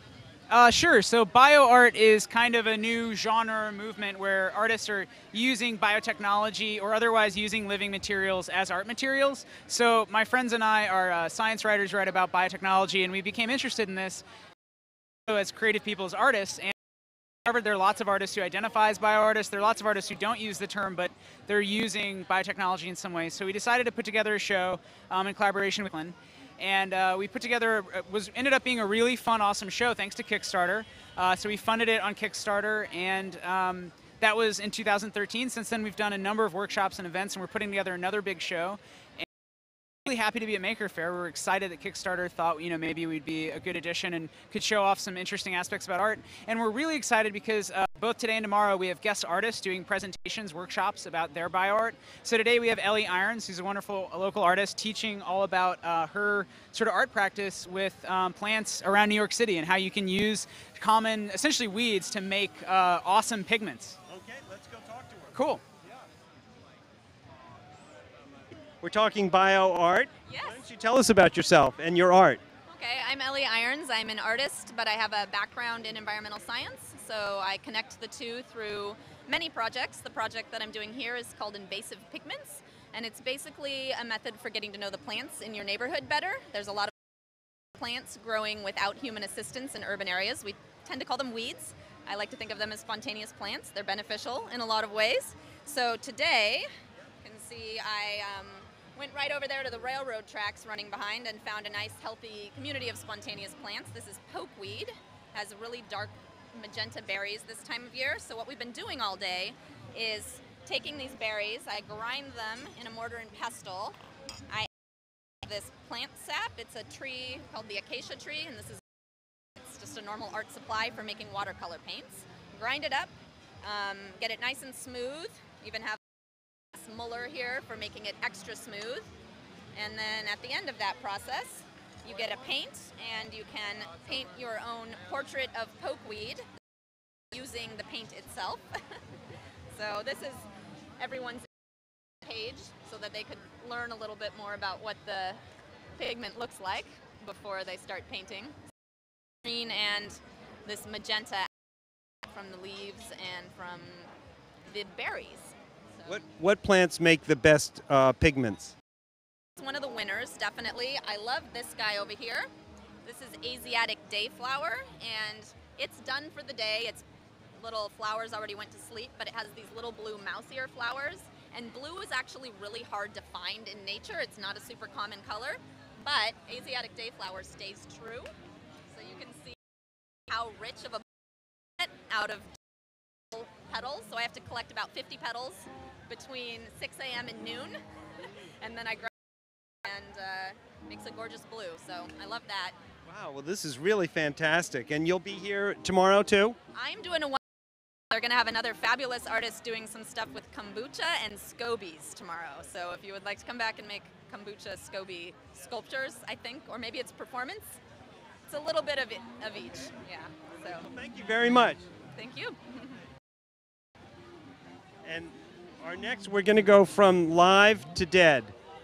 Is that right? So, could you introduce us to? Sure. Yeah. We're big fans of Morbid Anatomy Museum. We actually out of the same space, so the show we did was at Observatory, which was a small gallery where Morbid Anatomy was also housed. And it has a great new museum space. Letty is one of the people, and she's fabulous. Okay, Letty, tell us about Morbid Anatomy. So, bring the camera over to look at some. So the Morbid Anatomy Museum opened in June after we did a successful campaign, and we raised $78,000. Thank you, for all those people who participate. But the project is about. We used to, share this whole location with wife. We used to do events and have the library, the Morbid Anatomy Library, which is a curiosity cabinet. And now the new museum has an exhibition space, a cafe, a bookstore, and we still do workshops. We do workshops almost every weekend, and the workshops are usually techniques that mixed art and science. So taxidermy, wet specimen insect preservation or skeleton articulation. And we ask people who usually have a museum background or are like master in their domain to teach those classes like with affordable price to interested in preserving animal. Could you explain some of these things? Maybe Of you course. could turn the camera on. So this is a that has been prepared by one of our students, and it's one of my favorite because it totally shows like some kind of like fighting rooster type of attitude. And So that's a contemporary. that's a contemporary piece, and that's a piece made by one of our students. So it's not a professional taxidermist, a taxidermist that did like 2-3 pieces. That's one of my skeleton articulation, and that's a bat skeleton that I articulate. So it's a really delicate work. You have to basically break every bone and reshape, like reposition them with glue. It's minutious, but it's actually not so difficult. And even if I'm not such a good craftsman, I managed to do that. Here we an insect preparation. So like it's a diorama. I'm French, so I'm obsessed by the guillotine. And basically, the scene is a bug has been beheaded, and those celebrating the death of this beetle by parading with its head on a stick. And this is another piece. This is like a piece from one of our friends who is also like an amateur taxidermist, and it's an Herman, which is kind of a weasel, and it's an anthropomorphic taxidermy. So it's like an animal position attitude, and it's a little scientist. It has a really kind of crappy taxidermy look, and it's one of my favorite pieces today. And this one is a pheasant, and it's one of the biggest animal we actually taxidermized in class. It was a two days workshop, and you can see how iridescent the feathers are, and they're like, pretty amazing birds. And That's fantastic. And finally, is this book available? yeah, so this book was our first Kickstarter campaign. In front of you. Can we get that? Yeah. So like we did a campaign, a Kickstarter campaign 3 years ago to produce a book that will compile the best lecture we have at our event space. So we ask every scholar to write on their like expertise. So it can be like the crypt of Palermo or human taxidermy. Anatomical wax moulage and famous museums in Italy, the Cabaret of Hell. And so we asked our fans to help us publish this book, and we raised enough money to be able to publish it and send it. Yeah. Yeah, and it's like it's a portable. Like the problem with the lecture is that they are only accessible to. And because of this book, they can actually travel around, and people in America or even in Europe can access our amazing programming. Well, great. Well, thank you very much. You're very welcome. Yeah, enjoy the show. Hey there.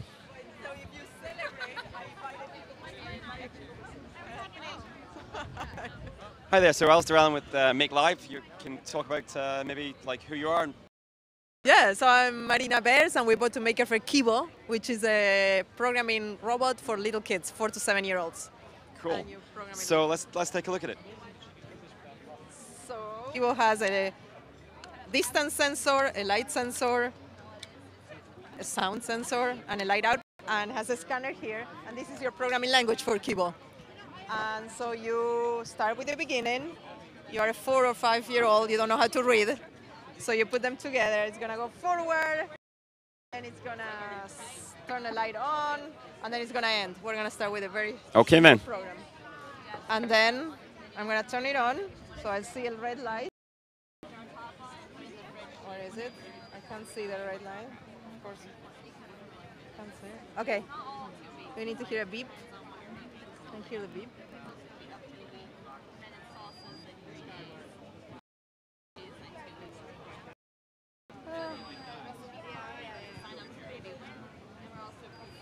So now my program is here, and it will do this. So we'll go this program blue light. Turn a little bit, this wasn't working. And then we can attach things and decorate with all kinds of art materials and things like that. So the idea is to bring programming with the arts and with movement and with anything else. That's really cool. So how complicated does the programming language get? I mean, do you bring in like if, then, else? Yeah, that's a great question. So we have repeats, loops, where you can attach with your parameters, different kinds of parameters, and you have an end repeat. So, for example, it will spin 3 times, and then we'll call this the sandwich for little kids to understand. The middle is what gets repeated. And then you can get more complicated with if. And so, for example, if you're near some, then beep. And then you can get really complicated and nest the ifs within the repeats, right? And then you can make a really So it's a full turning complete language then? It's a full programming language, yeah. That's really awesome. So where did the idea for this come from? So I'm a university and I have child development and computer science. Been in the works for over 8 years in terms of research prototypes. It really comes from the idea that children learn with manipulatives and with real objects, and why not bring abstract ideas of computer programming into very real. Yeah, my son is 6. I can very much relate to this. It's just exactly this sort of, he's just beyond this, stage that he's at now. He's just got over the thing, he's starting to read, starting to use Scratch. Yeah. But like a year or so ago, this would have been absolutely perfect It's for him. exactly, Yeah. it's exactly that, is to get the ideas of programming and the ideas of programming. So why did you take it to Kickstarter? So what happens is we realized that a lot of teachers wanted the kit already made, and they're not electricians, they're not makers themselves. So with Kickstarter, we were able to get the funds to really go and bring a prototype to product and create the molds and really make it available. So it's been successful, and we have tons of pre-orders, and we're shipping 2 months. So is this a full-scale sort of commercial business for you now? Yes. Yes. Well, I'm still a professor, but I have a co-founder, and we founded a company, Robotics, and we're very happy. So I mean, one of the themes I've been seeing, not just here, but this sort of business with morals, business with a purpose, like education or something like that. Okay, this is a mission. Honestly, if we could give that away, we will. It's money, and so we have a very, very strong mission close to schools. We don't want to go into only development. We want every single kid.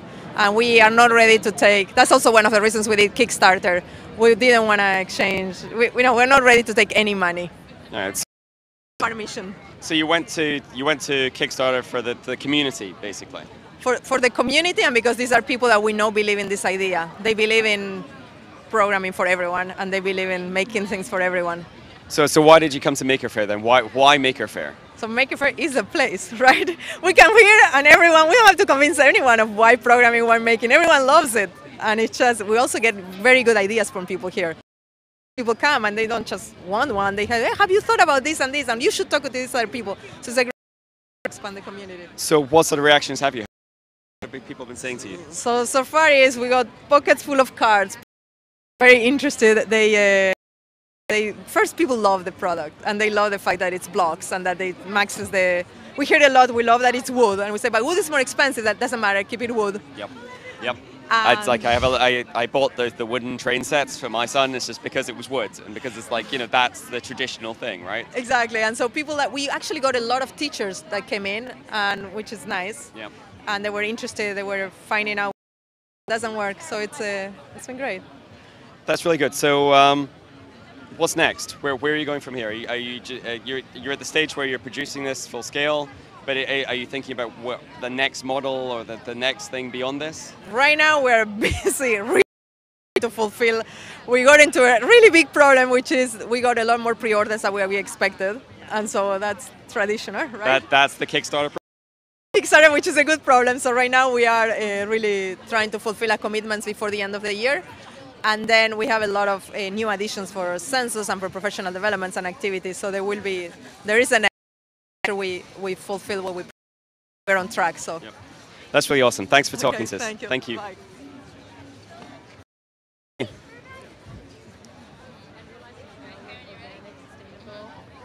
Hey there. Sorry to break in. No problem, sorry. So, I'll see you guys tomorrow, now that I know where you are. So, hi there. I'd just like you to sort of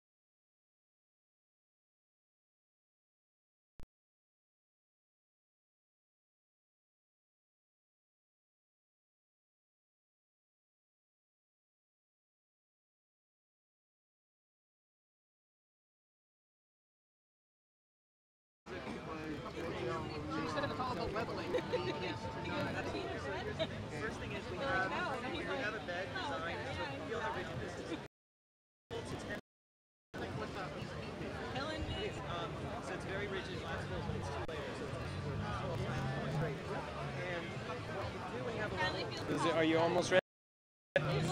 Okay. Okay. Okay. Excuse me, could we get in here? We're just doing a video. I could find you or so I don't want to cut in on you guys.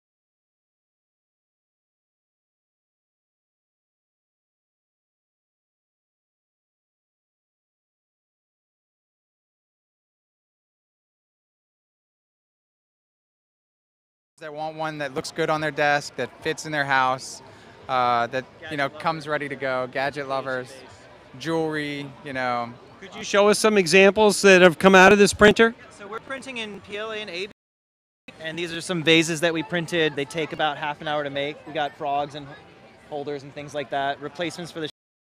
These are actually ones we brought out because they were in our Kickstarter campaign.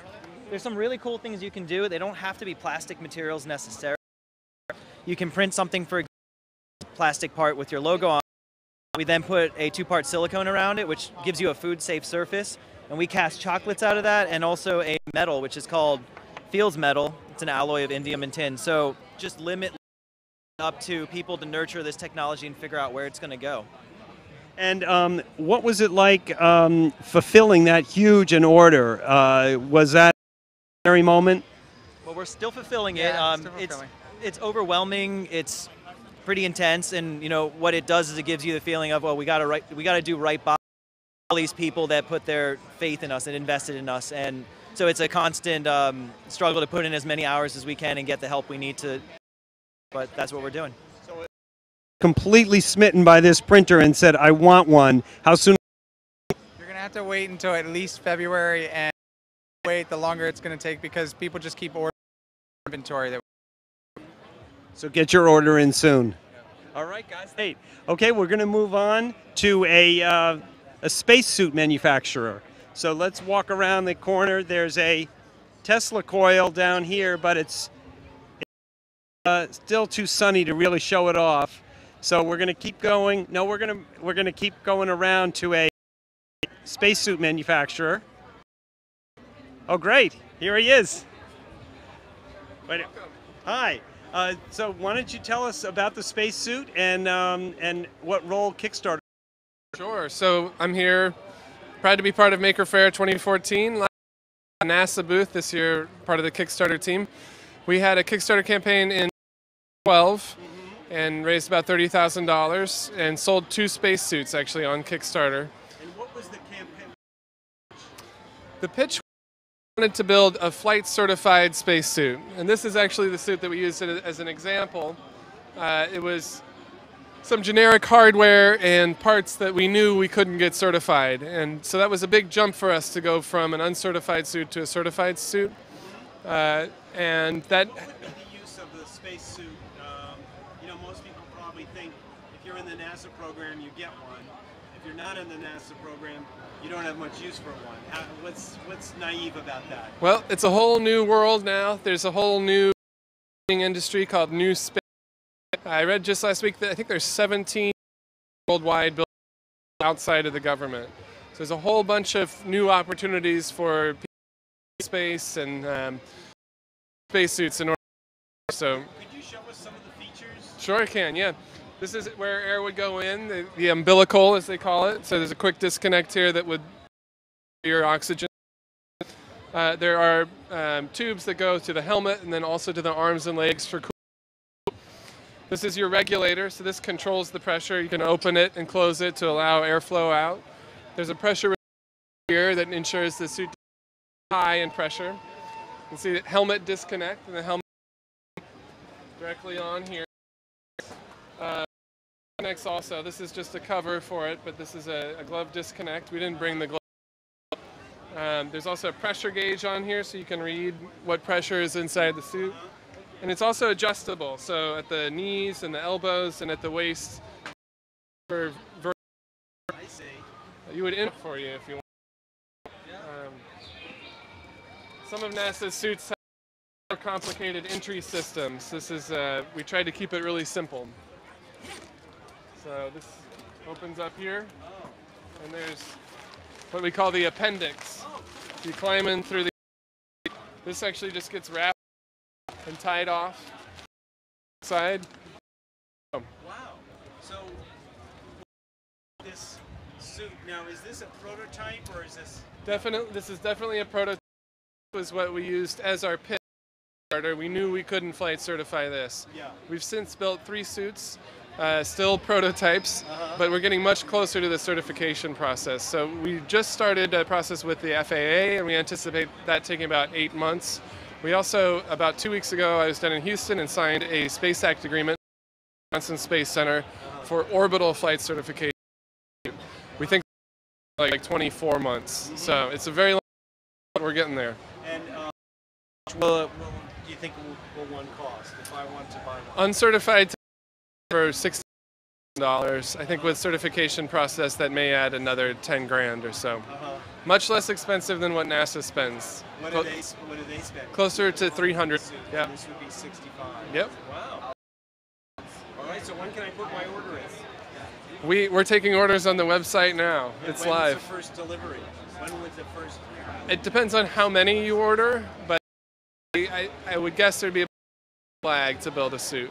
Okay. Yeah. So if I put down 65,000 and ordered it, I might get it in 6 months? Yeah, this year. I guarantee it. All right, great. Hey, well, thank you very much. Sure, my pleasure. Okay.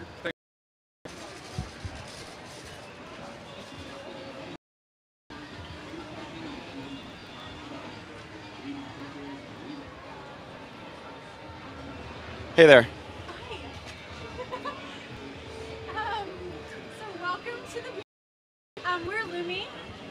So I'd really like to know who you are and what you brought to Maker Faire. Yeah, so I'm Jessie Janae at Lumi, and we have brought Lumi sunlight activated printing on fabric. So we've developed a product called IncoDye, a fabric dye that develops its color in the sun, and it allows you to make permanent prints on fabric, like t-shirts and stuff, using the sunlight in your own backyard. So it's a sort of photo development process? Yeah, it's like photography for. That's really cool. So how is this different from the other techniques that people use to print on t-shirts then? So, typically on t-shirts, iron-ons or using screen printing, like a stencil-based process. Iron-ons uses heat and kind of bonding, but with this process, we're able to create smooth tonality and photography without a lot of expensive equipment. So you're going to get sort of a higher DPI effectively for those. Exactly, yeah, really high resolution imagery, and you can do one-off designs inexpensively because what you need to do your print to make your image is a negative of your design, and it's much less expensive to make a negative than it is to make a big screen. Okay, so how did you come up with this idea from? Yeah, I thought up this idea when I was a teenager, actually. So about 10 years ago, I was in a photography class in school, like my high school photography class, and I was struggling to make t-shirts at home printing. And I had this, like, you know, the proverbial off my head, like, why can't I do this amazing printing with light, but and it started off this, like, big adventure of figuring out how to do that. That's a really awesome story. So go from like the idea to the final product. Don't make it sound so impressive. 10 years is not a long time for product development. Yeah, so I did finish high school and go to college in that amount of time as well. But yeah, I had that idea, and then it took 4 years. At the company today, they were operating, and we have an app that helps you turn your images into negatives, and that whole system is really just a few years old, but I have been working on the idea for 10 years, yeah. So on the technical side, Yes, so I'm the CEO and founder, but I'm also very much industrial design, so the design side of our kits and everything else a little bit more naturally, but the Kickstarter. I've always been big fans of new platforms and innovative ways of growing projects in our businesses. We were actually on Kickstarter in 2009 for this campaign. So way back in the day when people were like talking about forums, and we had to request a special invite to even post our project, homepage with projects. We tried to progress further with the process, and we thought, you know what, the best way to truly see if the world wants this before we waste a lot of time on developing it further is to put it out there and see what happens. So it went tremendously well. So effectively, you were using Kickstarter as a sort of product test group, like it's used like bring together a testing group. Yeah, and I think in a very authentic way to put the product in people's hands as directly as possible, no middlemen, no other people trying to tell our story, just us, and see what people had to say about it. That's really awesome. So why have you come to Maker Faire? What bring it to Maker Faire? Maker Faire is just an amazing community. Creative people who don't mind getting their hands dirty and are trying to achieve their dreams in every which way possible that you can ever imagine. And so I think that really resonates with us. And of course, with our hands-on process and our kits and the way we approach the business, it's a really great fit here. Okay, so what sort of reactions have you been having from people here? People love watching. Can I peel one for you? Sure. Okay, cool. This is an inkjet printed Sir Bruce Lee. And I'm going to take the... And there's our image, okay? So this was just about 10 minutes to print and it won't rub off, and you just throw this in your washing machine, it up, and people love seeing the images develop. Pretty magical. That's really awesome. So it's just purely sunlight? Or do you, I mean, this is a UV lamp here you've got. It's evening time now, so up until about 4 p.m. we use this. As the sun goes really low in the sky, we start using the UV light. You don't... Okay, yeah. Cool. Yeah. So what's next? What are you doing next? Are you going to... Do you have another project? I don't know. Our 2012 really led us into retail, and we're really trying to make sure products are as easy to use and easy to get at as possible. But we have ideas up our sleeve, and we love bringing, like, what this has given us a hankering, bringing complex to people in a much way. So I think that there's other things that we'll do with that knowledge. Yeah, I mean that's one of the big parts of the Kickstarter story is the project's running success story, right? Which is like the overpromise if you had 100. So we were actually in that CNN article of like we were in the top like 10% of time. We're industrial designers and we know how to timeline. Basically, I know that when you plan a product development timeline, you just need to double it. So I did that, and I've added in my buffers, but I really resonate with all of the hiccups that everyone has. Making things from scratch is pretty much the hardest thing you can do. What advice would you have to say you really want to get started? You started at a really young age, so what advice would you give to people where you were? The biggest advice I'd have is to pick something that you truly because because you'll never stick with it unless it's something that you love doing and you love thinking about. I love fabric printing. I love topics around self-expression. And then the second one is just never, never, never, never stop work, because if I learned from my 10-year story, what I say in my Twitter bio is for an unreasonable amount of time. Okay, it's not reasonable to keep printing for 10 years, but if you do, you're bound to find a solution. Don't give up on your big ideas. Thanks for talking to us. Thank you, guys.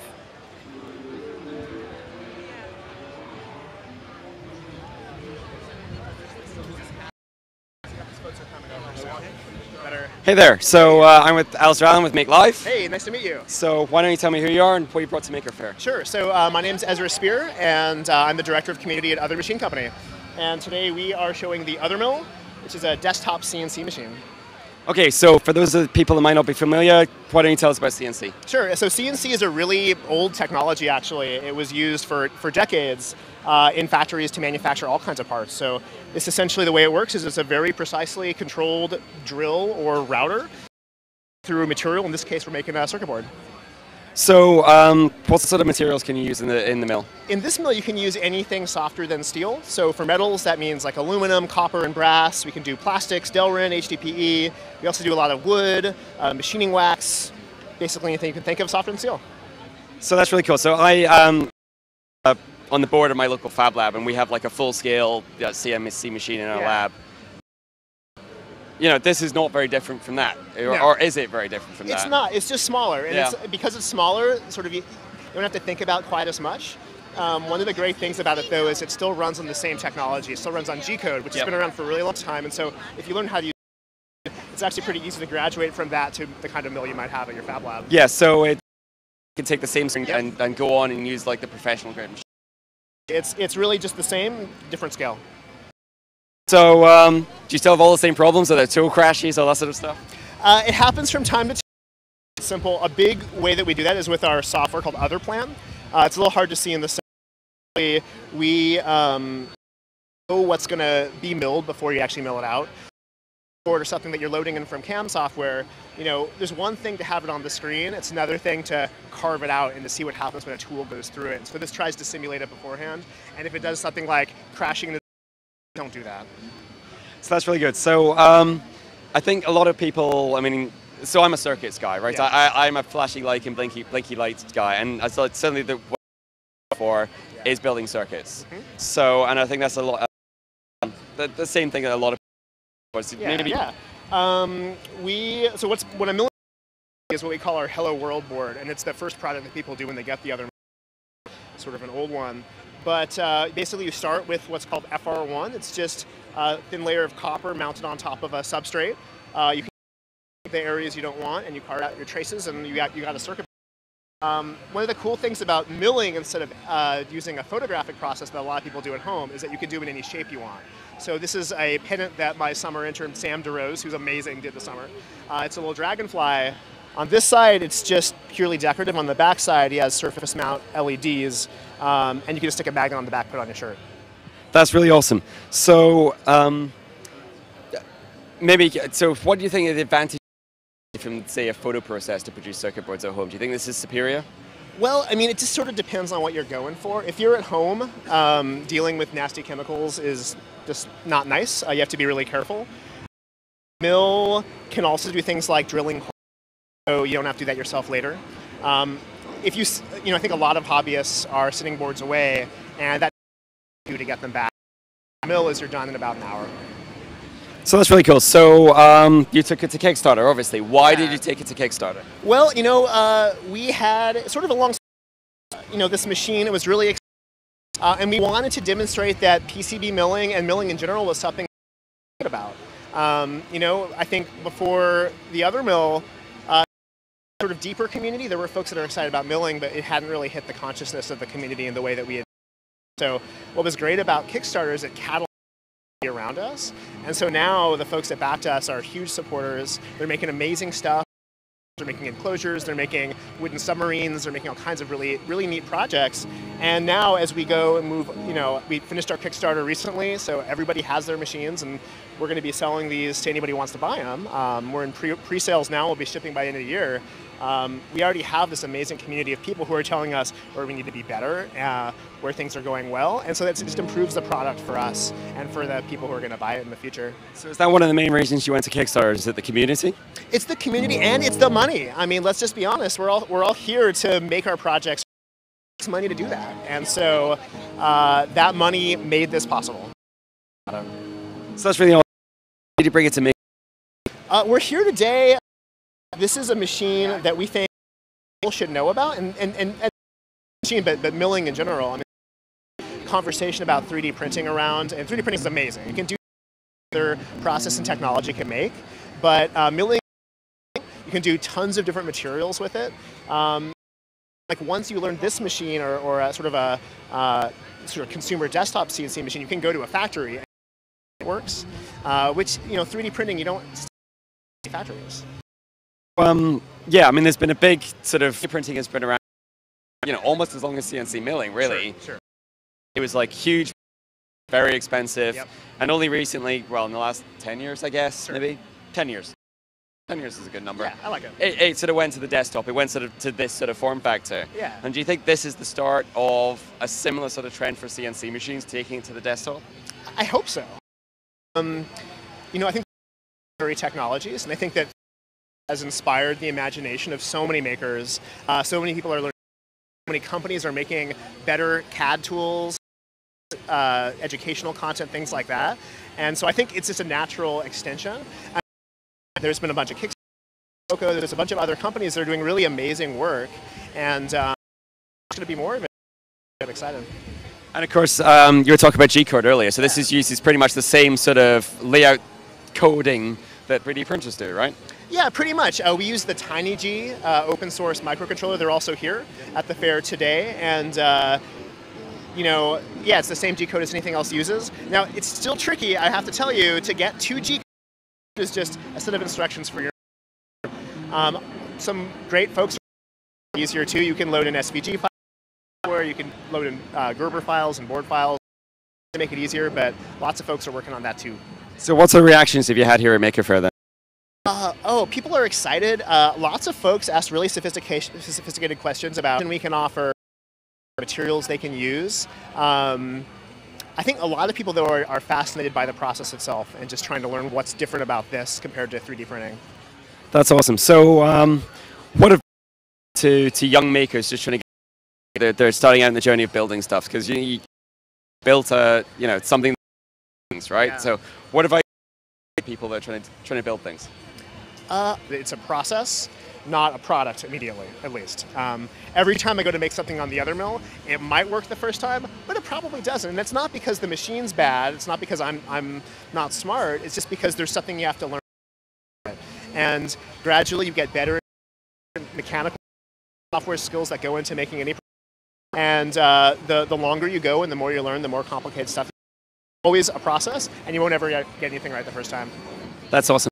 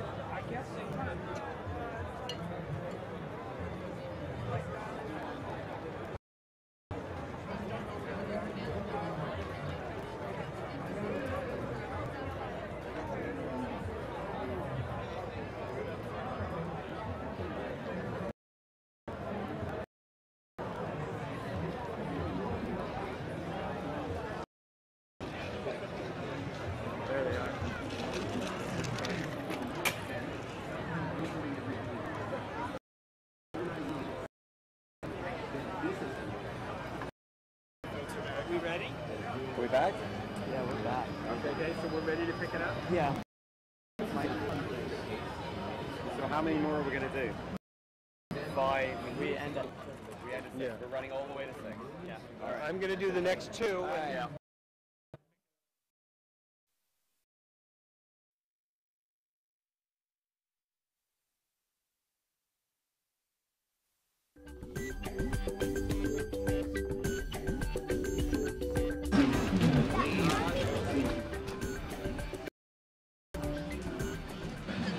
Hi, we're picking up the live feed and we're about to go over to Boneyard Pets. So come on over, let's see some.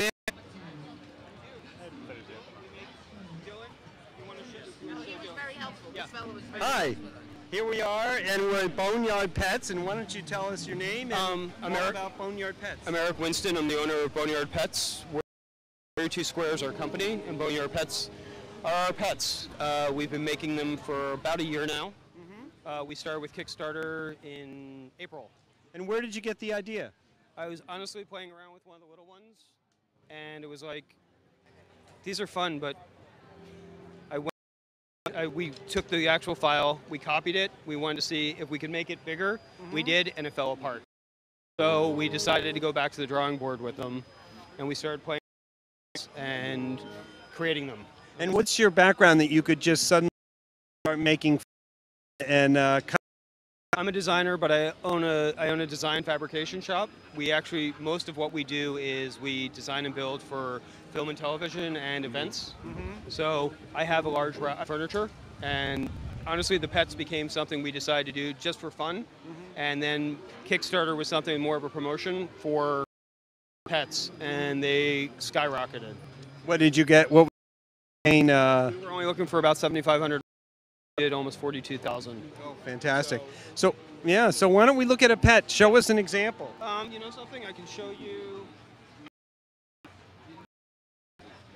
This is Spinosaurus. Oh, great. And he is made of, it's American-made, it's a multi-ply birch with, it's another product that's American-made as well. And we manufacture here in Brooklyn. So we're 100% homegrown. Everything we use on all of our dinosaurs are made in, at home. We get the birch, we laminate it on both sides, and then it sits on the CNC machine for about 45 minutes, and then we get this. Wow, and how much does this cost? This one retails for around $165 in this size. We also do them in acrylic. Okay. Come in 4 different colors. Once again, the acrylics are all from New Jersey, so it's all American made. I see, great. We've really taken a lot of pain and to get American made and everything. I know it keeps our prices a little bit higher, but we're not making toys for Target.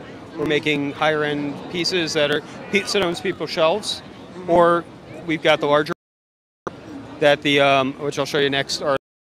Okay. Which we just launched, and we're actually running another Kickstarter campaign starting hopefully next week. Okay. And that is these type right here, which are these, and them in 3/4, massive T-Rex over there, or the pterodactyl above you.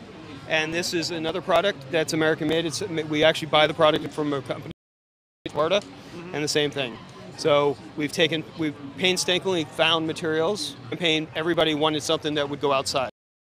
And so after the campaign, I spent time with finding something that would work. And 2 weeks ago, well, I actually had it for, I never even thought about it for this. We started playing with it and it was like, this is perfect. And what does what material is this outside? It's called it's a type of PCC plastic. So it's designed for, it was originally sign makers to make signs out of for outdoor use. And then they've been using it for making. So it's designed. Wow, so it really can. So if you live in a country that's snowy and no problem. It's this durable. You can take it like this, and it does not break. Wow. They're pretty incredible. Yeah. You know, and incredibly kid friendly.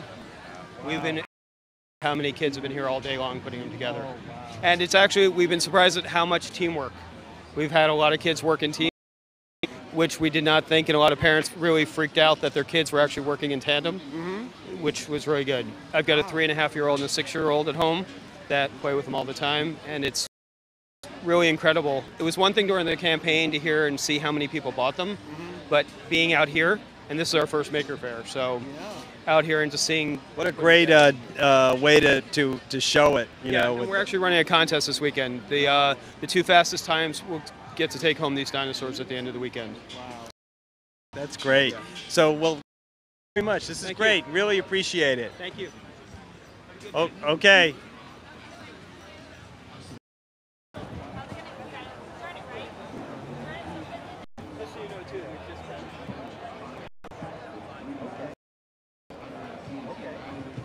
Yeah. So maybe as we're kind of walking along.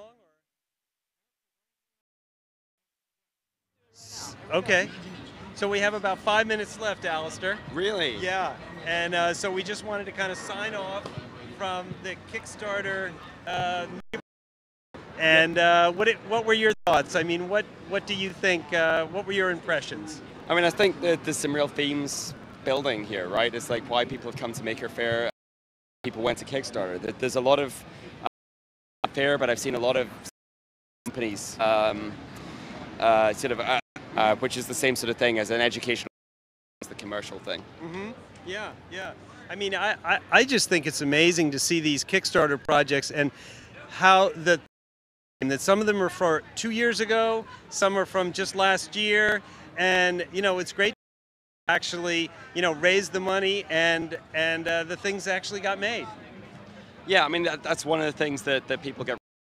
It's not a place. It's not a shop. Yeah. It's a place to go and back ideas. Yeah. And a lot of the times, especially when it's technology projects, people don't see that. Yeah, yeah, yeah. All right. Well, I think you know, the sun's going down and starting to pack up, so I think we can say good night from Maker Faire. See you tomorrow. See you tomorrow. Okay, now we got to.